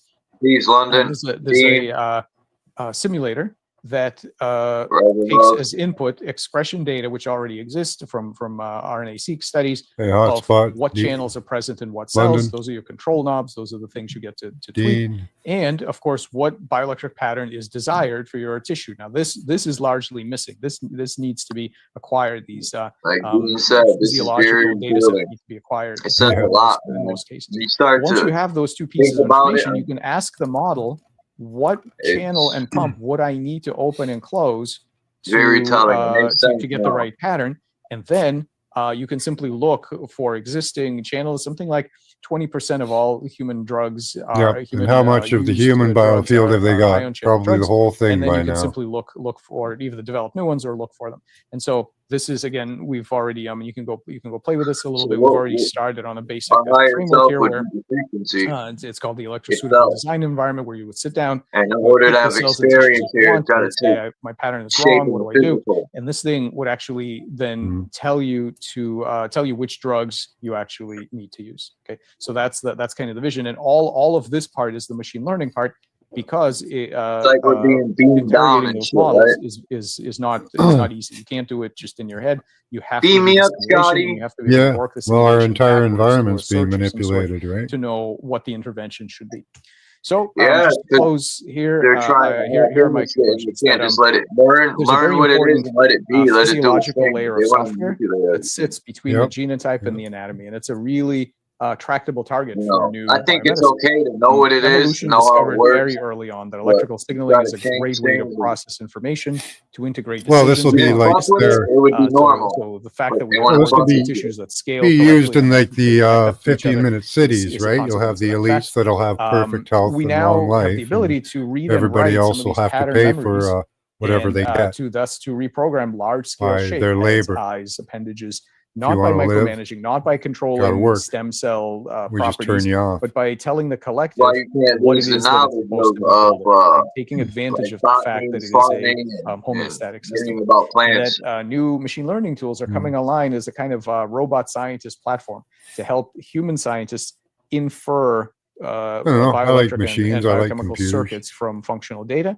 I like and then cars. to infer interventions, right? So how do we manipulate those I circuits? just to give don't us like the them outcome hacking we into want? my body And I and think all two this other things will shit. come from all this: not only fantastic regenerative medicine approaches that will do way more than I think is actually doable with classical, let's say CRISPR and things like that, but will also actually feed backwards and help us design new AI platforms that are not based on brain architecture, but on much more ancient principles of computation and scaling of cognition in early cells. So that's it. I want to thank the students and the postdocs who did all this work. Yeah. So that's I don't know when this was done. This is old though. This is not really that new. So they've worked a long way on this. I was looking into this stuff yesterday, and he was talking about the eyeball, Mm. and I was looking into how the camera works. And if they know how the eye works, right, they Yeah. manipulate. Well, it's kind of like reinventing the eye, right? But on manipulating the elements. Yeah. Optogenetics is what they're doing now with light. So they can alter your genome through light programs sent through the eye in your skin.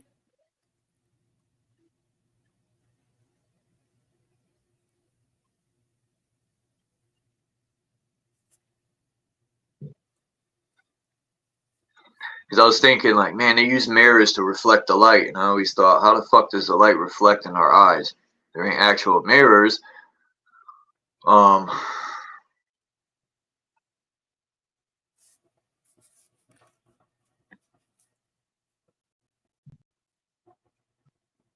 Yeah, in your eye, it goes through a prism, kind of, and turns upside down. Yeah, I've heard people say when people die, their eyes, turn into crystals. Huh?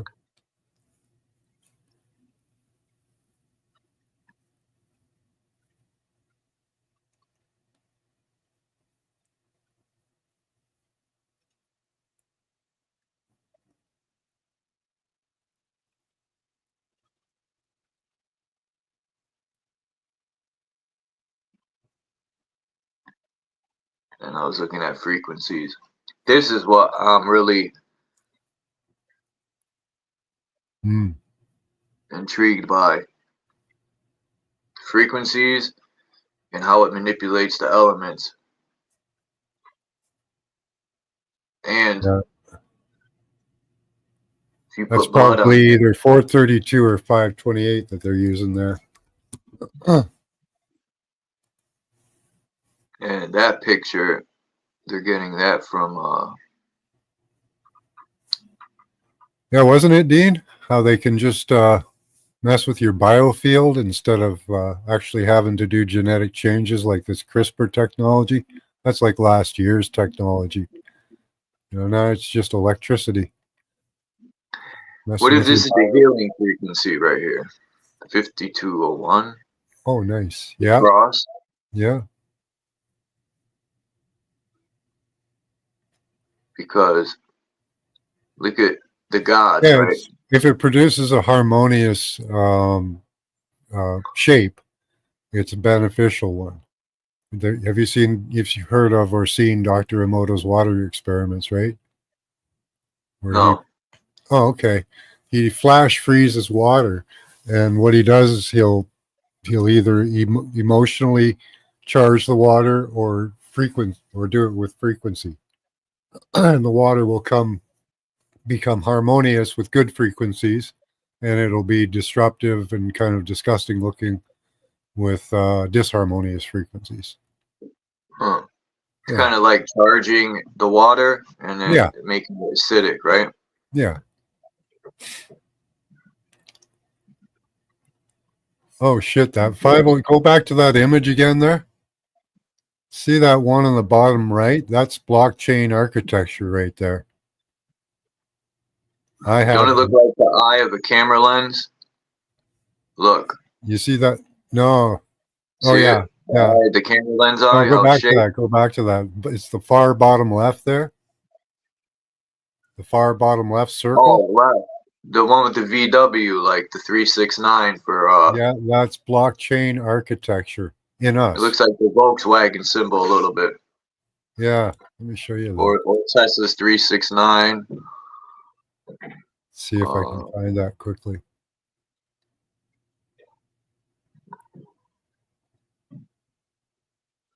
We still got like about 20 minutes. Body area network.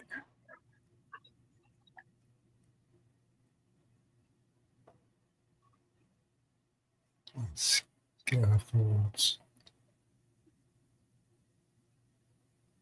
I haven't looked at that one in a long time.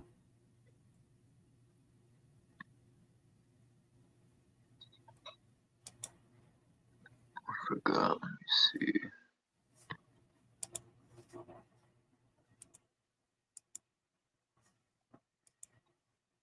Because even the realm, right? The center of the realm. Say there's a vortex there where light is recycling or the elements. Sort of like the center of our eyeball where light, you know, the aurora borealis is showing the light or the energy, right? The flow of the energy. Taurus field's got 2 vortices, right?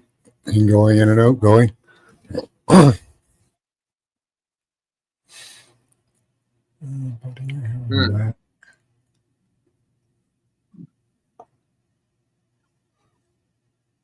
The iris or the Taurus.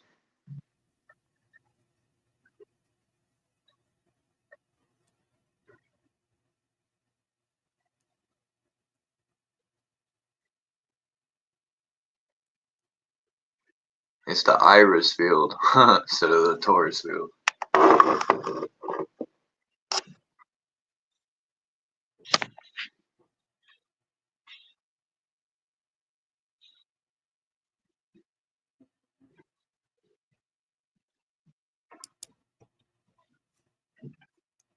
No, not that one.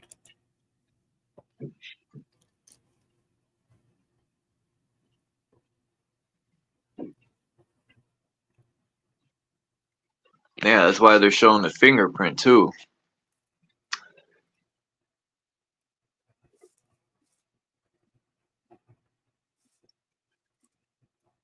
Huh.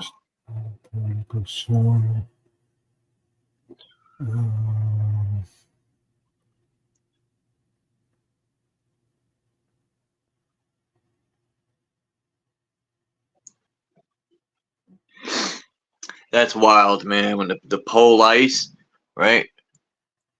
There it They is. say freeze, the pole ice, the police. They take your fingerprint and they literally have your fucking cymatic, man. Your whole frequency. That's why they charge you when they arrest you. Damn.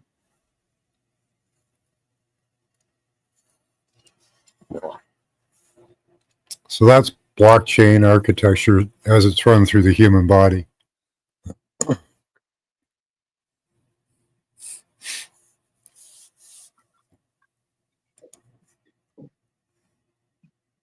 Pretty cool. We got a sigil running through us. The Germans used that in the Volkswagen symbol. Yeah.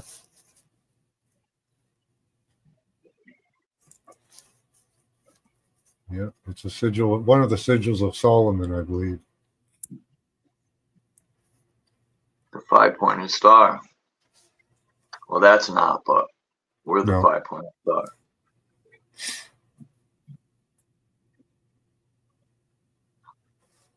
And stars are created from what? A frequency in water and light, right? So electricity and all that good stuff.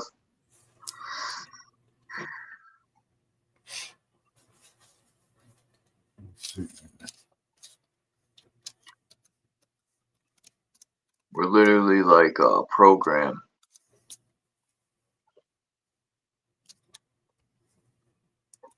And they're the virus. That's why they're hacking into us.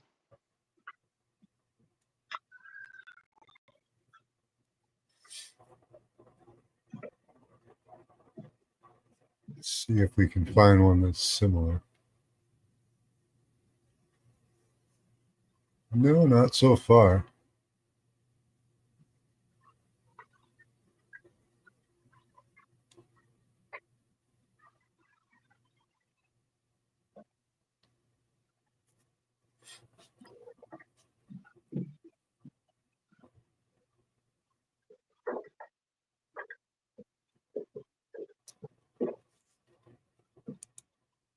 Is that 6-pointed?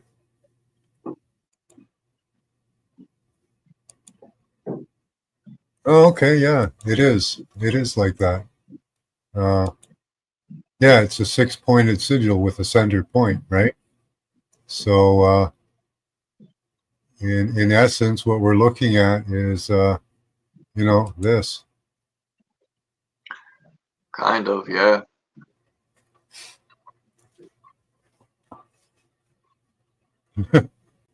The male would be the 6-pointed star and the female would be the 5. Maybe. Well, here we have 6 outer. We have intermediate nodes, normal nodes, and then a sync, right? So 6 points and a 7th point in the middle.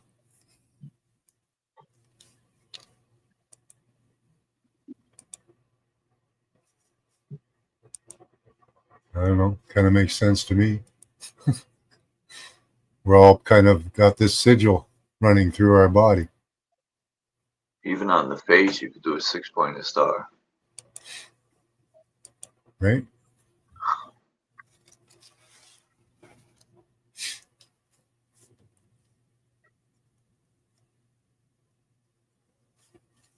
That's kind of cool. I never noticed that before. This is deep knowledge, man. This is the shit the ancestors were learning. Probably at a young age, they were instilled, the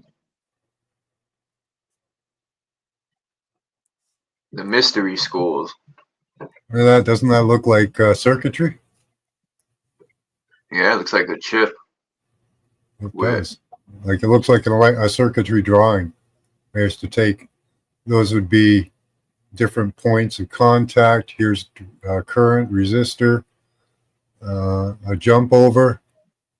An electrician would be able to look at that. And then you throw in the elements like or metals.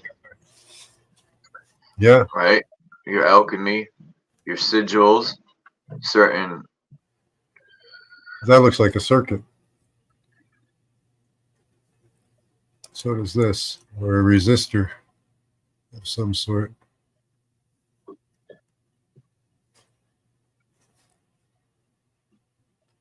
It's interesting, yeah, it's a 6-pointed star that's in us.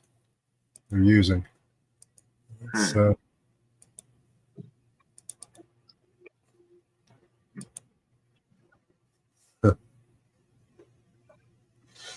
okay. This stuff's good information because it makes everything make sense. It all comes together. Now the question is, how do you create a shield to keep them out and to keep that shit from affecting you? That's the question. I thought grounding kind of helps with the negative effects, but I don't know that it keeps them out. Where is that one?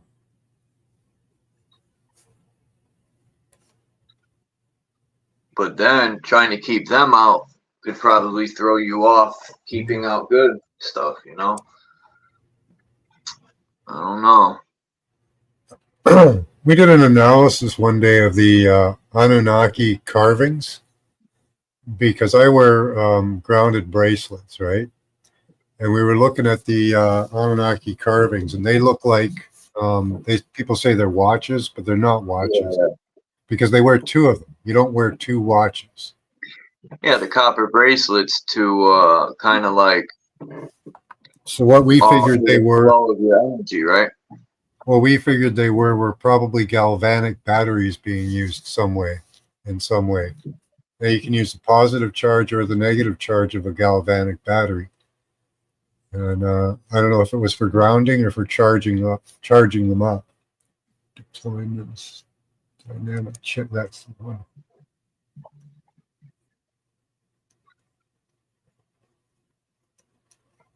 Dynamic channel allocation for interference mitigation in relay assisted body wireless body networks. This is what I wanted to show you. Deployment of nodes. You have the link to that? Yeah. I don't know if I have this one.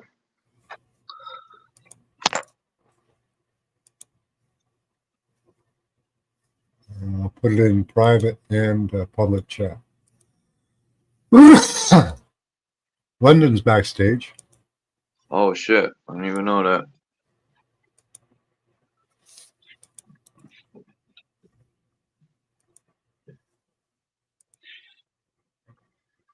Oh, there and gone. Where'd he go? London, my bad. I'm about to download this right now.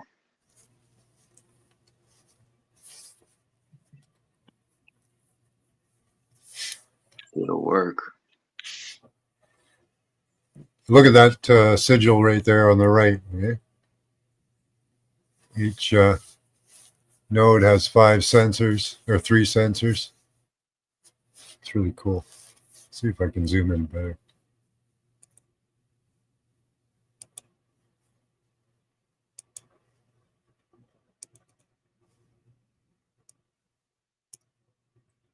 So in green, you have sensor nodes on the outside.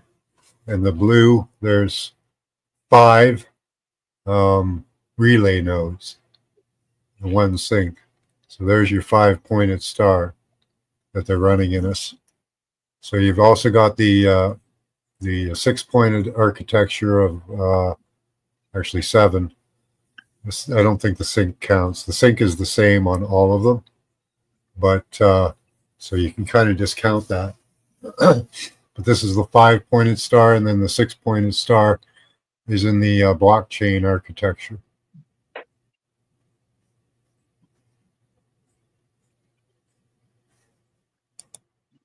Let's check out 5-pointed. London jumped off. I think JG too. It kicked me out. That was bugged out. Oh, wow.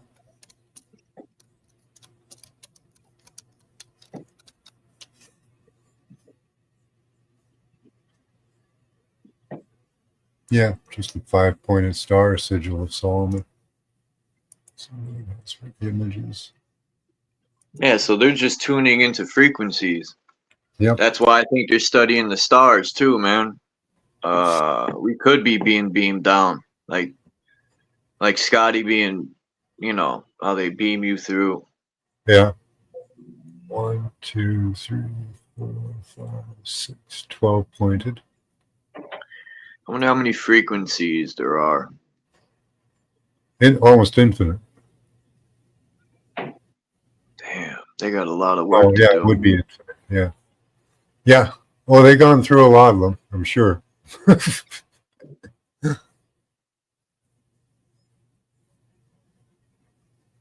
I haven't seen this one. Damn. This one in our body They've architecture. loaded up everyone's fingerprints that's been arrested or DNA into a computer database. So this shit's crazy, man. Ha! When you think about it. Yeah. All connected to a DigiU.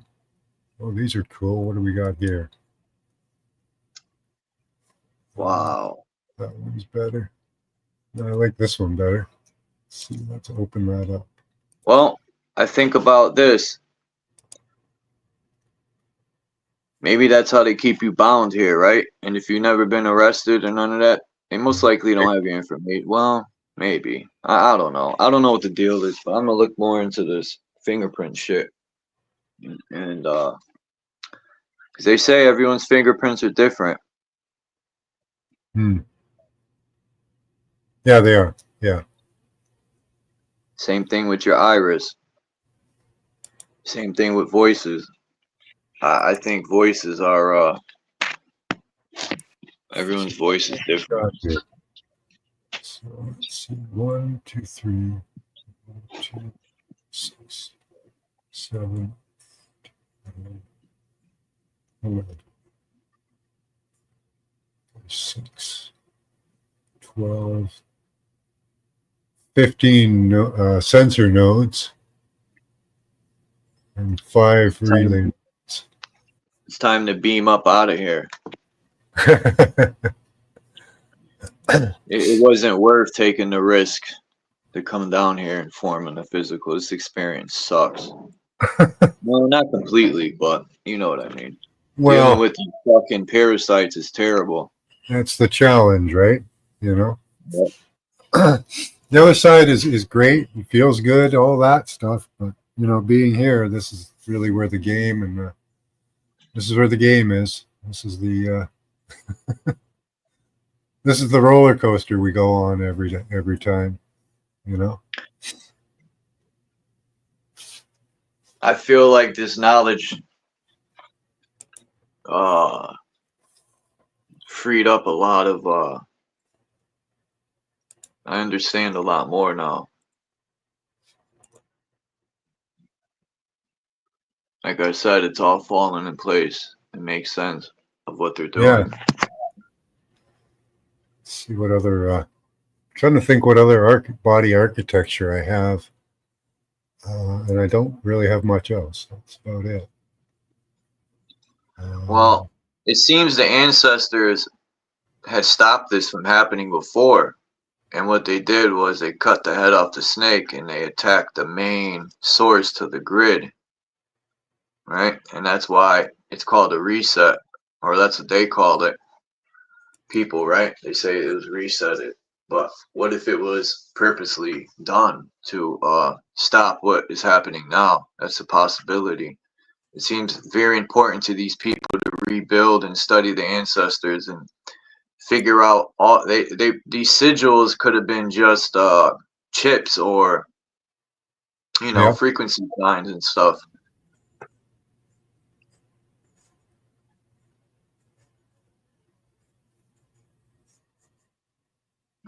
And they're studying the stars, and if you know what stars really are, right?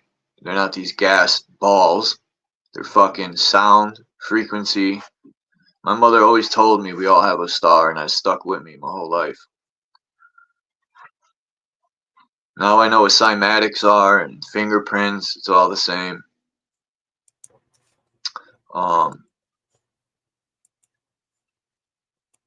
And sound is very important.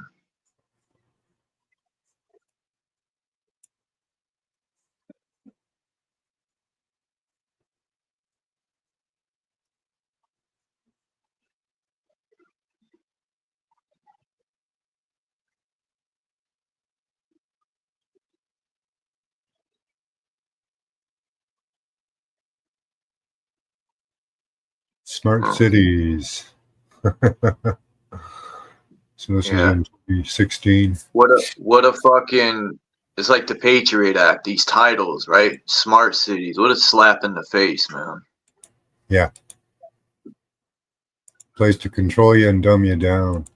You'd be smart to not go to that city. Yeah. They tried it in Canada, but we didn't come up with the money for it, so it didn't happen. We promised it, but couldn't come up with the money. People were too busy lining their pockets.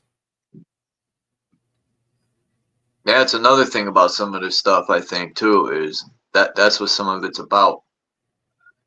They bring up or create these scams, right? They'll create these ideas to get money or funding to line their pockets.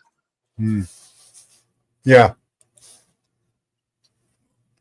Right now they're putting in bike lanes that cost $1 million or $2 million for consultation. They'll put them in, and then a couple of years they'll have to pay to take them out, and they'll find some cousin with a company that'll be able to do that, both times. If it's enough money, they skip off. Like there was this city beside me I lived in for a while, and they built this pier, and it was supposed to have like a windmill on the top that was going to give power to people and stuff. And the contractor started building the pier, kind of built some of it, and then took off with all the money. So they had to come up with more money this time again to finish it off. And yeah, all scams, scammers all around.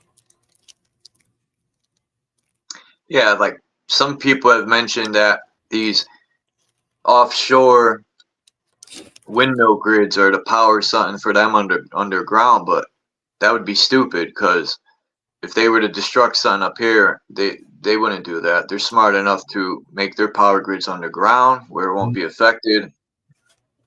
So yeah, wave generator would be more efficient anyway.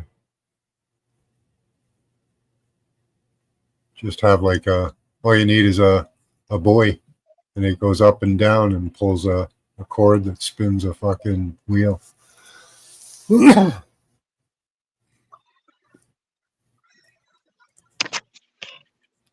Cold plasma, yeah. I don't know if St. Elmo's fire is hot or not. I don't think it is, but it can kill you though, I think. Enough voltage to kill you, but I don't know if it burns you.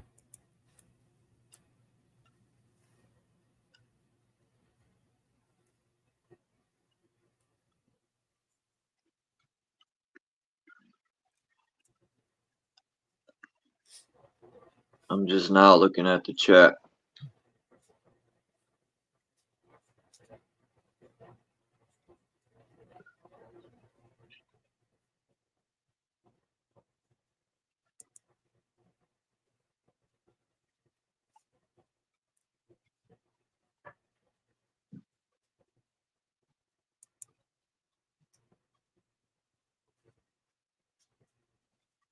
I thought this was an interesting thing they put in here.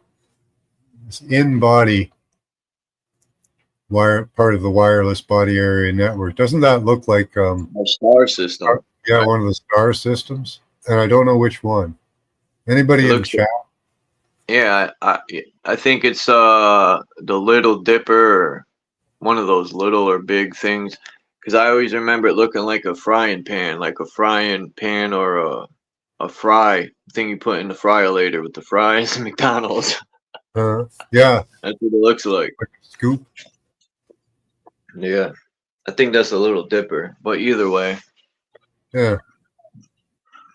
I'm just looking for all the different texture they're trying to put in us.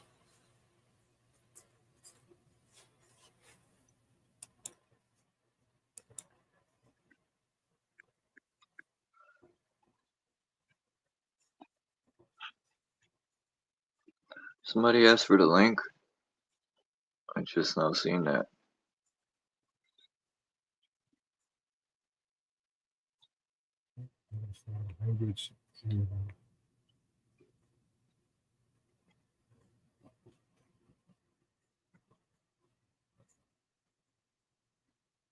Let's see what.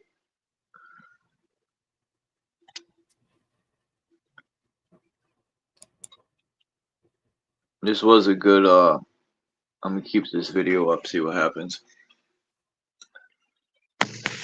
People need to have patience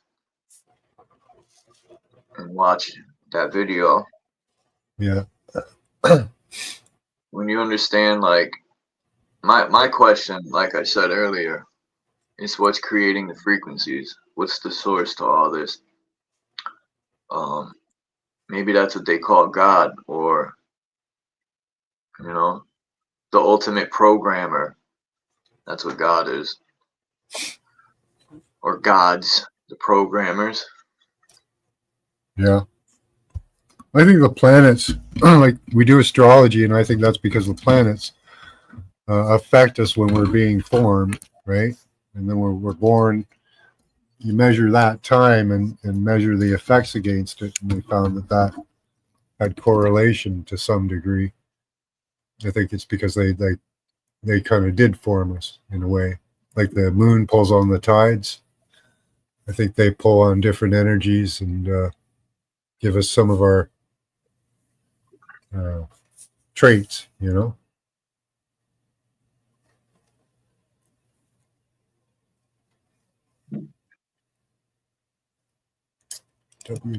Images. No, not that.